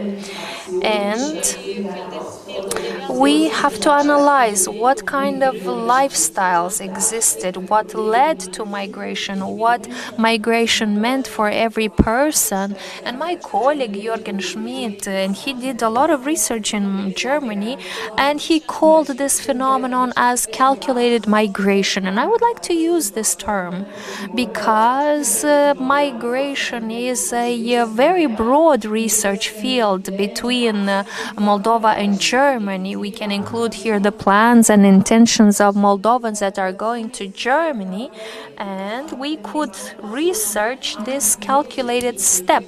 And this is reflected into the method of using the resources, but also seeing the risks of this mobility. Some Moldovans are permanently on the way, right? In between homes. They're always coming and going. And they are currently taking 2 seats in their own homeland, Moldova, and in the destination country, Germany. And they keep coming and going. And this is not an individual migration or mobility. They involve their families now, family members. They're going through a lot of transformations and changes. And for example, when I interact with people from Moldova, be it a taxi driver or a cleaner in a hotel or any person from the street, when I interact with them, I hear from everybody that they had some form of migration, be it by themselves or be it one of their family members. The only thing that is different is the country destination of their migration. But no matter where that person is going, there is a connection back to Moldova by sending remittances, by calling, by reading the news about Moldova, by fake news, by social media. So anyways, Moldovans that go abroad, they maintain the contact with the homeland. They have a certain loyalty which crosses all the borders, and this is a deep connection. They have a deep family connection. They send money back. It's a financial connection. So this migration took political forms as well. I mean that these people are being promoted to vote. They are encouraged to keep in contact with their loved ones, to keep the contact with the homeland. And many people tell us that they would like to come back once every month, once a year, to come back to their home village. They are keeping in touch. If they have children in another country, they would like to teach the Romanian language to their children so that they can keep the connection with Moldova. They tell us that they are maintaining this relation, they build the relation, and I think that it is in the interest of the Republic of Moldova to support it. We call it the so-called diaspora. Even though it's such a diverse group of people in different countries, they continue to have a connection to the homeland. Many people that I talk to, they don't like this term diaspora. We speak about diaspora and they make big eyes and they say, no, diaspora are other people. Diaspora are political people. It's something else than me. But no matter how they arrived in a destination country, no matter how much money they send back home, no matter if they're politically active or not, if they're voting or not, they do not like this term diaspora. And this shows how much the idea of being together as Moldovans, even if they're in Germany or in other countries, they remain united under other names, not diaspora. And being together for them is important. And having this network, even though it is a fragile one, is still resilient, it still continues to exist. It is also important to have this connection between states and Moldova, and this possibility to even send a parcel is very important. And Moldovans manage to identify different networks to send boxes, and every time you interact with Moldovans, they tell you everything is okay, and this is reflecting their mentality. And even if we have to ask them repeatedly about their situation, and we ask them how many of these mobile migrants can support Moldova, and me, I try to observe the daily activity, daily life of Moldovans in Moldova and abroad to understand how this connection with the homeland is still maintained. And I want to understand how Moldova as a country can manage to keep in touch with the Moldovans that live abroad. Just like they are successful to keep a connection with the homeland, I want to know how the state can keep a connection with them. Someone from Tiraspol had relatives in Hesa, and it's incredible how they managed to find small buses to send them a box, a goodies box. And it would be wonderful for the state to maintain the loyalty connection with its citizens, just like they are trying to maintain. And I think that such a connection could contribute to the level of optimism. And it is a plea for this transnational connection. This connection, connectivity, appears from the current life, daily life.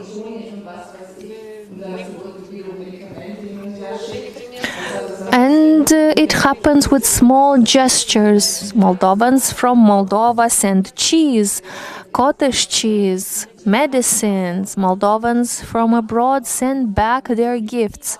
And this creates not only connection, but clusters of connections. And it's so interesting to understand how this connection is happening at the level micro, and how can we expand it and scale it up at macro level.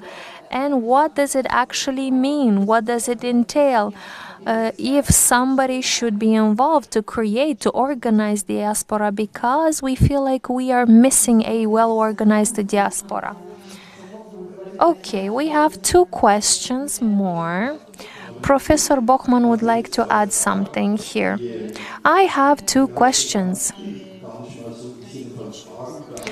And these are not even real questions, more like commentary. And maybe I can present you my dilemmas. On one hand, migration is more often related to losing the homeland, and losing one's homeland, it cannot be compensated in any way. The homeland cannot be replaced. You take some elements into the new country, but the one thing that remains is the language. And me as a linguist, I care about this question: what can the country do to help the migrants to compensate these losses, at least at the language level? I know that currently in Germany it's almost impossible to provide all refugees, for example, from Syria, Afghanistan, and many other countries, but also even refugees from closer countries like Georgia or Moldova. It's impossible to provide teaching in their native language. In England, there was some classes provided in 25 languages. But the dilemma is the following. In Germany, we have about 12,000 doctors coming from Romania. And the number of doctors coming from Moldova is unknown to me, but certainly there is a big number there as well. Because medicine studies are long-term, there is a high-quality teaching process, and after completing the studies, there is a high interest to find a job in medicine in the Western Europe. And we have collaborated for a few years with the medical university, and Leipzig University. This university requested our support to train the nurses in Leipzig so that they remain to work in Leipzig, coming from Moldova. So if they will come to be trained in Leipzig, obviously they will want to stay and work there. This means that we create a gap. We create a problem for the local medical system in Moldova. Obviously, people with higher education can go and work abroad. But we don't know what would be the solution here. It is a dilemma. We want to support people, but at the same time, we don't want to make the local system hurt. Okay, I would like to ask how much Europeanization happens through this connection. So, when you ask Moldovans, are they coming back? They say yes or no, and what are the reasons? Okay, I will try to reply. Obviously, the absolute dilemma is that we have a lack of balance, and we cannot solve it in a scientific way. Yes, many Moldovans continue to live in Moldova, be it that they are highly qualified or not so much qualified. They stay and work in Moldova. But if you go to a big hospital in Germany, starting with the leadership and ending with the low qualified personnel, you will find so many nationalities, including Moldovans, hired at different levels. And I have the impression that many people would like to come and work if their working conditions are good. And if they have some good conditions, and people that are migrating, they share about their experience. They said that initially they wanted to complete their studies in Germany. And then they said they would like to gain a little bit of work experience and then return back to Moldova. But the reality is, after making the effort of finding a job, people tend to stay at the job. And the dilemma of those who return back to the homeland is the lack of trust regarding long-term development of the country and opportunities that it provides. For example, I spoke with somebody that had a negative experience migrating in Germany. For example, it was very hard for them to find a job, to maintain it. And they were saying, yes, I understand that there's a different context, and we appreciate the European Union and Germany and all the member states. And we consider that the EU and the EU accession is the right pathway for Moldova, but they have a lack of trust regarding regarding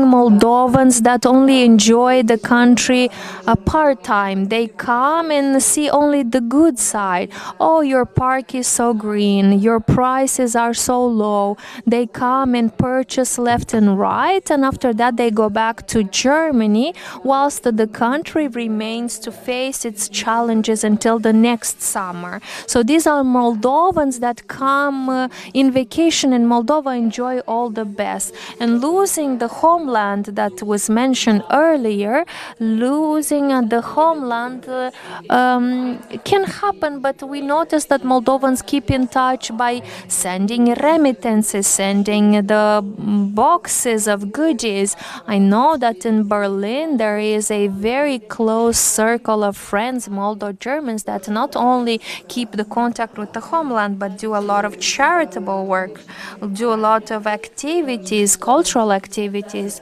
We see the same experience with the NGOs that promote the Moldo-German friendship. And these are methods of collaboration, of keeping in touch with the homeland.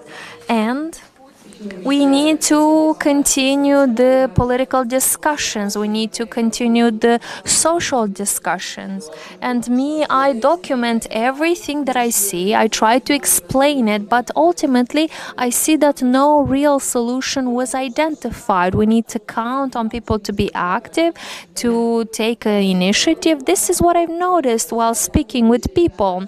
I've noticed that in their narrative, in their imagination, what they have in their imagination as Europe is not the reality. And with the positive and with the negative, EU is still seen as a very good option for Moldova. There are 40,000 Moldovans in Germany according to official data, but obviously it's a small number because many Moldovans traveled with Romanian passports, and we don't know the exact number of Moldovans currently living in Germany. And Europe remains to be a dream, even though it's not fully perfect. It remains to be a dream and a destination. Okay, thank you so much. Now let's listen to Mr. Bochman's opinion, and he will present the Moldo-German relations from the scientific point of view. Yesterday we had a clear signal speaking about how important it is to have support from Germany so that Moldova goes through the process of being closer to Europe. Can you please speak on this as well?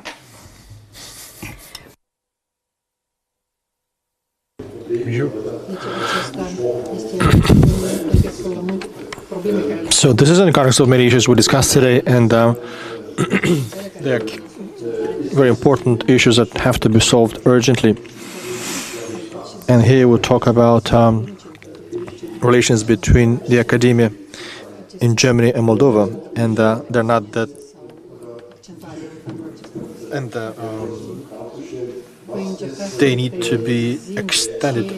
Let me tell you what we have when it comes to science between Moldova and Germany. I couldn't give you a general overview, but let me share with you my personal experience when I talk about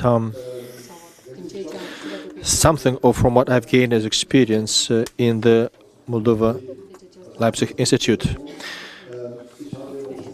That comes from my personal experience or from my recollections when I studied in Bucharest in 1960. After that, when I came home, and I went back to Bucharest to a congress the professor Silviu Berejanu, a linguist from the Linguistic Institute of the Academy of Science.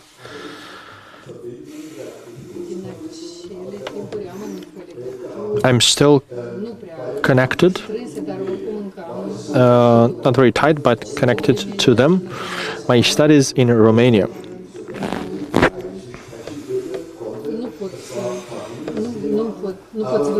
I couldn't talk from the perspective of those times because at the time Moldova's topic was a taboo in that region, but back in the time we looked at Moldova as being part of the Soviet Union. In 1989, when we had political transformations, enormous ones, this is when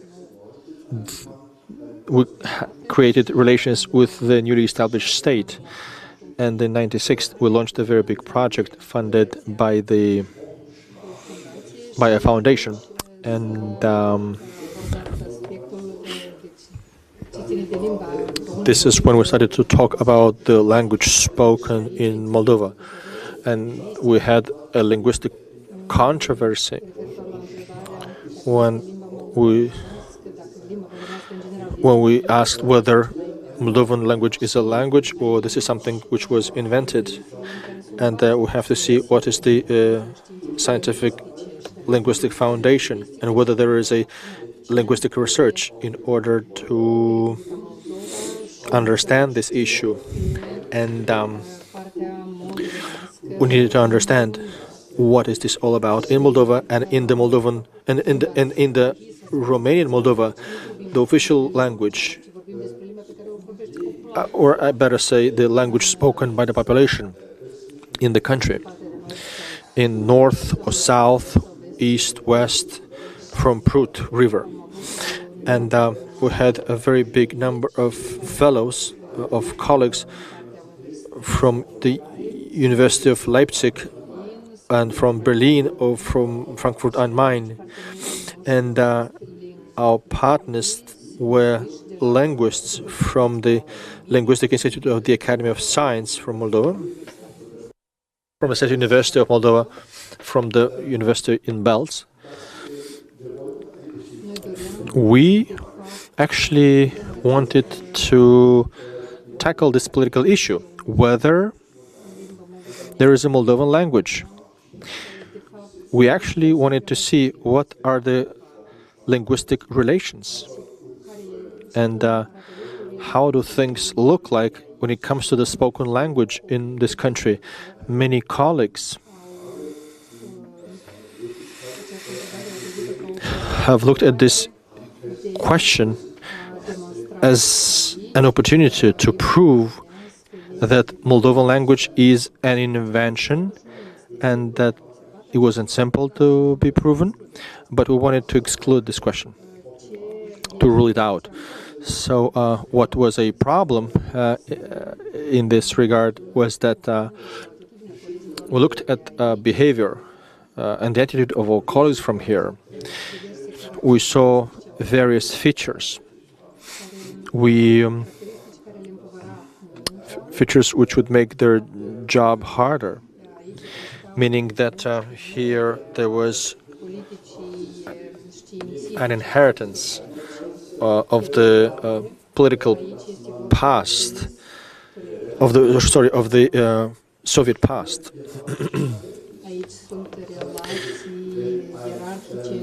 We saw very well developed hierarchical relations. A young student, an assistant, who was part of a group, and if he asked a question, then they would look at the secretary and they look at the direction of the teacher, of the professor, regarding that student, and then he could just stop and not talk anymore. This authoritarian behavior was an impediment, actually, to develop the culture of discussion and dialogue. For the Linguistic Research Institute, what was important was grammar, spelling and the cultivation of the language. That was also, the language actually was also an important aspect in this regard.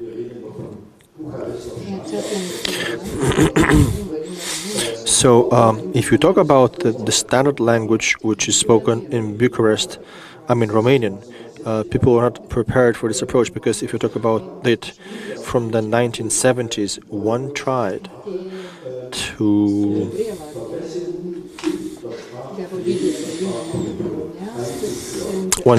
to introduce a culture of the Moldovan language from the 70s and on.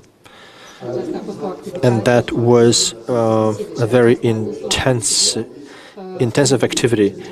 It meant that in the area of research, the outcomes of the research came with a lot of evidence, linguistic evidence, and which were not quite appropriately transferred or spoken about. And oftentimes they would correct even the results of the research.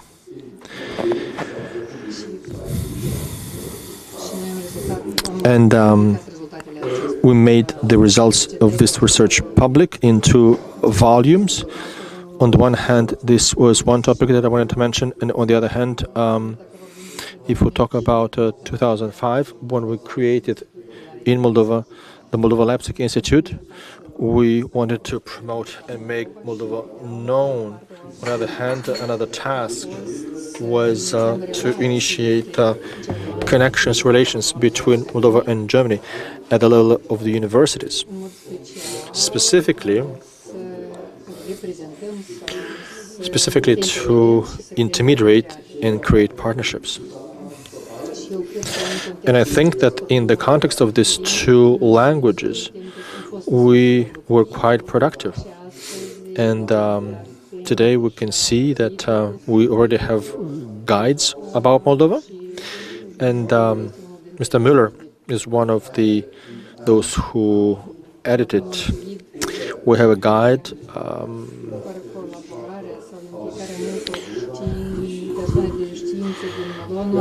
that wouldn't have been possible without the involvement of many of our partners from Moldova. We've organized the summer camp in Chișinău for 14 years for students, pupils, and PhDs from Germany in Moldova.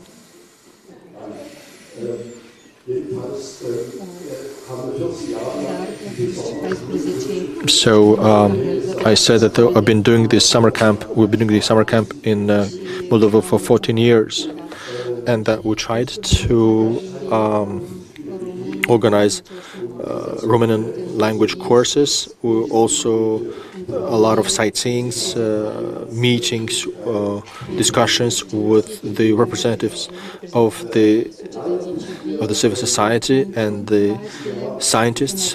Unfortunately, this year we couldn't do it. We couldn't do this program because the interest from Germany has subsided a lot. So maybe Moldova is so known now that this activities are not anymore necessary. What we want is to organize workshops, meetings, specifically in the areas where we see that there is a lack or a deficit. And here we talk about the Moldovan society. We talk about issues such as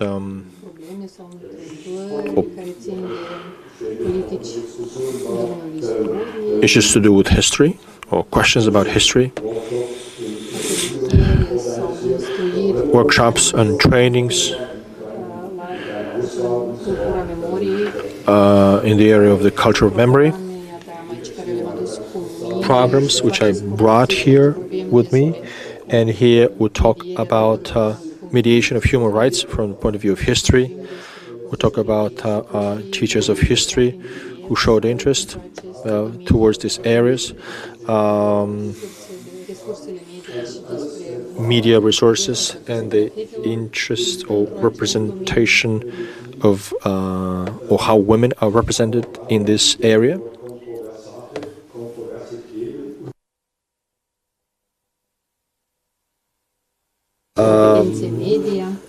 Media skills, discussing Soviet symbols, identity in the cultural space, monuments and identity, reports about the environment. So this would be some of the topics. Those many topics that we tried to tackle while doing our work. We focused a lot on school manuals, and what is very important is we had a cooperation with the Institute for Manuals, and this year we we wrote actually a new history manual which should appear this year on the market, which was developed by Moldovan historians for elementary schools. Apologies, Professor. Let me ask you two questions, and it's about the fact that let me see if I understood you correctly. If I think about then, in the past, the challenge was that Moldova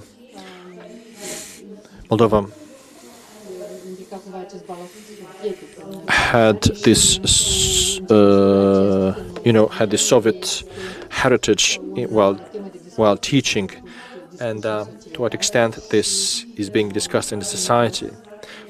And you at the beginning said that you were saying at the beginning that Moldova was not very known in Germany, and because of that, we mentioned the minimum financing or very low financing for this area. These contradictions, they're clear, and if you talk about the new generations in the area of research, we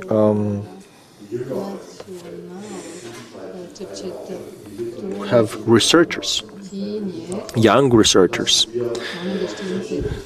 young scientists who are not facing topics like this, like authoritarian regimes. So we have to mention here the academia, who have contributed to more awareness about Moldova in Germany, but they have written a lot of scientific articles about Moldova, joint projects, and which focus on the relations with Moldova. And one more thing, what was the question? The second question? The second question was about the funding. At that point, was this a challenge in the past to provide funding and support for Moldova? Yes, the funding is a problem for all of us. All of the associations are facing this issue. Moldova Leipzig Institute is an association. Actually, it's an organization, it's not an institute. And for each project, we need to apply to gain a project. Out of 5 projects for which we apply, we get financing for 1. Yeah? And it's like an NGO, and the context is sad in this regard, because in the context of Russia's war of aggression against Ukraine, the situation is a bit better, because neighborhood of Ukraine has good effects when it comes to the projects with Moldova.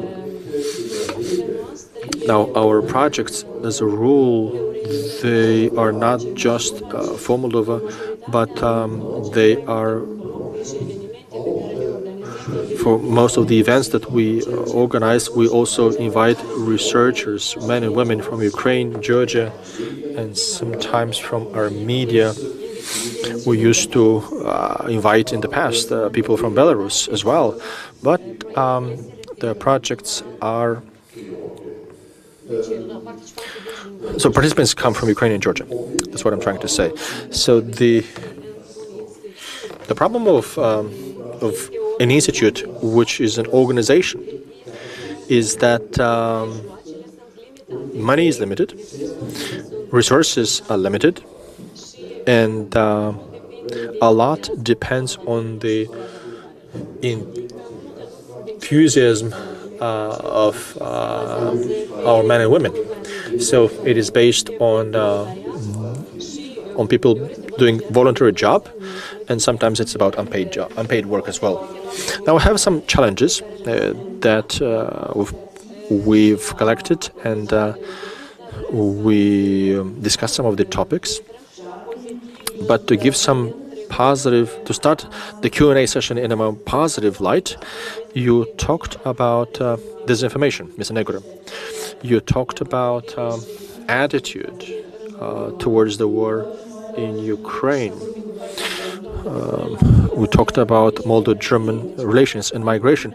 So what would be your recommendations in order to better tackle these subjects and to focus on the strengths of Moldova?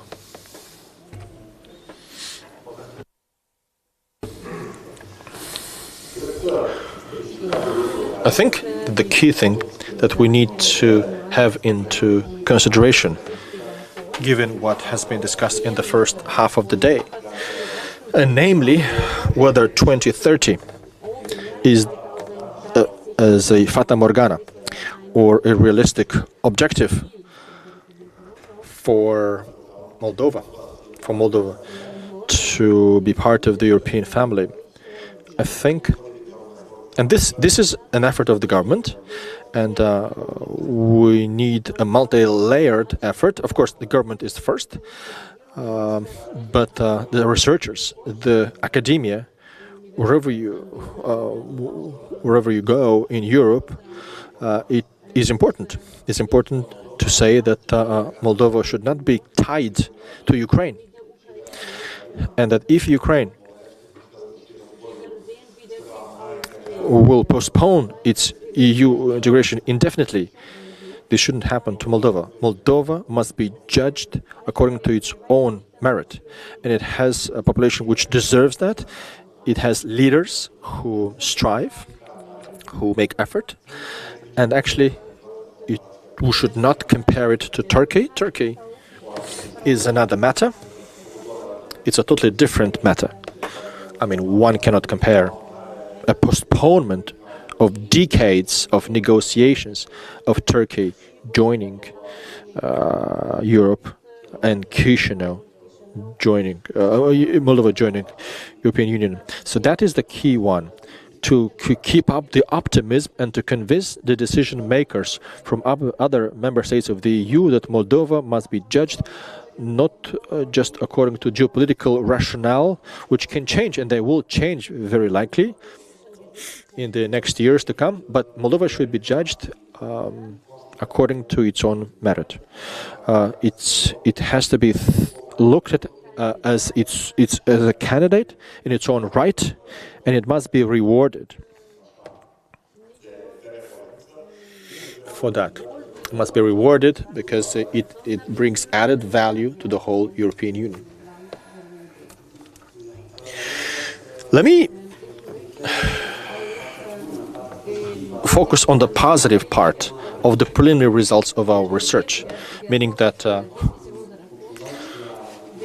population of Moldova is unified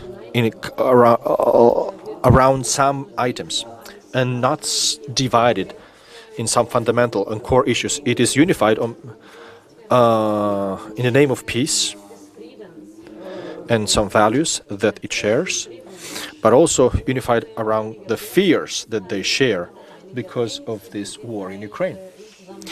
And I think that the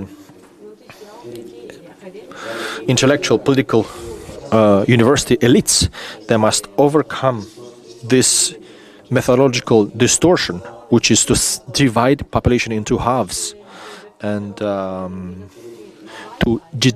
delegitimize, to disqualify the ambivalent segment. To the contrary, the promise that we see from these results is that there is a big chunk of the population who wants peace and who sees this war as a huge tragedy. And beyond the explanations and interpretations when it comes to political blame for this strategy, and this is how we need to build our strategies of social cohesion in Moldova.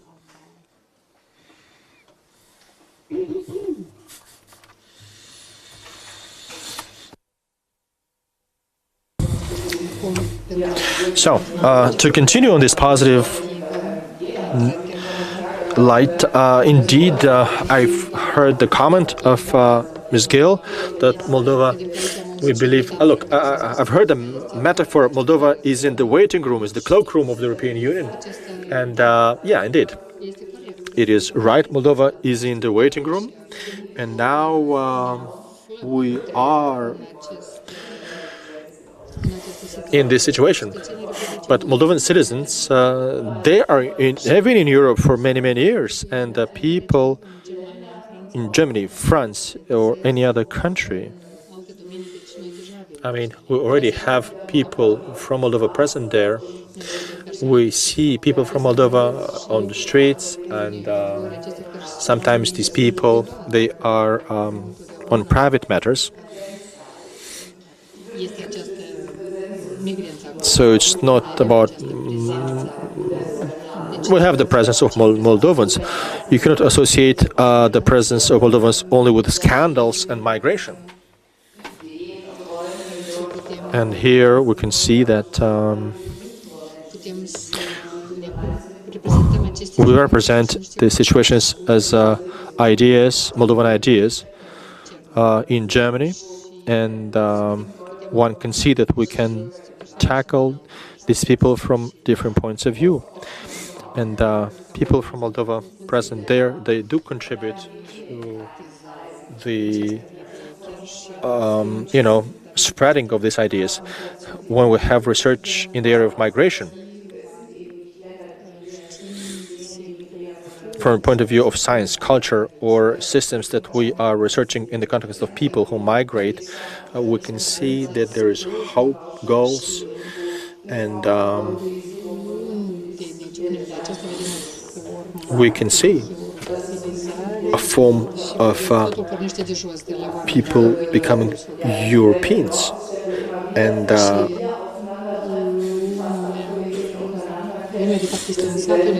people are a village, people know each other, and if you talk about various towns, people are present, and various lands or towns or cities in Germany.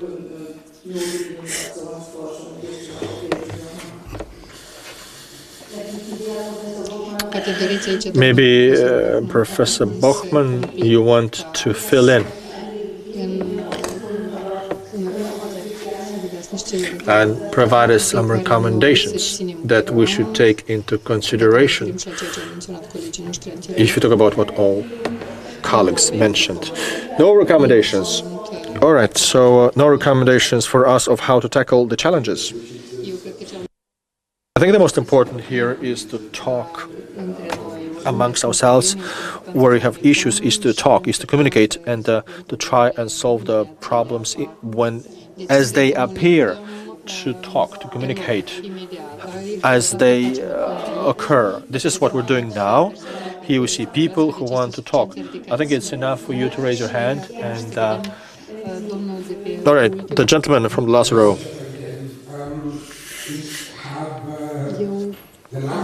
I have a question about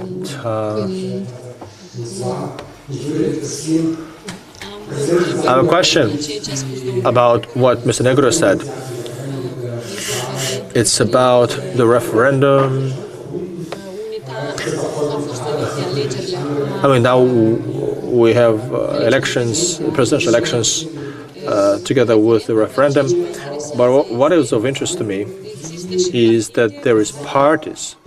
They have parties that are pro-European parties. But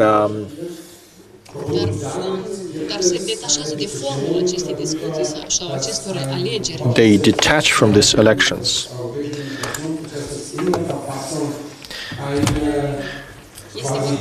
It's about anchoring as a result of this referendum. We should anchor this change in the constitution about the European orientation of Moldova. But this is being used as pro-NATO anchoring of Ukraine, and the use of it by Kremlin and by its propaganda machine. The third question is about the fear about the loss of neutrality by joining the EU. But yesterday we talked about neutrality in the European Union. The question still is whether there is a discussion about joining NATO. Outside this idea of neutrality. We talk about the fact that a couple of months ago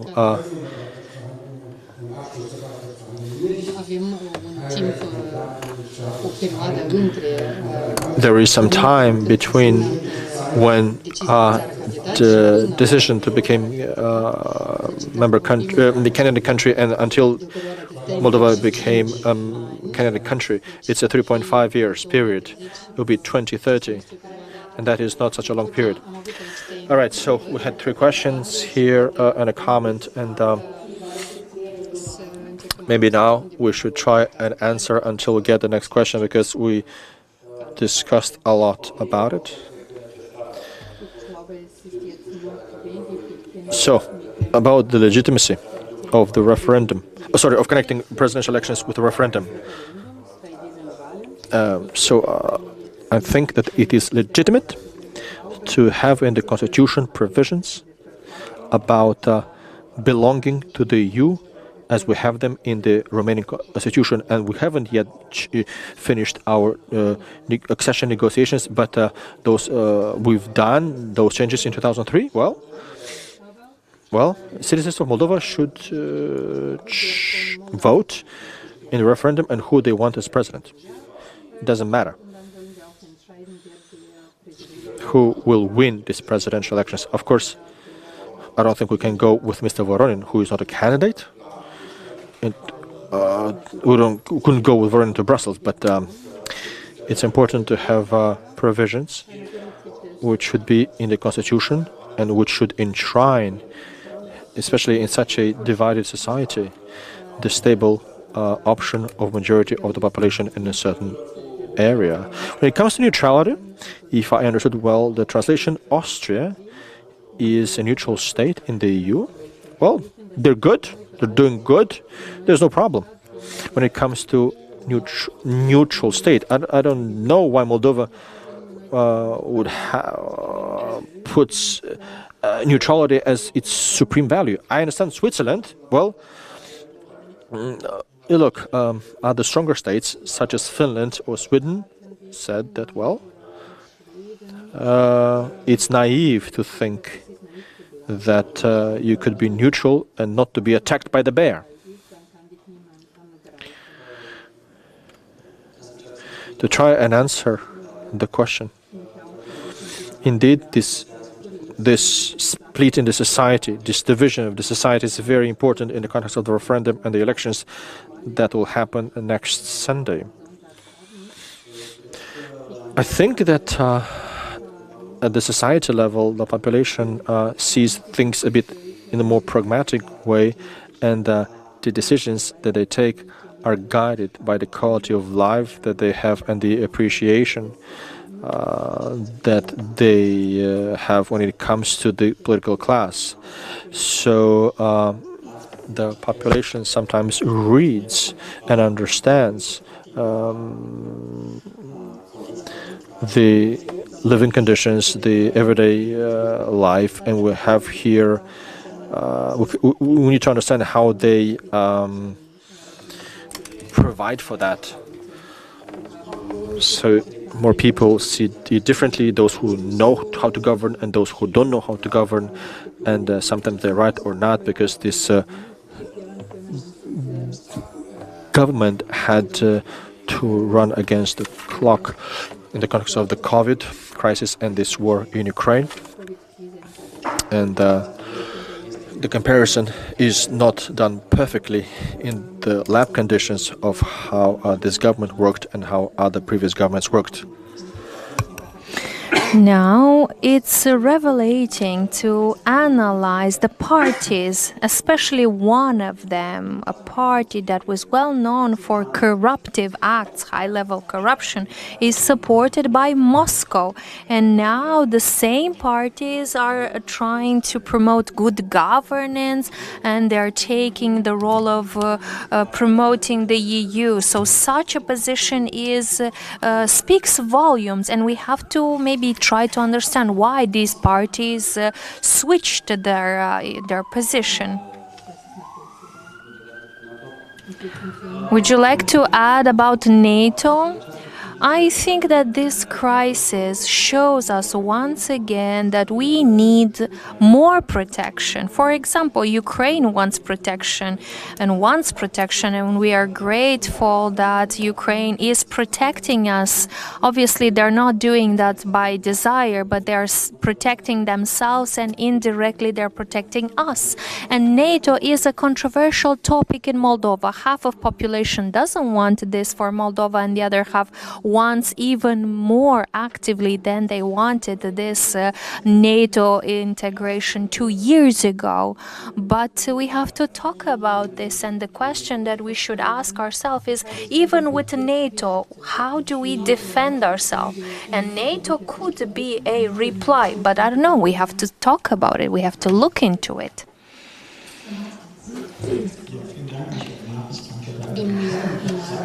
Okay, Mr. Martins, what about the next question? Well, let's start replying. The first question is, when you said that when you are on the street, you talk to Moldovans and you talk to them in Romanian because Moldovan language doesn't exist. Why did you say Moldovan language? You know that such a language doesn't exist. That is the first question. The next one would be for Mr. Negura. Do you hear us, Mr. Negura? Okay, you understand in German. Okay, excellent. In the past 20 years, I lived in Eastern Balkan countries, and I lived there. And I'm very surprised by the level of optimism that exists there around the EU accession, because in my mind, I don't see this integration very fast. I know that Balkanic countries are negotiating for almost 10 years without concrete results or concrete hope.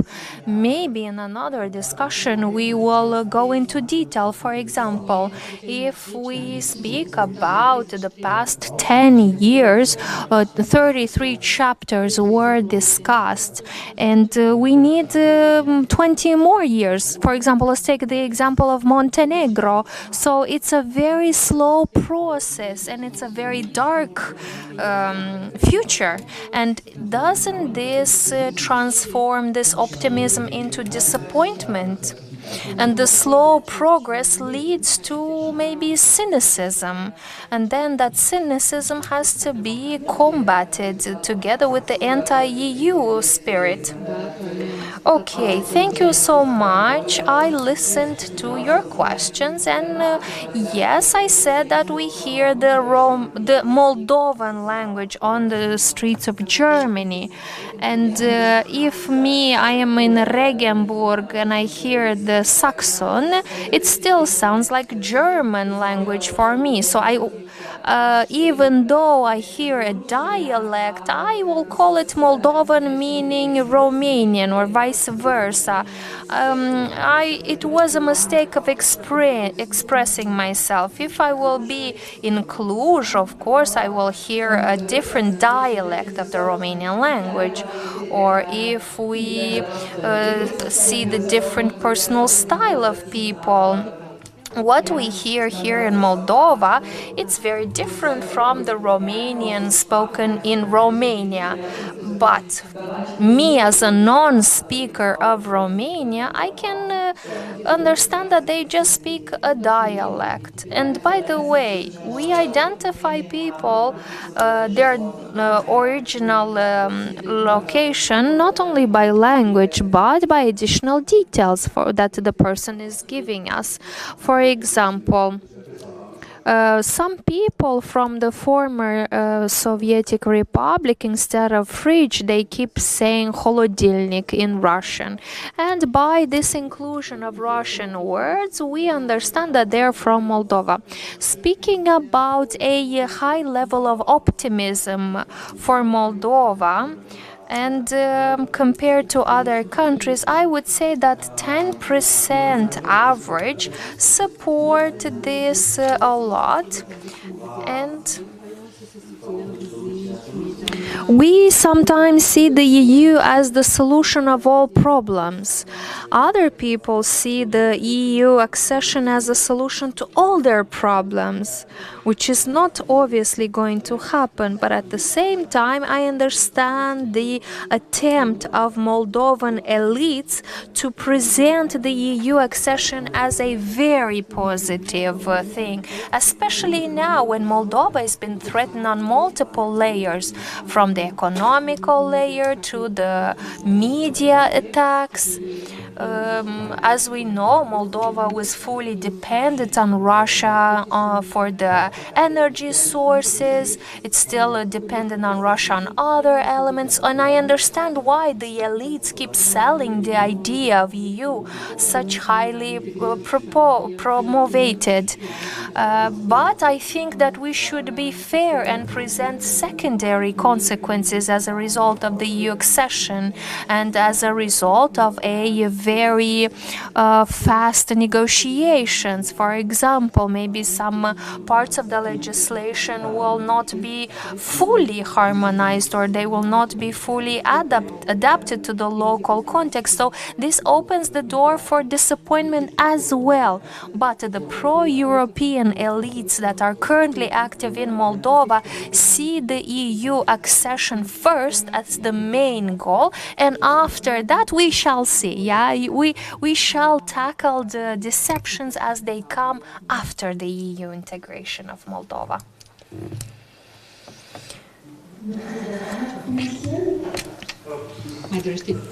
Thank you so much. Would you like to comment more? Well, just like it happens before the night of your wedding, if you know everything, you will not get married anymore. You need to have a level of optimism. You need to have a level of mystery. Otherwise, nobody is going to get married.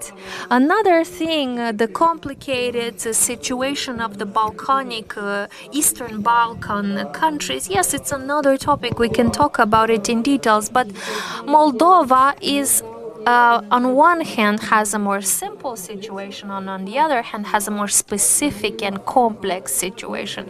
But we can have another discussion regarding the Western and Eastern Balkan countries. At the moment, I would like to encourage the Moldovan population to be resilient and to be active in their own pathway.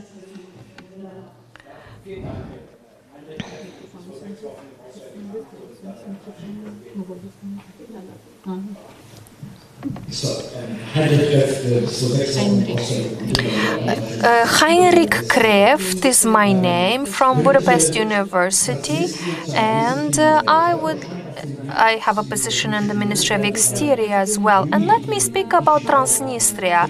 Do you see Transnistria as an obstacle in Moldova's pathway for EU accession? Well, in July we spoke about this topic and we said that the status of the EU candidate country already brings its own problems between Moldova and Transnistria, and it brings another wave of issues in this relation. And the question is, how can we remove these issues and how can we improve the situation for Moldova and Transnistria? Okay, I accept your challenging question, but I can tell you there are no miraculous solutions in this sense. This is a elephant in the room situation with Transnistria. Sometimes we can see it from the perspective of you cannot join the EU because you have Transnistria and vice versa. But let me quote the report issued by Ovidius Institute about 20 years ago. And basically this report raised a huge number of comments from my point of view, so that Bessarabia is no longer captive by Transnistria, so this expansion of this region doesn't continue. The solution can only be one, and I'm speaking about placing under international UN guardianship of this region, and after that the region has to be demilitarized and decriminalized with international tools, and this perspective can be seen a more realistic one, but also can be part of a broader number of activities, and we can discuss this Transnistrian issue together with Ukrainian topic.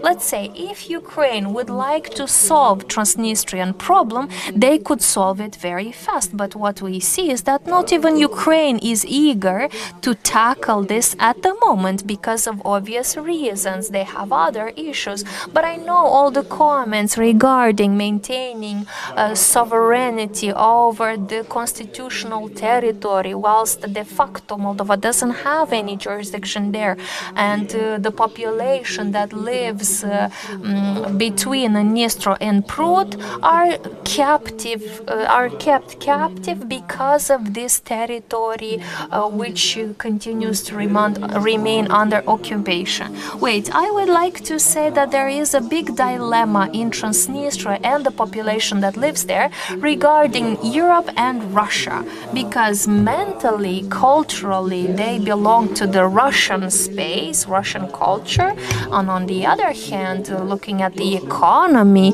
and production processes, they are fully integrated into the EU market because majority of their goods, majority of their products made in Transnistria are exported into Romania and EU. So from that point of view, they're even closer into the EU than we believe and what they believe. So probably these two levels could be harmonized, and for example, the opinion of the citizens could be listened to more once their freedoms and fundamental rights could be observed by the authorities. But as we know, the local authorities are pro-Russian and they put pressure on the media and they put pressure on the local society, and this creates a loyalty towards Russia. And they continue to promote this skepticism, and the local population continues to have this dilemma. On one hand, being closer to Russia, and on the other hand, being closer to the EU. Mr. Negura, can I ask you something? Did I understand you correctly that the road further is to make Moldova as attractive as possible? For example, because this openness will lead to well-being. Well, I cannot speak about it because I'm not an expert, and maybe somebody in the room can add more information here. But yes, of course, Moldova needs to become attractive from the economic point of view, because this could be the best strategy from one point of view. Trade and commerce always brings country closer. And even though we know this. The crisis in Ukraine and the war in Ukraine shows us once again how fragile the society is, because there is interference, there is these hybrid influences from Russia, and these distorted opinion of the society. And yes, it's important for Moldova to become a model for development, to prove that they are able to develop, to prove that they are able to grow economically, to prove their worth. But obviously, this is not an immediate and all-functioning solution. This is just an approach.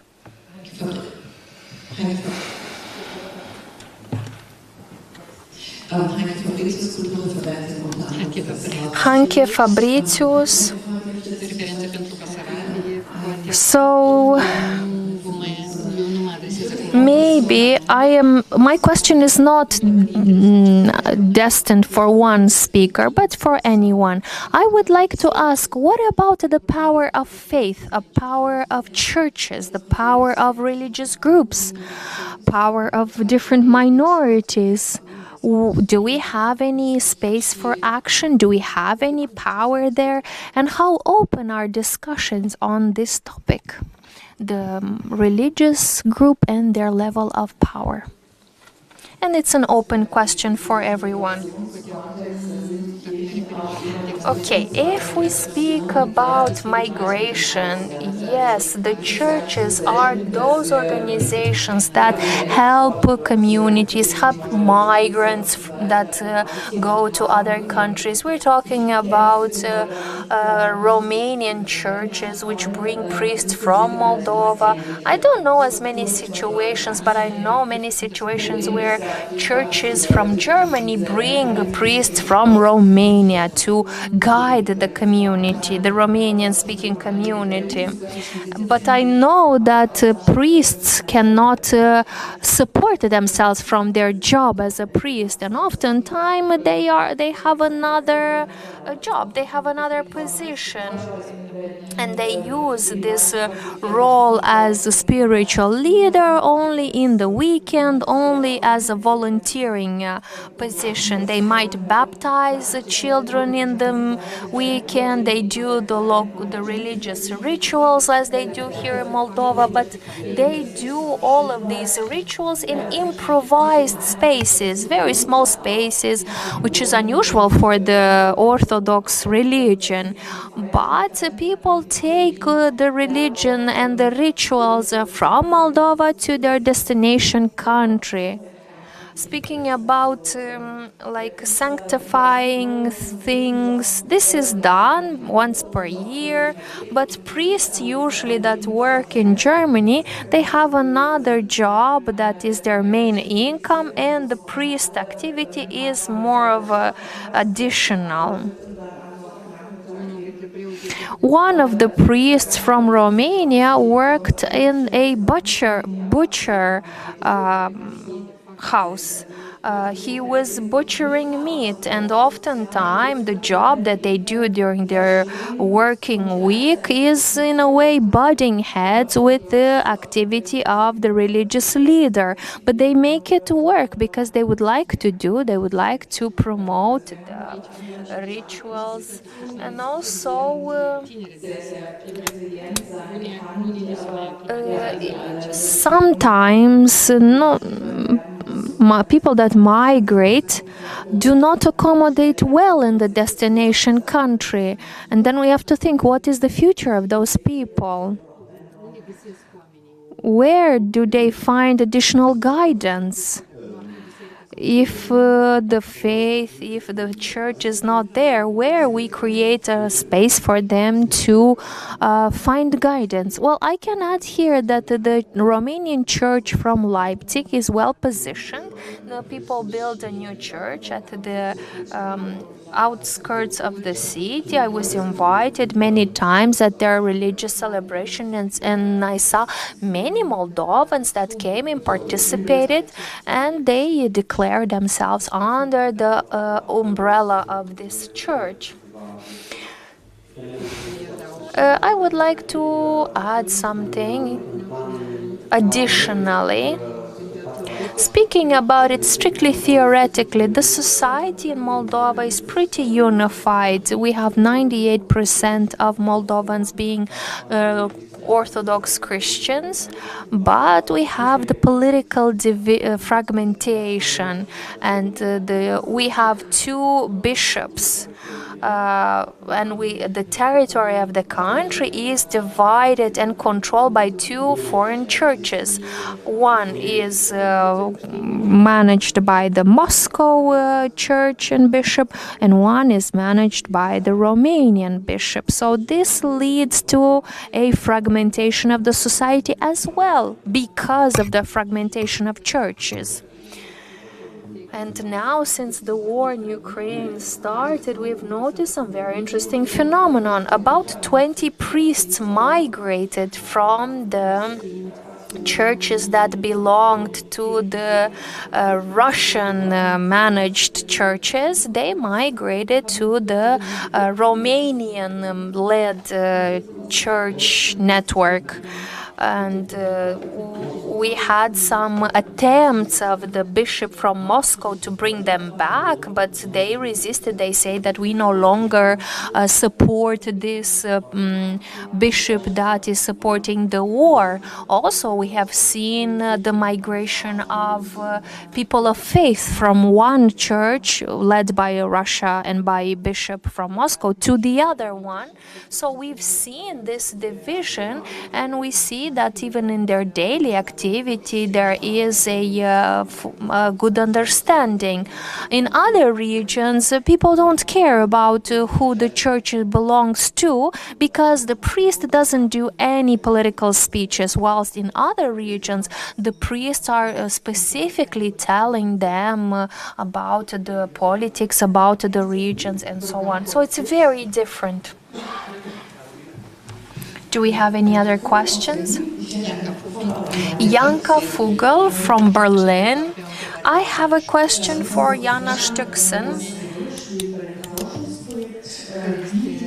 My question is,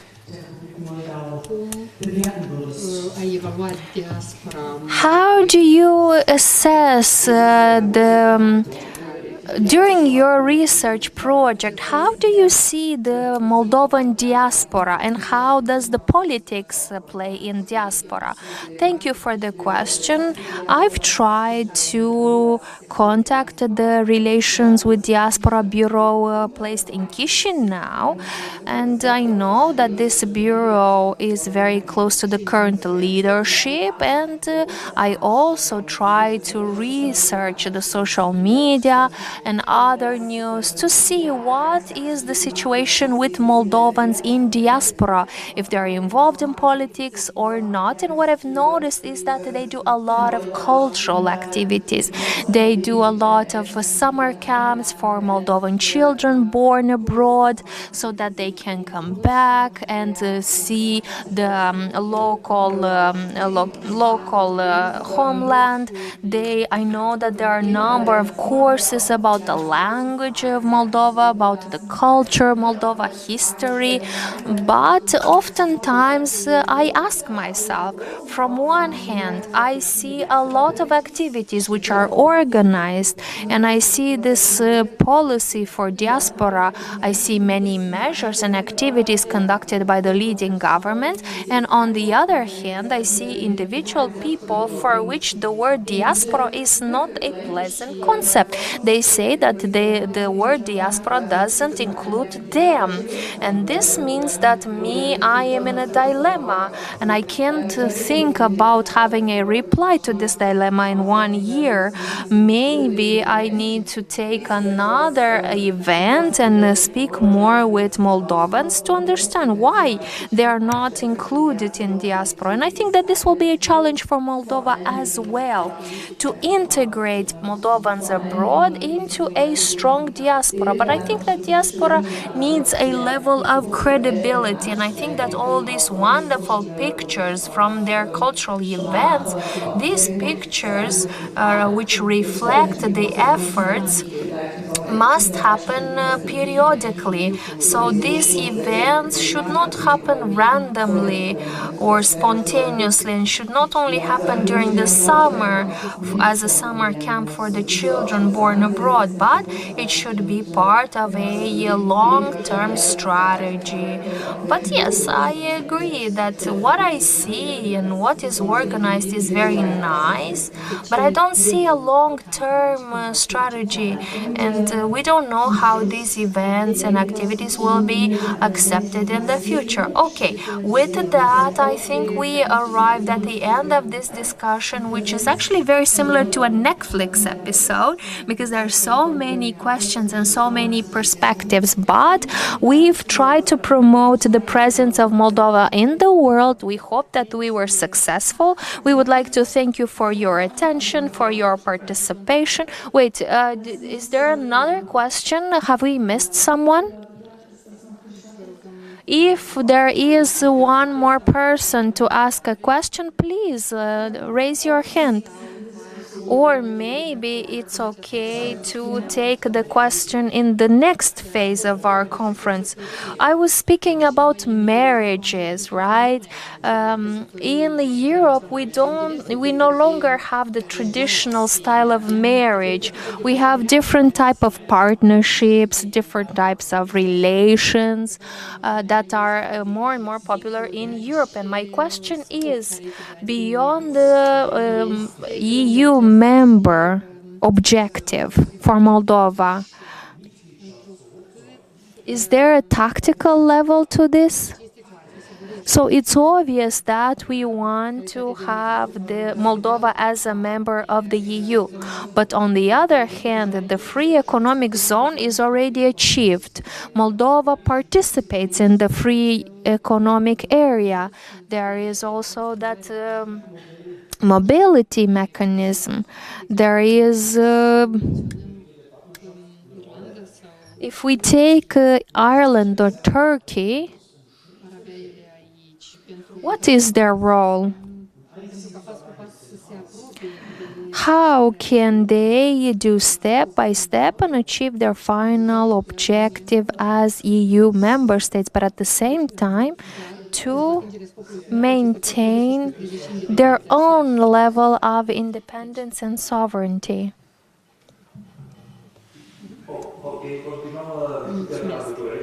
Okay, I would like to comment here, even though very briefly.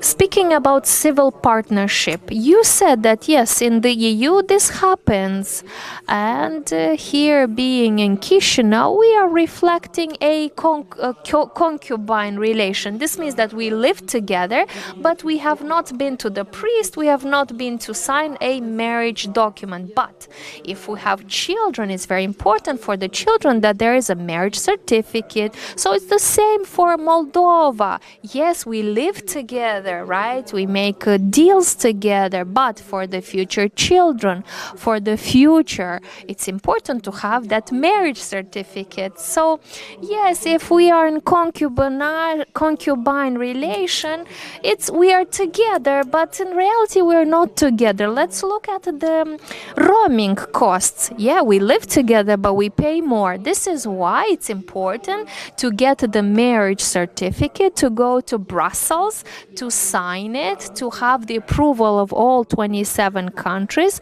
And by the way, I've never seen a country that after becoming new member to be in a worse situation than before. So I don't think that this marriage will lead to anything negative. Certainly we will have the opportunity to continue these discussions this evening. I would like to thank you, Professor Abrahan. I would like to thank you, Professor Negura, Professor Bokman, Madam Stockson. Thank you so much for all your speeches and for tackling all these wonderful topics.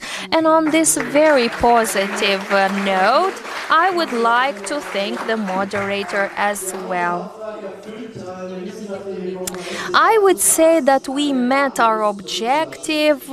This means that the scientific conference was successful. Our goal was to leave you speechless, right? And I think we made it. We are not gathered here today to propose concrete solutions. We are here to discuss. We are here to explore. I remember Mr. Marcuse who was saying, in order to continue, we need to discuss more. And we have to continue the discussions. The future will show itself. And as it was mentioned, tomorrow we have the workshops for you, and we will meet tomorrow at 2:30 for a get-together. And we will have a get-together with coffee and tea, and we will listen to the conclusions of the workshops. And then I also would like to invite you for the closing plenary session. We will have a public panel with Mikhail Martins, Frigmund Mureșan, Ana Radu, Ana Revenko, and today at 7:30 we will speak more about politics, concrete analysis, publishing, and maybe during that evening discussion we will gather more solutions. And this discussion will take place in Mediacore. It is here on the territory of the State University. We encourage you to explore, and we encourage you to join us to the session at Mediacore. And of course, we will invite you to join us for the buffet organized after the public panel discussion. Thank you so much.